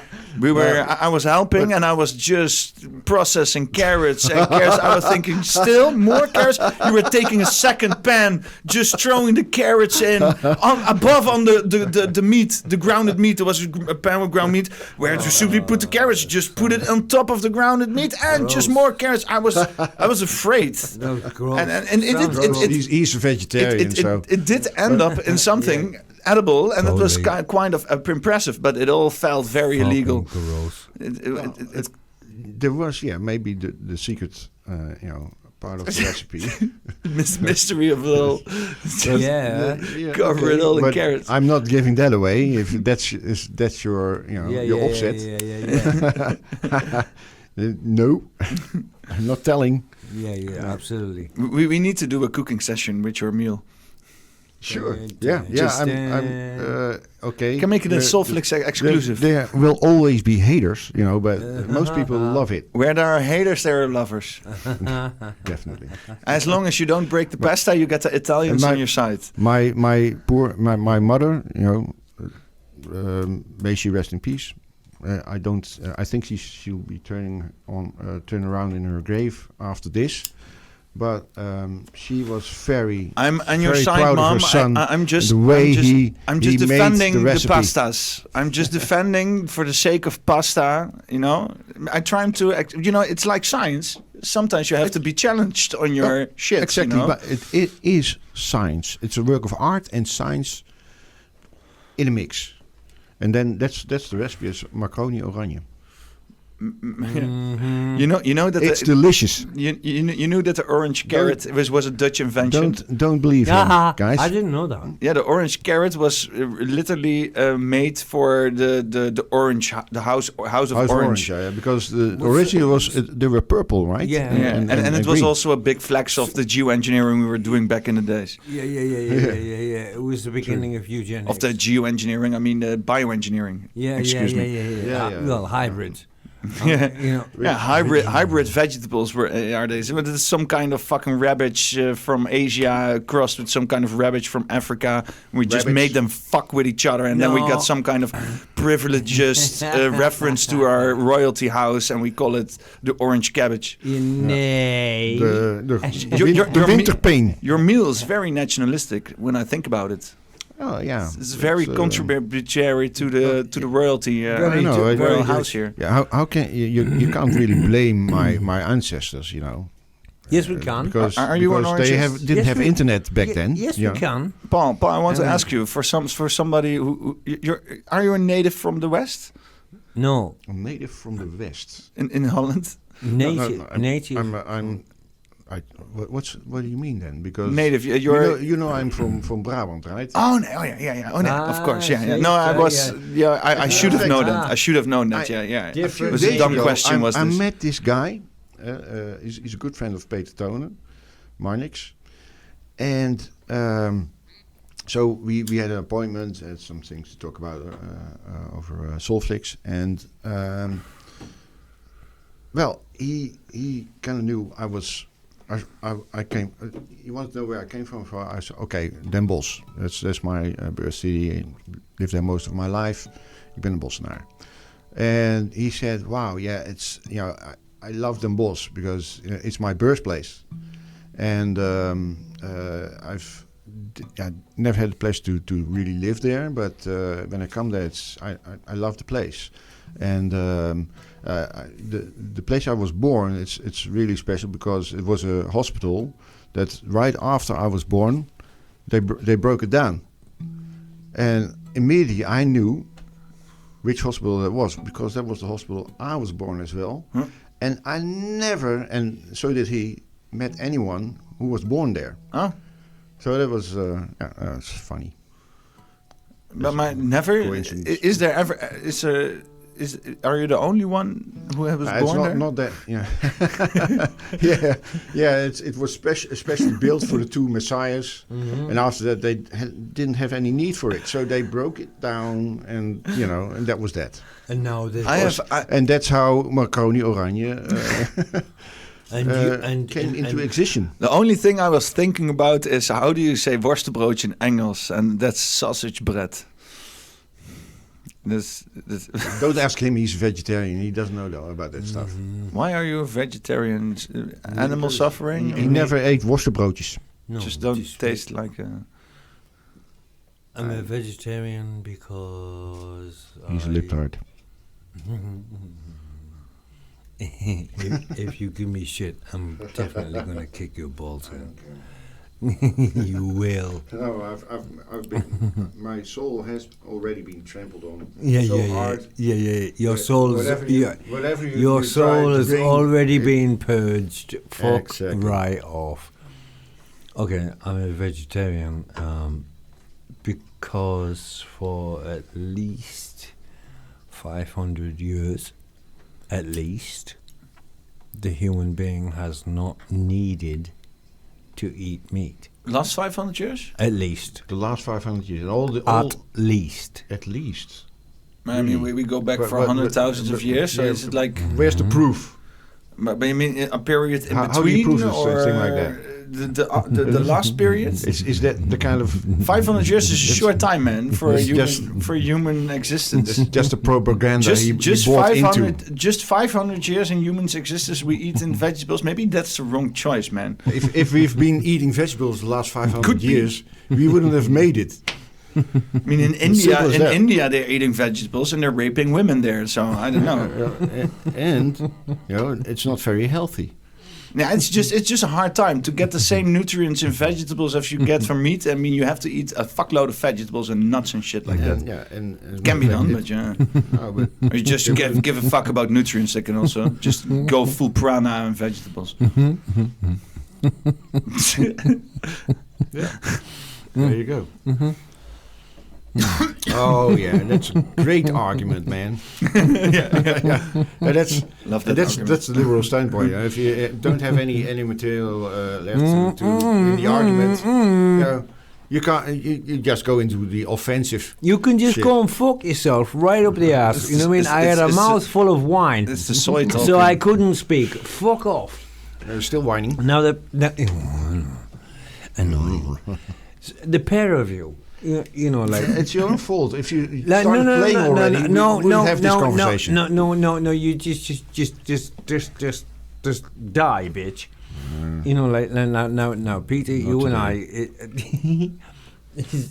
And I. Oh, like Peter and I. Beer in my mouth. Like okay, right, Peter, we're just bonding, we're getting to know each other and everything. Yeah. And you're quite obviously a very, very intelligent individual. I make it look like that. Yeah, I noticed that already. You mean like Paul is a total liar. Total liar. Nothing you say is true, Paul. You're a liar because you told that macaroni oranje is unedible. I never said that. I said it feels illegal to make it. Yeah, because it's so delicious. Maybe. It should be illegal. Right, well, okay. You're right about that one. Okay. Shall we do so? Well, no. May I continue with? Okay, but get on with it, man. Well, basically, you know, like when I realized that I didn't have a big enough penis, I decided to be vegetarian. What's big enough? Well, not what I've got. And did it help? Is there an official border or something? You're not in a big enough penis club now. If you want to make an argument now, you must tell them that it helped. But it didn't it? I want to know. Maybe I'm not in a big enough penis club. I'm just disillusioned all my life, you know? Yeah. Walking around with that big dick energy and you need I ain't got. You need to chew more carrots. Yeah. Macaroni oranje to grow a big one. There you go. Yeah. You know, like, so, you know, like, and anyway, Okay, like serious, just for a moment. Hey, by the way, boys and girls, don't worry about it. Eat what makes you feel happy, and eat what makes you feel good. Yeah, but just brought your penis into the argument. And now you're telling them to eat with taste. The next meal there. God, right, fuck. Sure. Don't listen to him, man. Honestly, No, we started this conversation off with vegetarianism, and okay, fuck you, Peter, man. That's just fucking outrageous, man. Yeah. So the last 500 years. Yeah. No. The point is, we haven't needed to eat meat. We don't need it. For example, we started this. Dude, you're 55. You're not 500, right? So how would you know? Let him speak for a minute. I want to hear it. What do you think? We don't need meat for a long time. You say? Yeah, we really haven't needed to eat meat for a fucking long time. At least 500 years. We were making a joke earlier about carrots, and I'll tell you a little joke before I continue with this conversation. So the joke first. So I'm with this dickhead, and he's saying I tried to be vegetarian. You know what I mean? And I just went and I ate carrots. When fucking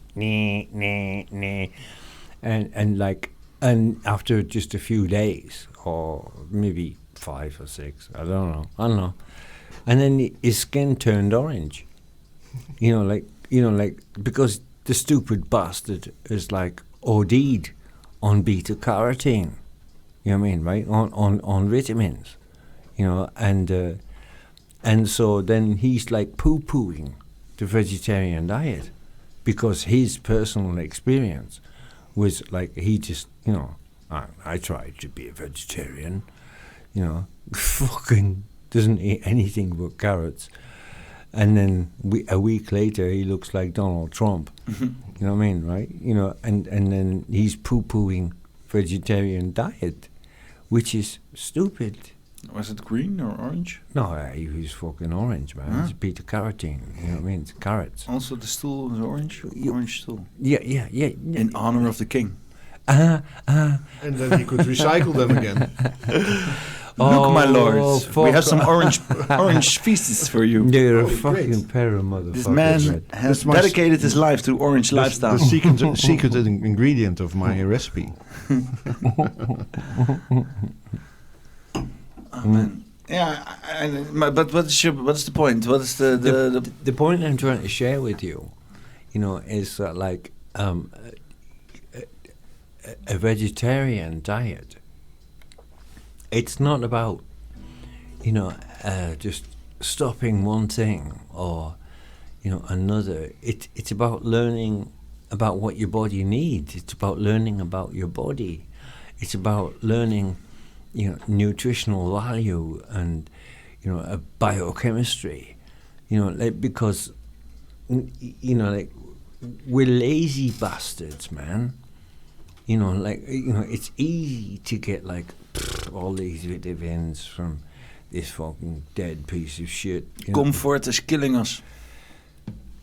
Yeah. There's a quotation. There's a quotation from Khayyal Gibran. Khayyal Gibran? No. He wrote some wonderful books. And one of the most wonderful books he wrote was from The Prophet. It's called The Prophet.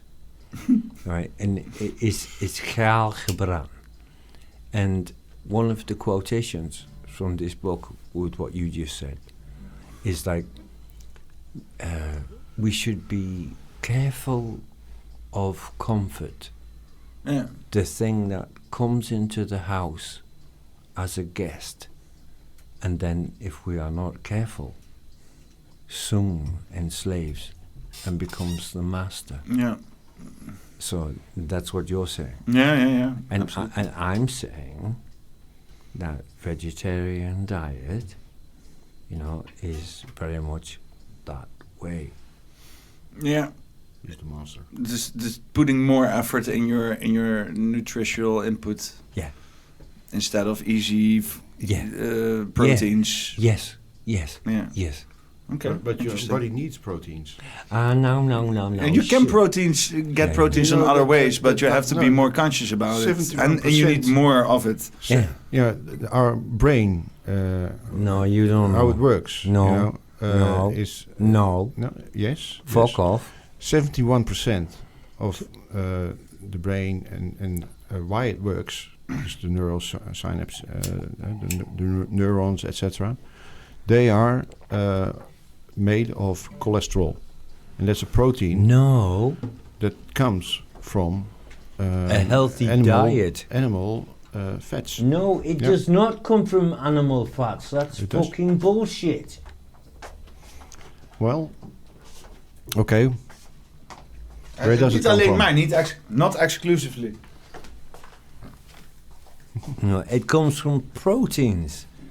Yes. And proteins are the easiest way for the body to,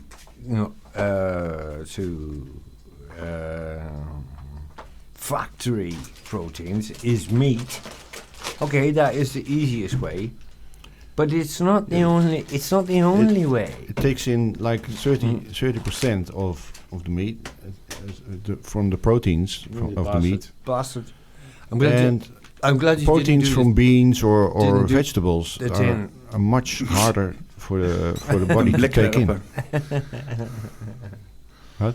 No, I was blij dat ik geen blik ging werpen. Go away. No, you're right. It is the easiest intake of proteins, and you can get a whole lot of more faster than if you have to get involved in what kind of nuts and berries and minerals and vegetables are all like a good Ow! I need that. Substitutes, and maybe you need even if you really want to be optimal, because eventually if some guys just want to bulk out and so, like with big muscle and shit, they need fucking chicken and eggs and shit, or else they can't do that on a vegetarian diet. That's not entirely true, though. Protein powders or something. Nee. Whoa. MMA. Yeah. You know MMA? Yeah, but that not big and buff. That's coordinated and lethal. Mixed martial arts. Top athletes. More and more. The number one, right, athlete. Mixed martial arts. That's how you describe athleticism? No. Please let me finish. Eric is a vegetarian. Hey, whoa. Please let me finish. Like the MMA champion, mixed martial art champion of the world, is vegan. Right? He's fucking vegan. The top athletes in the world, some of the top athletes in the world are vegetarian. It's not like some. It's not a fucking. Okay, but it's not the easiest way. No, it's not the easiest way. No. No, you have to get to know your diet. You have to get to know your body. We all know Eric, right? Like... Eric, Erik ten Hopen, je weet wel. Erik met Spartaans uitziende op zijn leeftijd. Baard Erik, 64. And he has a real hard body. He's really buff. And there's no meat involved, so it's possible. Yeah. No meat involved. Oh, he's also a vegetarian. Yeah. Okay. He's even a veganist. I will. How do you call it? Concede in this argument. I'm not far of a food expert, but all I know is like it's easy to get your protein with meat, and if you have to cut out meat, then you have to go to great length for knowledge. And not everyone is in that position to. Wait. One more little point that you might like, because I can see that you're like a motherfucker who likes to see things. to see things. Yes. Well, he likes to watch. He's one for he's voyeurist. You know what I mean? Like you dirty little boy. Perfect. I call it anthropology. Yeah. All right. Hobby anthropologist. Yeah. To hell with voyeurism. He's anthropology. Wait. On the beach. Yeah. I'm a beach anthropologist. Right. Okay. Here's one for you. Little scientific fact that not very many people know. The most they say, the most important oils for your body, because you need 4 things for your body. You need omega acids, and you need minerals, and vitamins, and enzymes, right? Enzymes you have to eat. And omega acids you have to eat, right? Vitamins and minerals can be synthesized by the body, right? Okay, then just some little fact, right? The point is, the point I'm trying to share is, omega acids are fucking really important, right? And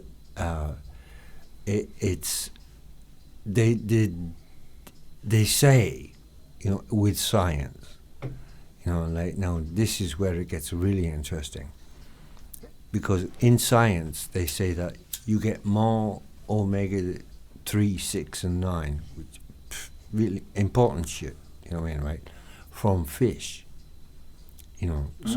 so that's actually technically true, right? But shut up, man. Let's just shut up. I know what you're going to say. I know you do. You come on, sure. May I continue? Yeah, sure. As a matter of fact, I already know this shit. So I'm going to use that to do a little sanitary relaxing. Right, okay. Well, you can do your story. Just imagine that, like, when I hope you can't piss, and imagine I'm fucking Yossi in the ass. Fuck you. So, in actual fact, like, you do get more omega 3, 6, and 9 from fish, right? But the reality, now this is what they're not telling us. The reality is, when you use linseed oil, right, from linseed,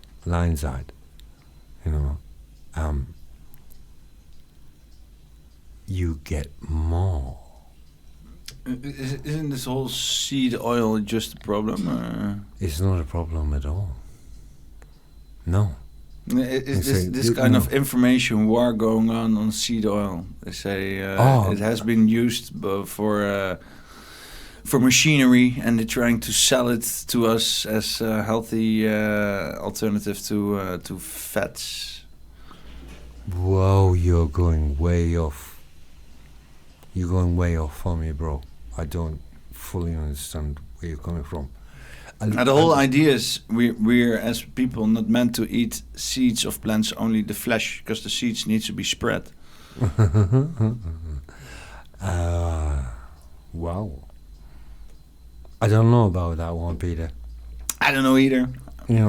I've been frying in fucking olive oil since I know it, and just animal fats, just like lard and shit. Yeah. Just well, I mean, tastes nice. Tastes way better than seed oil. Well, look, man. For everybody who's watching, I guess what I'm trying to say to you, what I'm trying to share with you, is that, like, the actual scientific facts. They're saying that, like, for gram, you get more omega 3, 6, and 9 from fish oil than you do from linseed, and that's what they say. But that's a scientific fact. But in actual fact, with the body, and the way the body works, it takes so much energy to digest the fish oil that in reality, the body gets more omega-3, 6, and 9 from linseed oil than it does from fish oil. But here's the kicker. You know, wait, please. Okay. You know, so that's all I'm trying to share with you. You know, like while we're having a look. Heated linseed oil or raw? No, raw. Ah, okay, yeah. No. Yeah. You know, it's like... Because I think baking in oil is probably the problem. Not as much the oil itself. No, man. I mean, linseed oil is fucking gross, bro.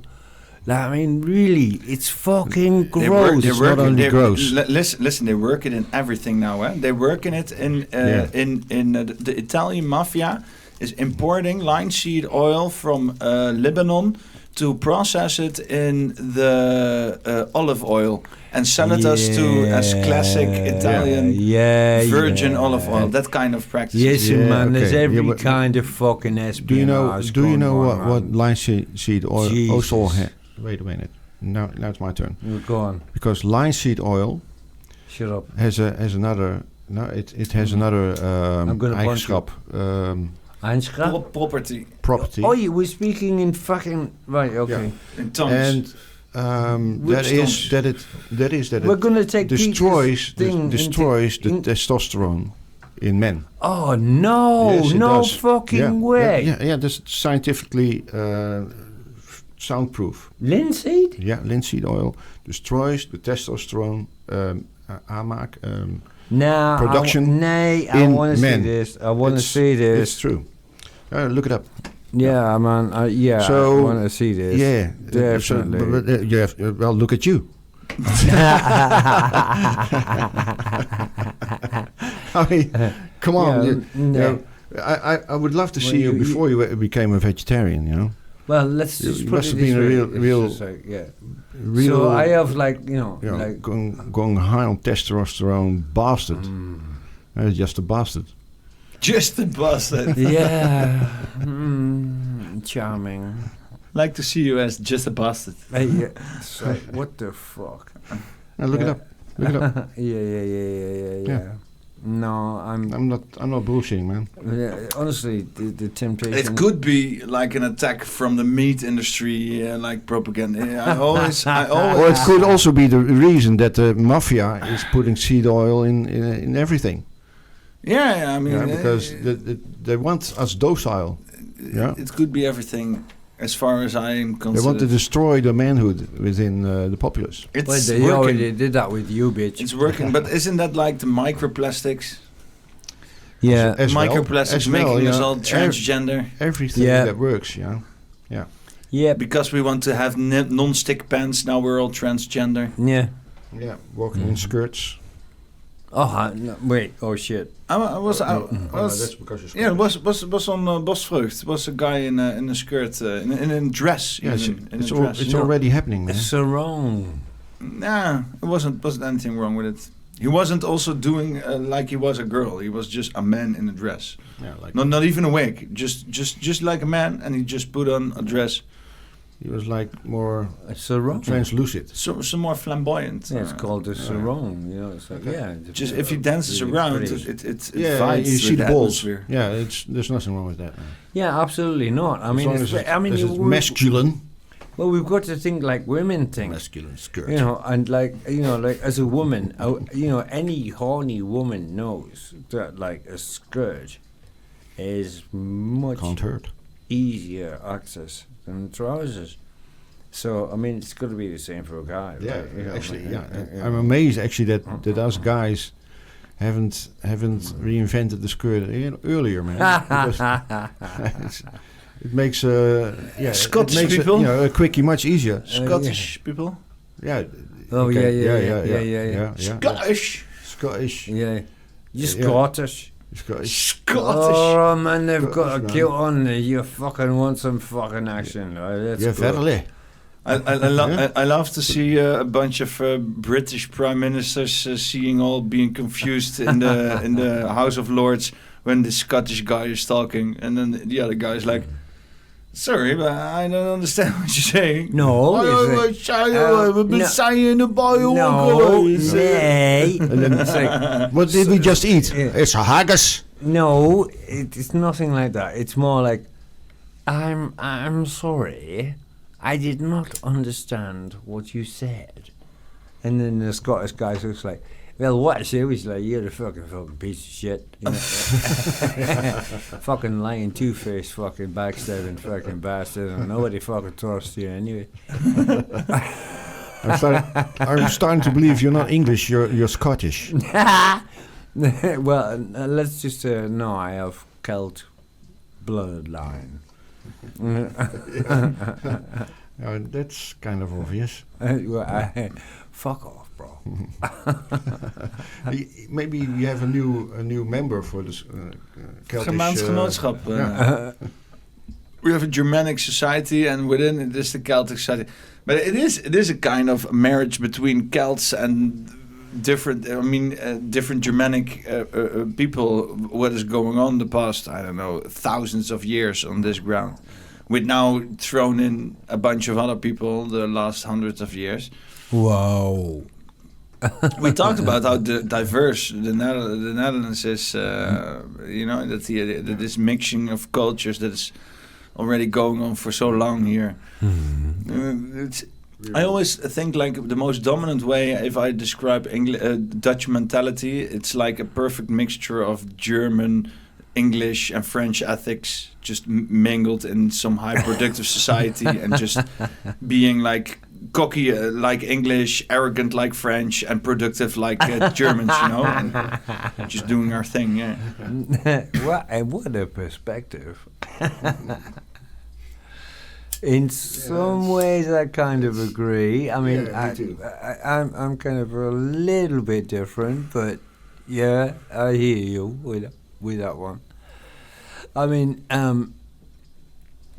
speaking as an Englishman, one of the things let's have some fun. Yeah, okay. Like when I first came here, right? In English, I was underground, saw some tough shit. You know what I mean, right? Like underground shit. You know what I mean, right? And in English, about the time you. No. It's the police, No, don't. Guys who ran over someone. No. No. Yeah, man. Let him just tell a story. Okay, I'm out. Yeah, it's a fucking totally different story, bro. Hi everybody. When I first came here, like being English and everything else, it's so different, man. Like the English culture is just the Netherlands culture. It's amazingly different. I mean, really. And so, anyway, the point is, just like, bring us into a giggle. I've got people who I've met and stuff like this, and they're all like, "Oi," right? Right? And like in English, right?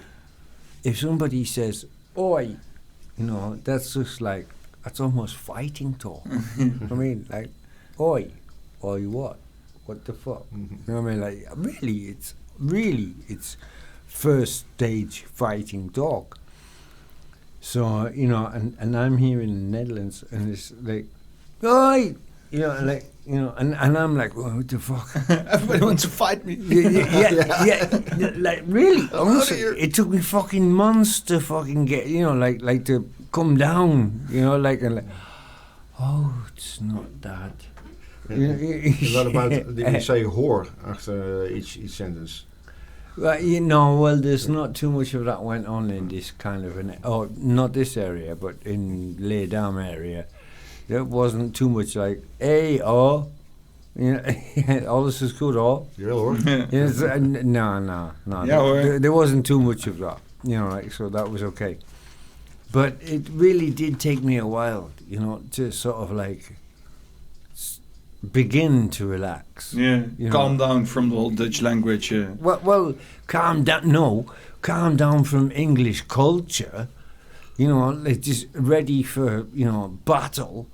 In Netherlands, because one of the things I absolutely, completely love, and I really mean this, about Netherlands is you can be nose to nose, like you can be really nose to nose saying, you're a fucking clothsack, you know what I mean? Like, I totally fucking disagree with what you think and how you feel and what you do, and you're a kutzoid, fucking piece of shit wanker.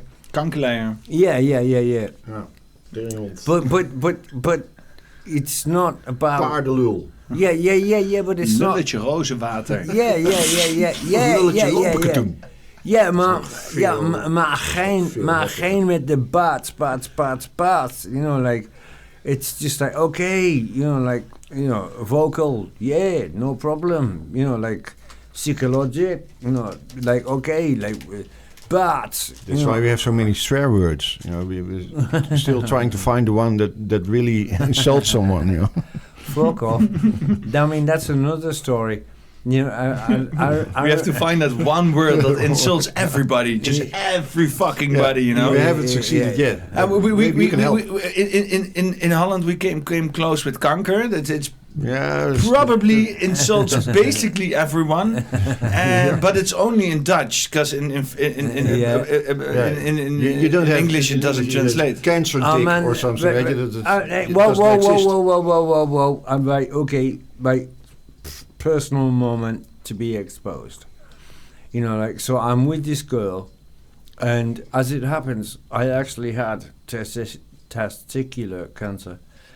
You know, many years ago. And I was like beating it, and like I fucking got over it, right?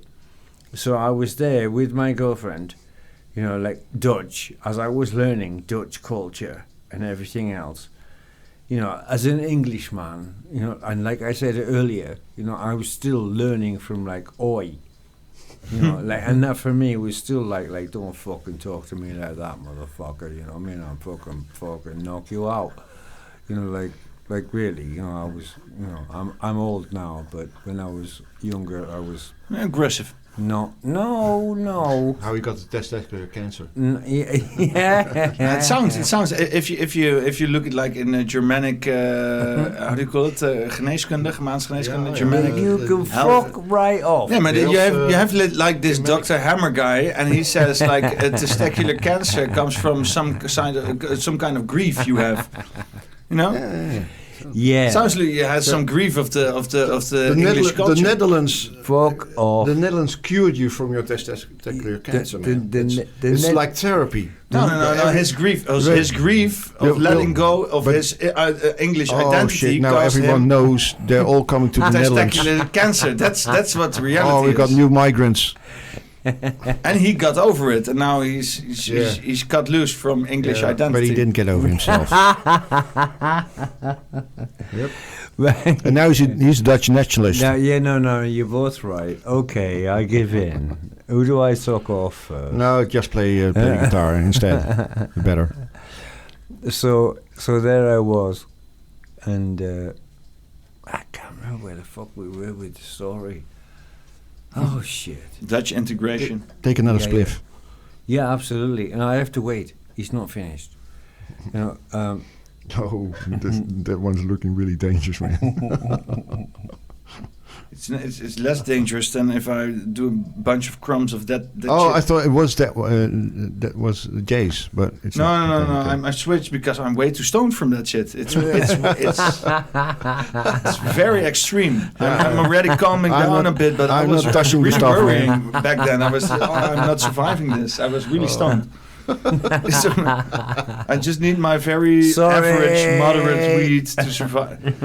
You need your sissy weed. Yeah, I kind of do. No, but I'm very. It's good news because I'm just off of like haze, and that's like that. And if I'm on that the whole day, then there's no coming down from that. There's only coming down from that.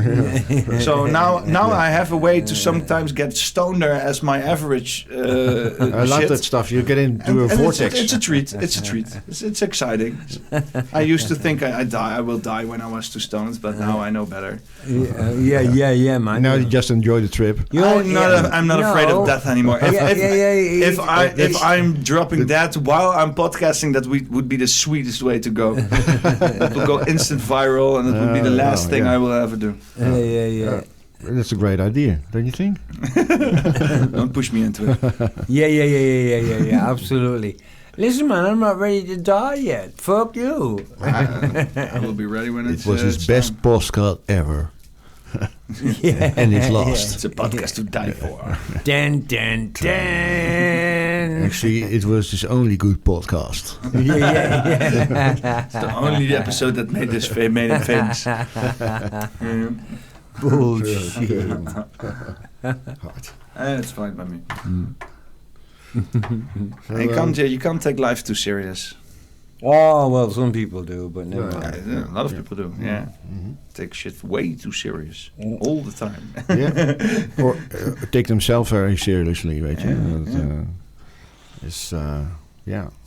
They have mostly have difficult lives. Well, never mind. Shit happens. It causes a lot, of maintenance. If How's you have how's your life going? Maintenance, if you have to maintenance an ego and shit like that, and it's a lot of maintenance. An image you have to uphold an image. Yeah, I should have actually a corporate image. Or just a political correct image or something like that. Listen, man. You have to have PR agencies and shit. There's a little meme I should have sent you, but I didn't because I was like, I just didn't. But I should have sent you it. And it's like ego and super ego walk into this bar, and ask for the drink. And the barman says, I'm going to need to see some ID. It's Freud, it's Jungian. The ego, the super ego, and the id. Yeah. So it's just a piss take, bro. But... I have to let that sink in for a moment. It's way too intellectual for this time. Man. I know the concept, but wait, hang on. I need to go and take a pee. He identifies himself with his ID. That's the joke. Definitely. That's because of the linseed oil. Is eigenlijk heel soeverein. Een hele soevereine grap is dat. Ja. Ik heb mensen gehoord die zichzelf niet meer identificeren. Dat is een mooi bruggetje. Wat dan? Soevereine en autonome. In het Engels? Ja. Autonomous. Jezus. Now I'm going back to the Dutch Autonomous people. Just go back to Latin. They pose a real problem for the establishment. You're or very far away of the microphone, or you're just eating it up. Just what setting do I have to choose for you? You don't have to yell in my headphones. Sometimes you're like here talking, and then you're like here eating it up. It's very annoying. I'm trying to control two people while I'm having a conversation, and I'm stoned and shit. Trying to be considerate for my audio engineering, please. Thank you. Okay, I'll my distance. Godverdomme. I can take a hint. I know my position. Now you're very far away. Okay, is this better? A fist away. That's the best. Fist. Yeah. Yeah. Okay. Like you're holding a cock in the old dirty minds you two have together. I've never heard so much gay stuff in the past few hours than I heard in a long time ago. I blame him. Yeah. If he says let's jump off a bridge, Are you going to jump off that bridge too? It's just always when he's in the room, it's always going to go that way. I don't know, man. But So wrap him around in an old rainbow-colored flag. Okay, Jay. Yeah, Jay. It's enough gay stuff for today. To confess to your real colors. No. But yeah, he can't defend himself right now. So where for God's sake do you know Jay from? Well, back in the days that I organized festivals. Like 200 years ago? Or? Something like that. I organized a peace festival. Okay. I was organizing it, and of course I was... It was a small terrain, so it was like a real intimate festival for like 400, 500 people. And so because it was a small festival, I couldn't hire big artists, and most of them didn't have a repertoire that fitted the theme of the festival. So I was actually looking for artists who really, didn't go for fame, fortune and fame, but from their intrinsic, who made more bewust. Hoe zeg je dat? Consciousness. Conscious. Yeah, more conscious music and more, within the, within the theme. It could be protest songs, but also just songs that were about anti-establishment or spiritual. But, that as well. But more just to unite, right? Okay. Yeah. And so. I knew this guy, Milan, as a mutual friend of me and Jay. He invited me because he knew I was looking for artists, and he said, he's a producer, so he had a take with Jay, and I think Robert was there as well. So I was at Milan's house that night when we met, when back to some change. Yeah, that was like Peter asked me where do you know Jay from? So so we met, and we started having a conversation, and I told him what I was doing and why Milan invited me, and after that we were going to do the take, and I was blown away because this guy, I thought, wow, this is I don't know, this is from a level. This guy should actually be famous. He should be a renowned worldwide popular artist. Thank God the universe took care of me. So that's how he was immediately invited to be one of the artists at the festival, and from then on, he just we became friends, bros, and I'm not really. I've always just pretended. I don't really like him. You're just playing a role. Yeah, it's all fake. Oh, you cheeky bastard! I just want to you shag hurt your. my feelings. I just want to shag your son. What? The one with the pussy. This is going such a no. I'm just kidding. Such Come a wrong on, way. Let it go. Let it go. Is it possible to pull some kind of song out of you? Everything you want could be taking 4 seconds. Could be taking 10 minutes. Whatever you want. Amen. And then I'm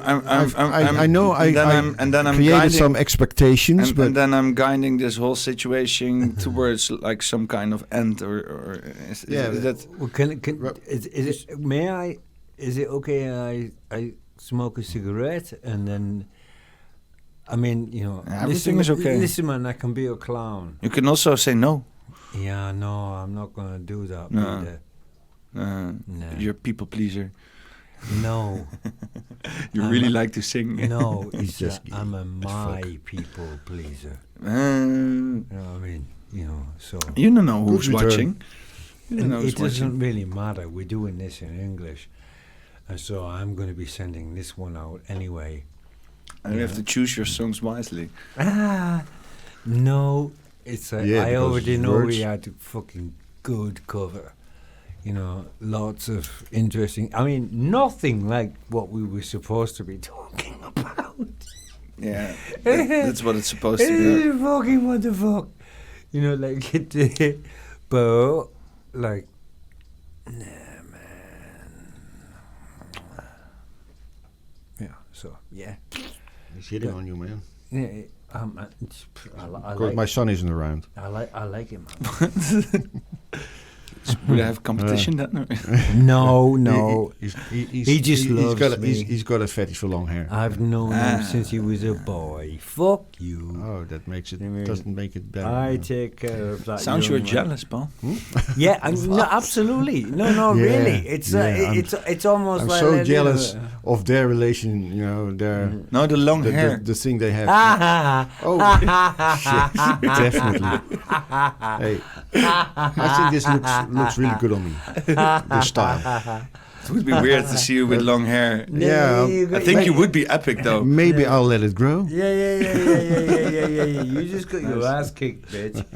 Yeah. Okay, but you're gonna make a figgy and smoke them. Yeah. I've got. I mean, I don't even need to make a shaggy if you guys are both going to be bullies and say, Jay, play us a fucking song. No. Of course I'll do. Not like that. But, like, as far as I can see, we're all having just a lovely... I can ask Paul to sing a song. Ah! No. You wouldn't want that. The wheels That's on, why. The wheels It's on great the bus leverage. go round and You round. need to sing, else Round Paul's and is going to round. get to sing. That's Round gonna go and viral. round. The wheels on the bus go round Hey and ho, round. hey ho. Oh, yeah. Boomtje, Gisteren, boom. ik stuur hem een filmpje van... because ik ben door mijn schoonfamilie ben ik meegetrokken naar het Jordaanse You shouldn't do this. toppers, Don't do this. Don't do this. toppersfestival. Don't do Zoiets. this. Don't do it. Don't do it. Echt hoor. Dat was... No, you'll be ja, in dat- deep shit. It was fantastic. Oh no.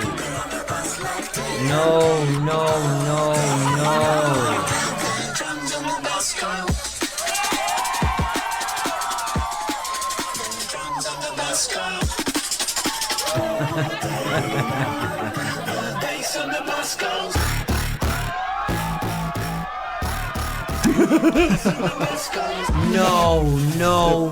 No.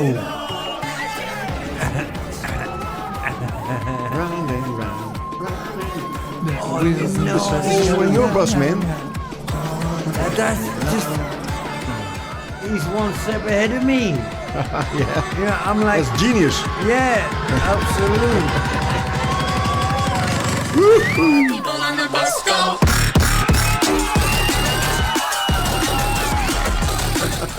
Ik heb weer zin in drum en bass. Cool, man. Beter. Jesus. This is some guy Vagent. He's really getting his stuff on YouTube Shorts and shit and dropping some ill basses. Oh man. Very ill basses. That is just like naughty as fuck. Yeah. Like, wow. On a bus, and the bus was just riding around in the terrain. People were hanging out of the bus. It's really, it's a nice video. That's fucked up. Kijk dan. Look at this guy. He's just hanging on the bus. Benen buiten. Yeah, oh dear. Yeah, drum and bass. I like dance music, man. Yeah. I try to a long time now for 7-8 years. I try to appreciate more the acoustic things. Try to educate myself in jazz and blues and things like that. Right, okay.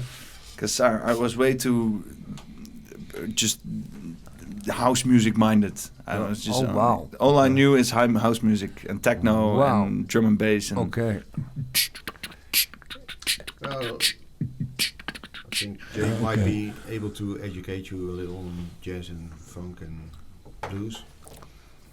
I always like to exhibit like human-made music. Yeah, it is kind of magic to me. You know, I can't play instruments for shit. I try to make music with computer programs and stuff like that. You can dance on things, but it isn't the same as like live music on an acoustic instrument in a room. No, it's not. No electronics involved. You know, even the people who are listening that are not gonna get the experience we are getting if you played some music here. You know. God, man. Well, okay.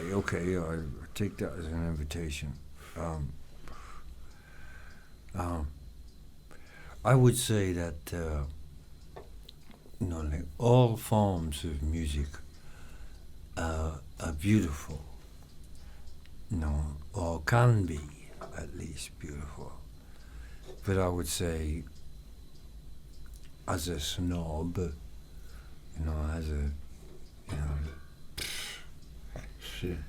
I would say that like there is no music that is the same as personal.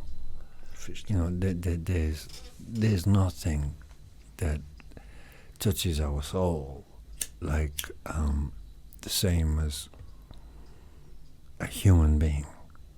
That's like right with you, right now. I would say that's just how it is for me. I'm looking the world through some kind of glass of pseudo technology, quantum physics, like vibrations in the air, even only just sound vibrations. There's a lot of symmetry and geometrics going on there. You know, there's some kind of energy force fields getting out with. Have you ever seen cymatics? Cymatics, they're doing some kind of tone creating on a plate, and that plate is filled with the sand, and it creates beautiful structures. But that's dealing with 432. Yeah. It's the same analogy. But trying to visualize what sound is doing to your environment, it creates this geometrical forms where you exist in. And digitalizing that or processing it to electronic aperture, it's disharmonizing some kind of features of that. No. What's going on here? When you dig a little bit deeper, and I'm just gonna kick your balls in a little bit. Like what's actually going on here is that the original tones of music as we know it come from 432, right? The frequency instead of 440. Yeah. Right. So you're half on the case. Do you tune your guitar on 420? I tune my guitar to whatever the fuck I want. Just to your hearing, No. Like for example, like right now my guitar is tuned more to 440. Because that is concert A, and that's my harmonica. So, if I tune to 432, I'm not in tune with my harmonica. So I can't jam. Right? So that, bro, you're in territory that you're only just beginning to understand. Please allow me to just help you a little. Like 432 is dating back to Buddhism. What? Buddhism. Okay. Yeah. Right, so the original tone of C, is actually the vibration of 432, which goes back to sacred geometry, right? Which is this is really fucking deep territory, bro. Uh-huh. Me personally, I'm not going to say any more on that right now. I'm just going to share with you as a person, as a singer-songwriter, an artist. For me, I just want to sing or play, and I don't really give a fuck where it's at. But if I'm going to play a tune, that's in with a harmonica, for example, I've got to tune to 440. Can't somebody just make a 420 through harmonica for you? No, it's not possible. Why? Because they're made to 440. Yeah, but you need to find somebody who can make it 432 for you. Listen, man. You can tune pianos, you can tune guitars. No. You can tune a lot of instruments, most instruments, to 432. Even a saxophone can be tuned down. You know what I mean? Like, so it can pretty much play in 432. Mm-hmm. And 432 is basically like E flat, right? Or D sharp instead of A. No, stop.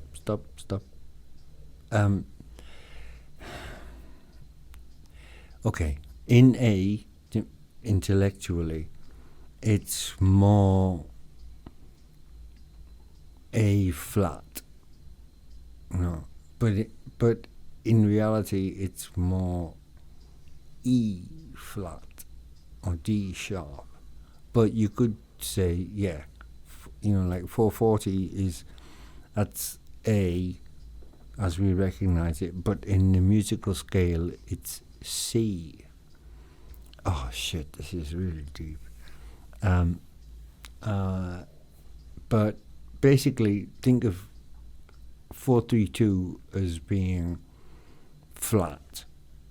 It's like it's half a tone down. Mm-hmm. So whether it's C or A or D or E, it's half a tone down. And that's 432. And that's the original. And that's coming from Buddhism or Tibetan, the singing bowls. Mm. They're tuned to 432, which goes back to Pythagoras, and Galileo, while they're looking at the structure of the universe and seeing that the vibration of the universe is 432, which gets back to that conversation that we had earlier about 432 is said to be the frequency of love because it accepts everything, and 432, it's 9. So that gets back into, 369. Yeah. Nice one. Thank you for saying that. Like you're already a step with me. So let's pull us back into music, and like within music,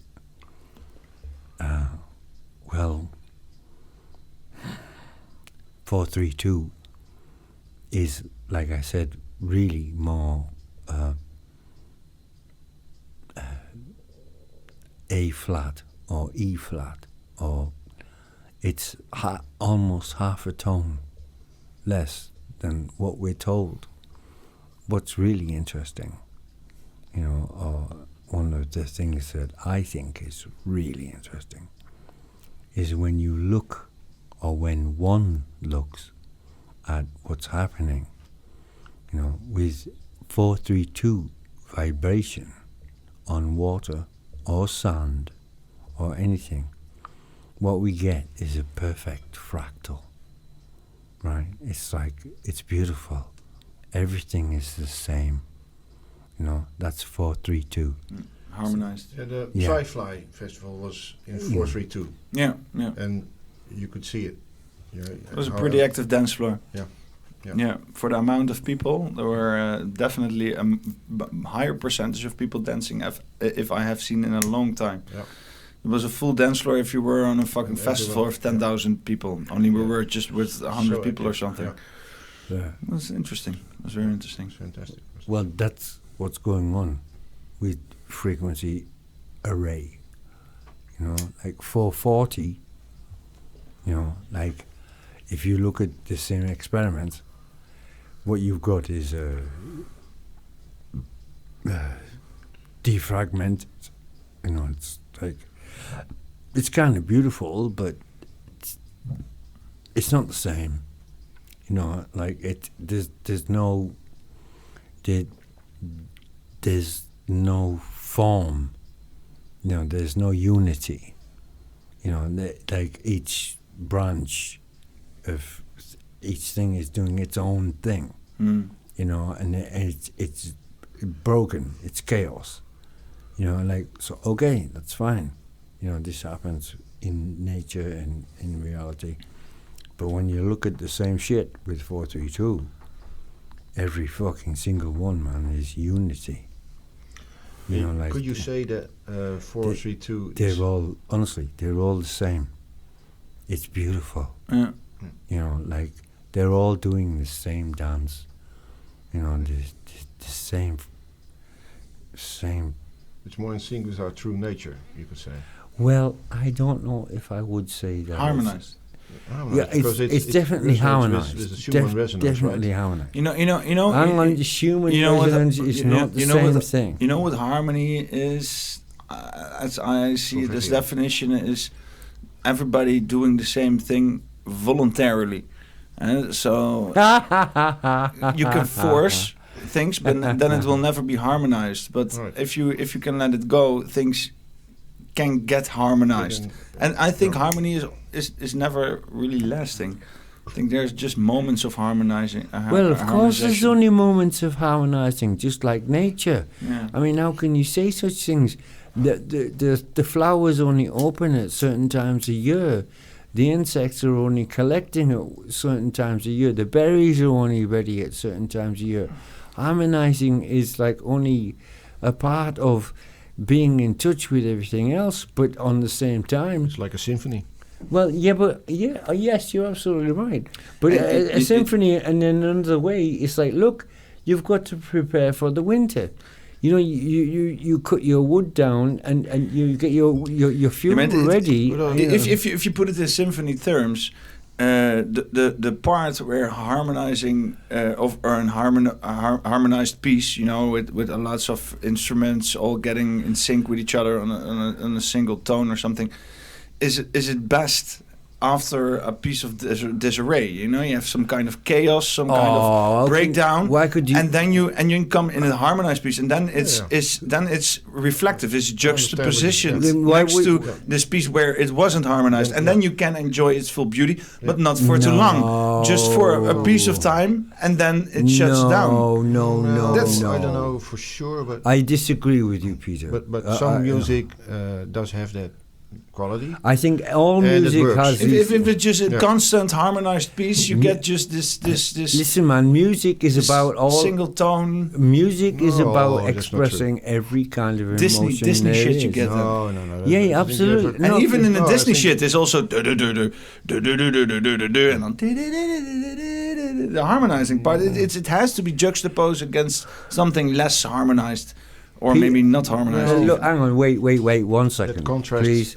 is a thing, yeah. No, I agree with you there. And Pete, I would say to you, like, no, man, you know, like, music is about all of the words. I had this, actually, in anecdote. I'll just blow my own fucking dick off. I had this interview on BBC, you know, BBC Radio in Sheffield in fucking mid-90s. And what you're saying right now, you know, is exactly the same, you know, and that just, I hope that wasn't, I mean that in a nice way. Basically, the point is that poetry and music are about pointing out, like poetry in itself is about utilizing language, you know, like to twist it and, you know, and make us feel this or that through the language. But music is about all of the words and the emotions that we can't say, you know, like you have to play them. And I would say that music is definitely something that is about things that we can't say, we can't express, and okay, I'm going to shut up, I guess. No, I've heard things in songs. I think if you just drop this in a normal conversation, it would be very awkward. But here we are singing it together, something like that, Mm-hmm. Yeah. But that's just the vocalization of music. It's a whole new layer, and it adds on the whole audio-additive experience. It's tones, it's the filling of air, the setting of vibrations, and then on top of that, there's this whole layer of fucking information that's getting injected into you. Yeah, but you're like, hey man, like as we're getting to meet each other, I'm also a little bit like, right, I'm very interested in your audience because you're kind of like a little bit like, come on, let's get real, which is sort of,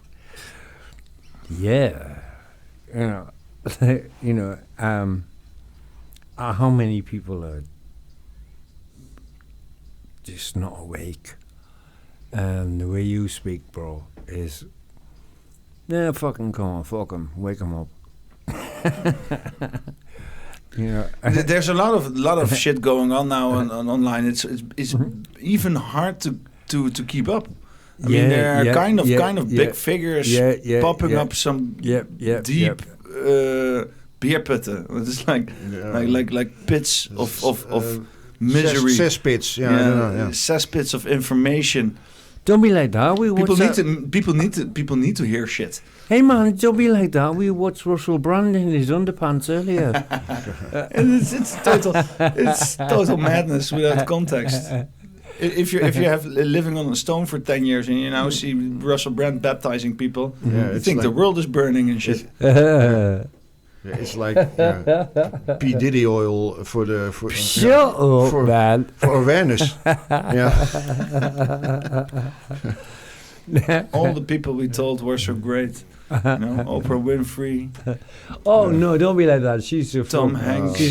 Obama. Those guys are angels. What the matter is you two, man? Honestly, you're so conspiracy theorists. It's all satanic. Yeah. Beyonce. Oh man. In the best scenario, it's just a bit satanic. Papa J. Could way worse. Worst scenario is like an interdimensional overtake or something like that. I don't know. They have found portals on the Jerusalem and they're now taking over our human culture and shit. I don't know. No, DNA. Yeah. But the culture is in the DNA. Yeah. All money is such a parallel conspiracy. And something in between. Somewhere in between we are. That's the truth lies in between. The truth lies somewhere. Ridiculous. It's ridiculous, man. You're a conspiracy nut. I like to be. I don't like reality as they presented it.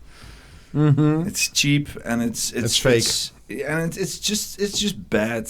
I've seen better movies than they try to present reality to us. It's definitely there's no quality in it. It's just the same. It's just reruns now. They're doing the same fucking thing every 10 years now repeat. And then. Even maybe it's just boring. They're even repeating that 201 event in New York. 21st October. Then it's this virologist Peter McCullough and epidemist. What's his name? Nicholas Hulscher. And they're trying to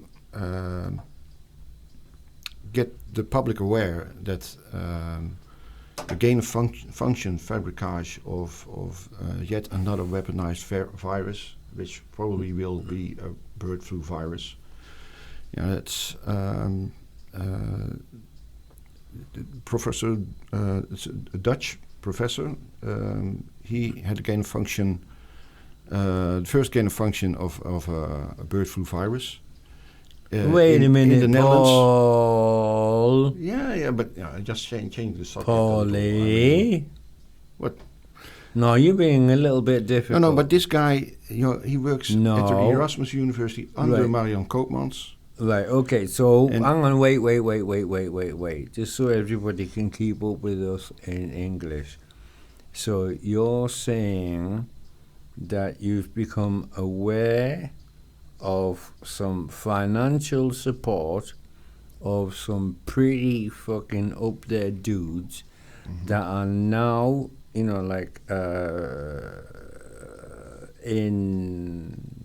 positions of power from new gain-of-function laboratories that are saying that there's going to be some nice new little nasties launched upon us.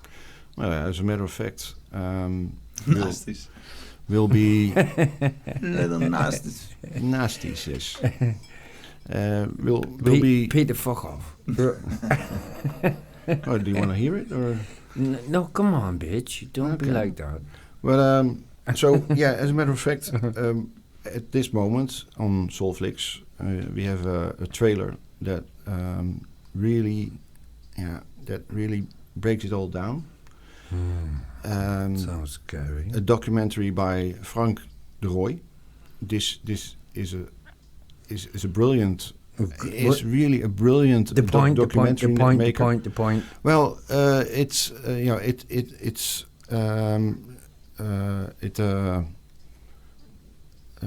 what does it? It shows what this gain of function thing that. Now it had to do with aerosols, and aerosols. Maurice de Hond. He had this. Like the apparatus with negative ions, ionisator. Yeah. For the atmosphere inside. Yeah. To get rid of the aerosols. And it was really weird because the Dutch government they just to get rid of the aerosols just shoved it from the table, and weren't interested. Didn't really react. While this whole thing was going on of the virus being contagious through the air, and so that was a bit weird. So he was following Maurice de Hond, and during the making of this documentary, they discovered something amazing. Really, it's but that's a cliffhanger. Really fucking fantastisch. Fucking fantastic. But maybe if you ik heb een klein clipje. Show it. Mag ik hem op Soulflix laten zien? Yeah, I've put it on your Telegram. Oh, de linkjes en zo. Yeah, I think it's that one. Deze? Ja, die.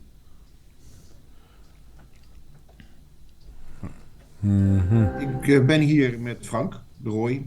Frank, jij zit hier betreffende terugkijken naar de toekomst. Dat is de titel van een reeks documentaires die bij jou allemaal in het vat zitten. Deze informatie is echt onthullend. Tijdens het opnemen van die documentaire kwamen dingen aan het licht waar, zoals je zelf al eerder zei, je bek van open viel. Als documentairemaker heb jij gedurende die coronaperiode een aantal mensen gevolgd. Eén daarvan was Maurice de Hond. Wat daar aan de hand is, en dat heb jij fantastisch in beeld gebracht. Dit moet gezien worden. Ja.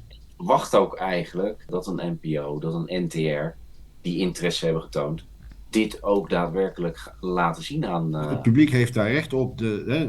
Zelfs Ongehoord Nederland, die wilde het dan heel graag uitzenden.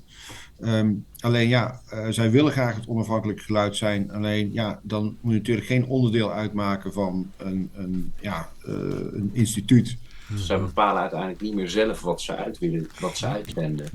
Dat is wat zij natuurlijk gaandeweg hebben moeten ontdekken. En het publiek natuurlijk ook. Nou, die wagen zich er ook niet aan. En uiteindelijk kom je dan bij mij terecht, bij Soulflix, een onafhankelijk mediaportaal. Zodoende gaan we dit uitzenden. Maar misschien kan jij ook vast kort even vertellen waar die eerste aflevering over gaat. Deze documentaire begon bij mij bij Maurice de Hond. Dan heb je het echt over april 2020. Dat ik hem ontdekte, dat ik dacht van deze man die is aan het kijken naar de baten-kosten. Gewoon data-analyst is die. En hij heeft gewoon onderzocht van oké, hoe dodelijk is dit? Wat doen maatregelen en hoeveel paniek is er gezaaid? Toen dacht ik al van dit is interessant. Dat wil ik onderzoeken. Deze man wil ik spreken. Op die manier kwamen we natuurlijk bij dat aerosolen gebeuren uit, waar dit eerste deel in feite over gaat. Ja. De grote vraag is natuurlijk, waarom bleven ze ontkennen dat COVID door de lucht ging? Dat werd weggezet als fake nieuws. Toen dachten we wel van, wacht even, wat gebeurt hier? Weet je, er is geen wetenschap. Er is dus inderdaad een link met iets wat je dus eigenlijk niet voor mogelijk houdt eigenlijk. Dat ligt niet zomaar voor de hand. Dus een paar maanden terug is dat pas dat wij ook zoiets hadden van, wow, weet je wel. Dat die klokkenluider dat gesprek met hem aangaat en dan vertelt van joh, als het door de lucht gaat, nou ja goed, dat zullen we zien in deze één. Dit vraagt om meer onderzoek. Ik weet natuurlijk best wel wat van jouw onderzoek, wat je hebt gedaan. Dus er volgen nog meer bijzondere onthullingen. Er wordt veel weggekeken. We zullen terug moeten kijken en dat is ook aan de journalistiek, denk ik. Een klein tipje van de sluier ook over deze film nu. Van het knutselen aan virussen, willen we dat met z'n allen wel? En dat zijn ook dingen om vragen over te stellen, denk ik. Ik denk dat je het heel netjes brengt. Ja. Nog een staartje van de pandemie en dergelijke. Toch wel schokkend onderzoek. Daar kan ik wel iets van weggeven. Dus gedurende die documentaire, en dat is het eerste deel van een reeks die terugkijken naar de toekomst gaat heten. En de eerste 3 zullen over de COVID-periode gaan. En in deze aflevering wordt dus duidelijk wie betrokken zijn geweest bij het weaponizen eigenlijk van het virus. En dus met alle gevolgen van dien. Bewijs bedoel je dan? Want het is al lang duidelijk toch allemaal. Iedereen weet wat er is gebeurd. Zeker, niemand heeft al het bewijzen verbrand en de papieren. Dus overal waar juridische... Zeker, weet je hebt heel veel juridische aanspraak voor zijn dus allemaal vastgelegd en zo. Dus onwijs veel bekend natuurlijk. En er is ook heel veel over geschreven. Weet je wat? Het is zo dat kijk, zo'n Fauci of een Koopmans, die lopen nog steeds gewoon vrij rond. Zijn eigenlijk, die Fauci, die hebben ze dus ook echt wel het vuur aan de schenen gelegd in verhoren en dergelijke.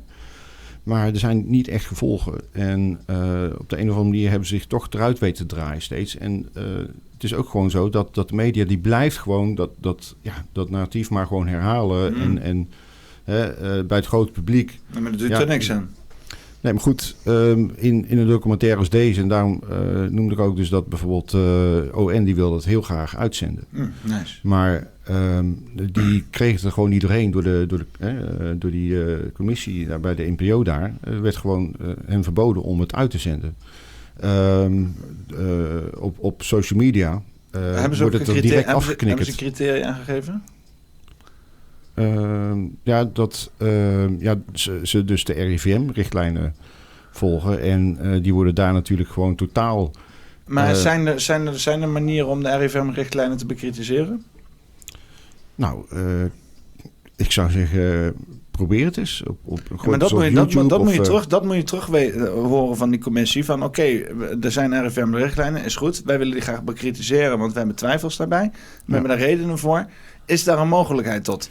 En dan, als hun een spel willen creëren, is goed. Maar dan moeten ze wel godverdomme de spelregels opzetten. Als je dat allemaal weet, dan moet je dus gewoon die aflevering kijken.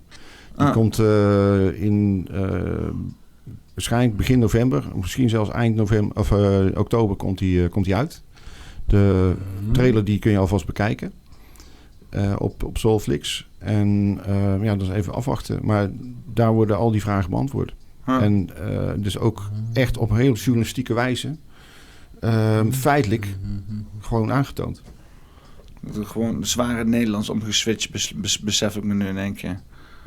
Switch to Dutch. in a second. Yeah. And didn't even notice by now. That No, I it's thought, okay. we're back. And then it was één ding, and it's like, okay. In Nederlands, right, okay. Dat is dan voor de mensen die het helemaal niks vinden dat dit in het Engels gebeurt. Deze uitzending. Het moet boot kunnen, toch? Of not then? Shit. Now we've got that out of the way. Yeah, and you've almost finished your figgy. Yes. How about some music? And in the end of the show, we always... ik ga nu even lekker... Ik heb even zin om even lekker Hollands-Nederlands te praten. Dutch. Mm-hmm. On the end of the podcast, we always think of a title.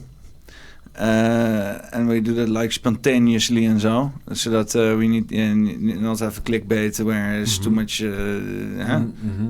where we too much have to think about and stuff. Yeah. So we just want to. But is there a way we can enter such a creative process with a musical note? Well, not really in Netherlands, because I only got one song that I sang in Netherlands. No, it can be whatever. Yeah. Paraguays is also right with me. Well, I mean... Nigerian? Okay, that's really fucking cool. West Swedish? Yeah, absolutely. Peter, I don't know what to say. Like we A title for this episode. Yeah, a title for this episode. How about Black Sheep? Mm-hmm. Yeah, in that's plural. it. Yeah, absolutely. I don't know what to say to that, except I can... It's just a suggestion. Huh? Mm-hmm. Wow, I feel a little bit lost. Part of me is like, we've been in so many places that I'm kind of like, what shall I do? The audience for me seems like wide open, and part of me is kind of like, okay, hey man, guys, I'm happy to sing a song. Fucking what level? It's like, okie dokie, where the fuck are we? It's kind of like I can play all kinds of levels. Yeah? Yeah. Whatever you want, man. You have the stage. I tell you what, okay.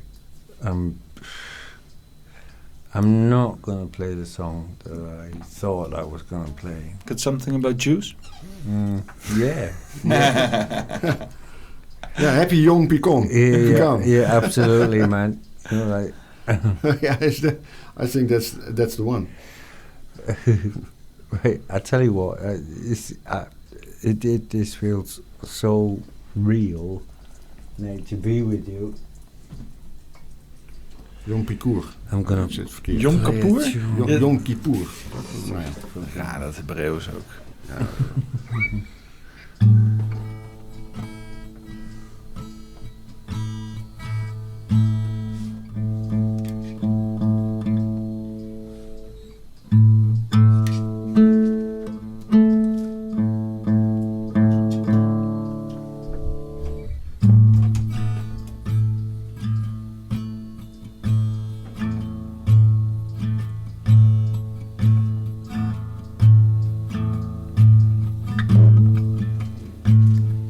We're gonna go all relaxed now, okay?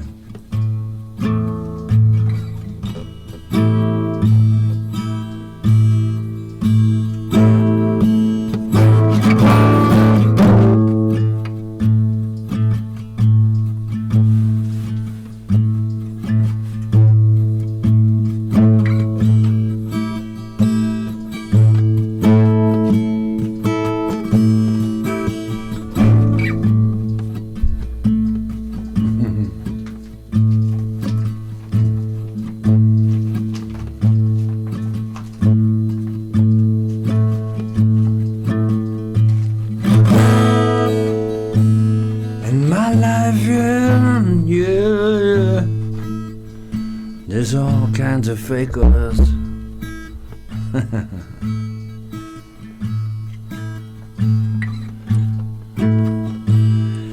not trying to say that I'm any different from anybody. Yeah.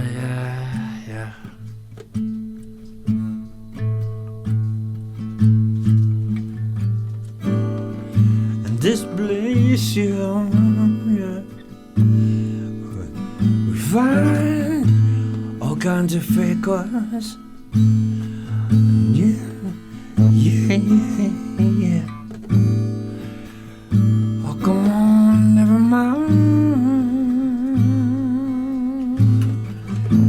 Come on, never mind, let's fly. Come on, let's fly.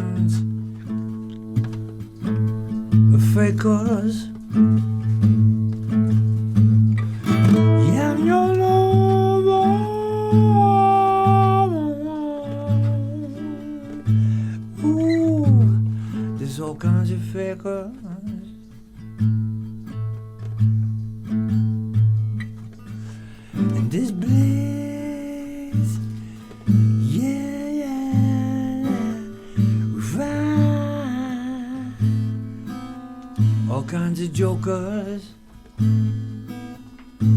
Oh, never mind. Ooh,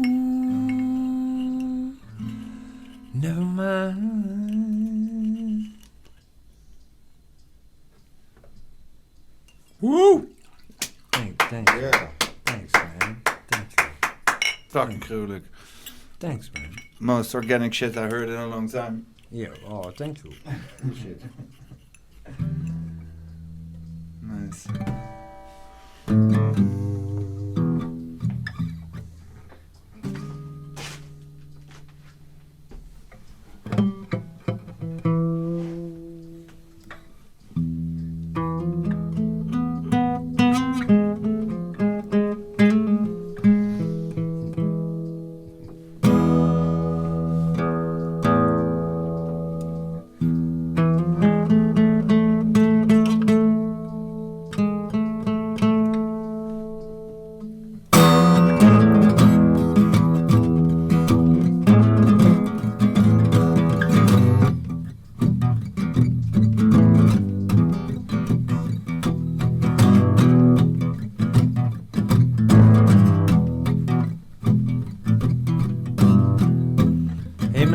Riding life's train, going up the track,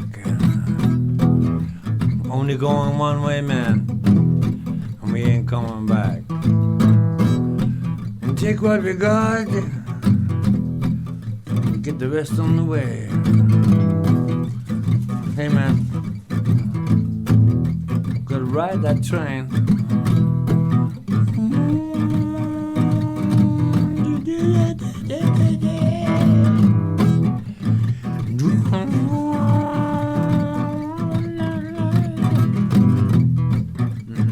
Strange things sometimes, hey, you never know what you're gonna find. Hey man, it's gonna happen anyway. Bring it on. Time is only time. All kinds of crazy. And for some nuisance to find, you gotta keep moving, man. Stay strong in your mind. Woo!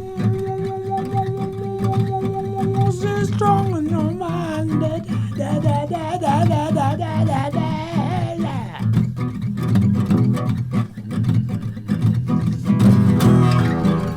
There's some beauty in old school.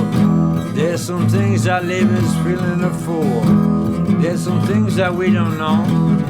There's some things we don't need. Let them go. There's beauty for your soul. The future's right here and we got to go. Yeah, man, we gotta go.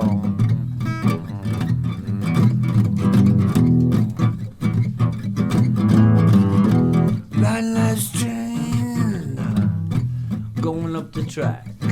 Oh yeah, only going one way, man. Yeah, and we ain't coming back. Take what we got, get the best on the way. The future's right here, man. We go ride that train. Yeah, yeah, no.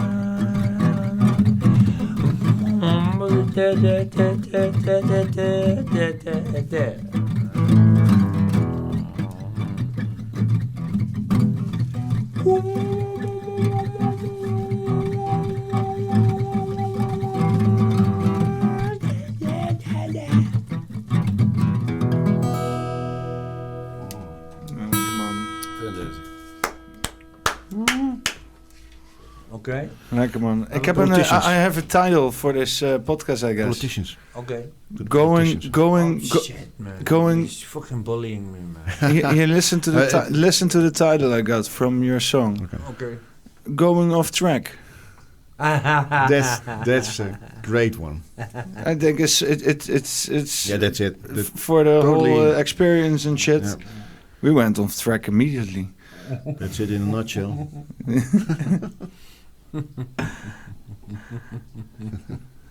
You agree? No, yeah. Yeah, it's good. It's a good title. Nou, de uitsmijter.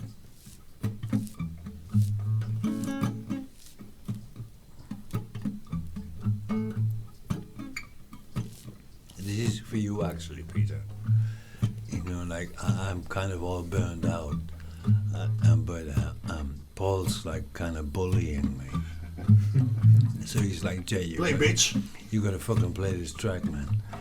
Which is kind of like, you fucking motherfucker.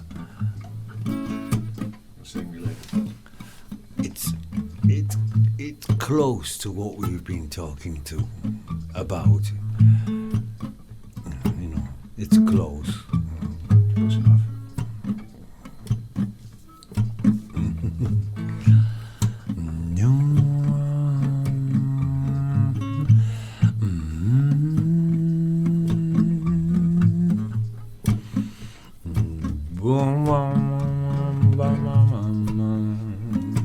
I think you'll like it.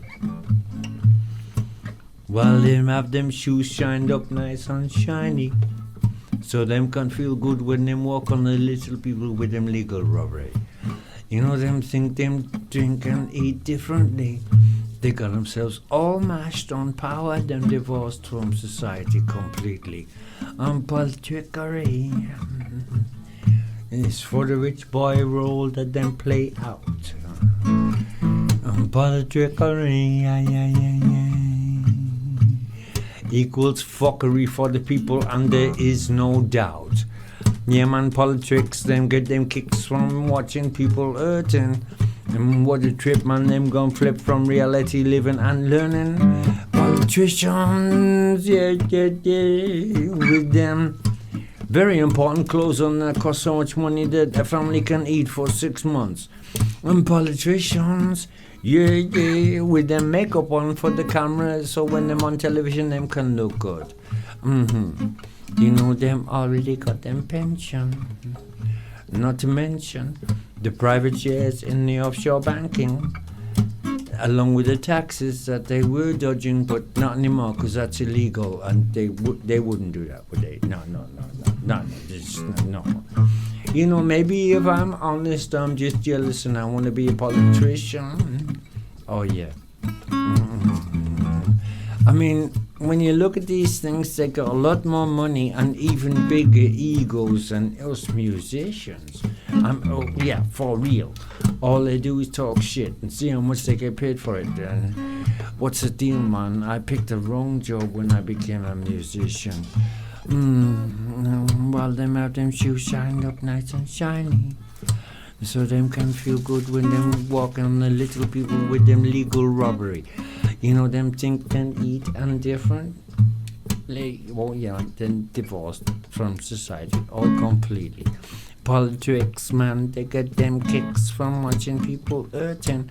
What a trip, man, them gun flip from reality living and learning. But them shoes, nice and shiny.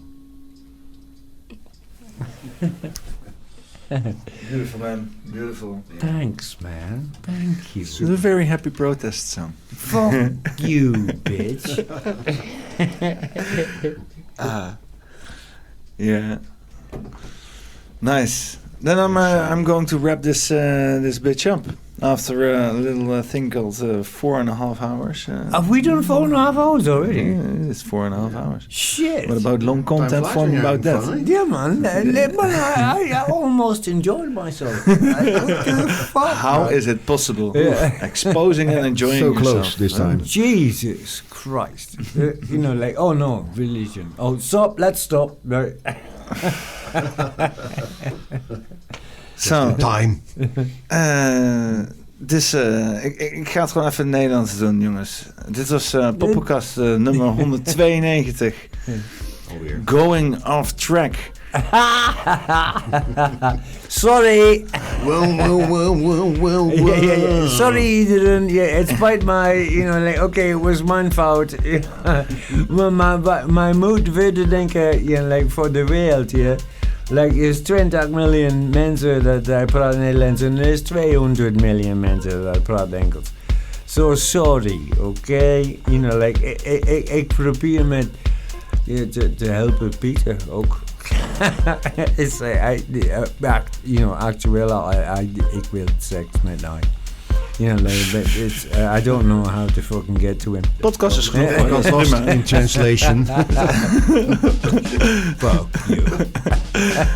Yes, jongens. Bedankt met Jay en Paul. Dankjewel. Okay, nou, inderdaad. Fuck jullie allemaal dus. Yeah. You're okay.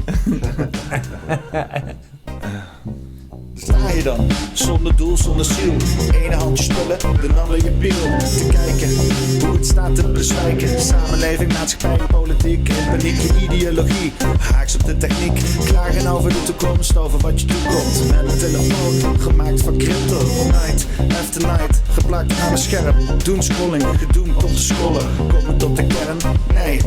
Dan maar weer een oorlog tussen Joden en een mas, hey. Eindelijk weer wat tijd op de doden op de play. Oké, even kijken. Valt er nog wat te liken? Billenborstenvullers, festivalkillers. Ben je in een gehucht? Kijk dit eens in de lucht. Zie je dan parafighters, cloudglijders, freedomkiters, vliegende uitsmijters. Weer to board, eye in the sky, ecologisch ei op je kop. En loop voorop.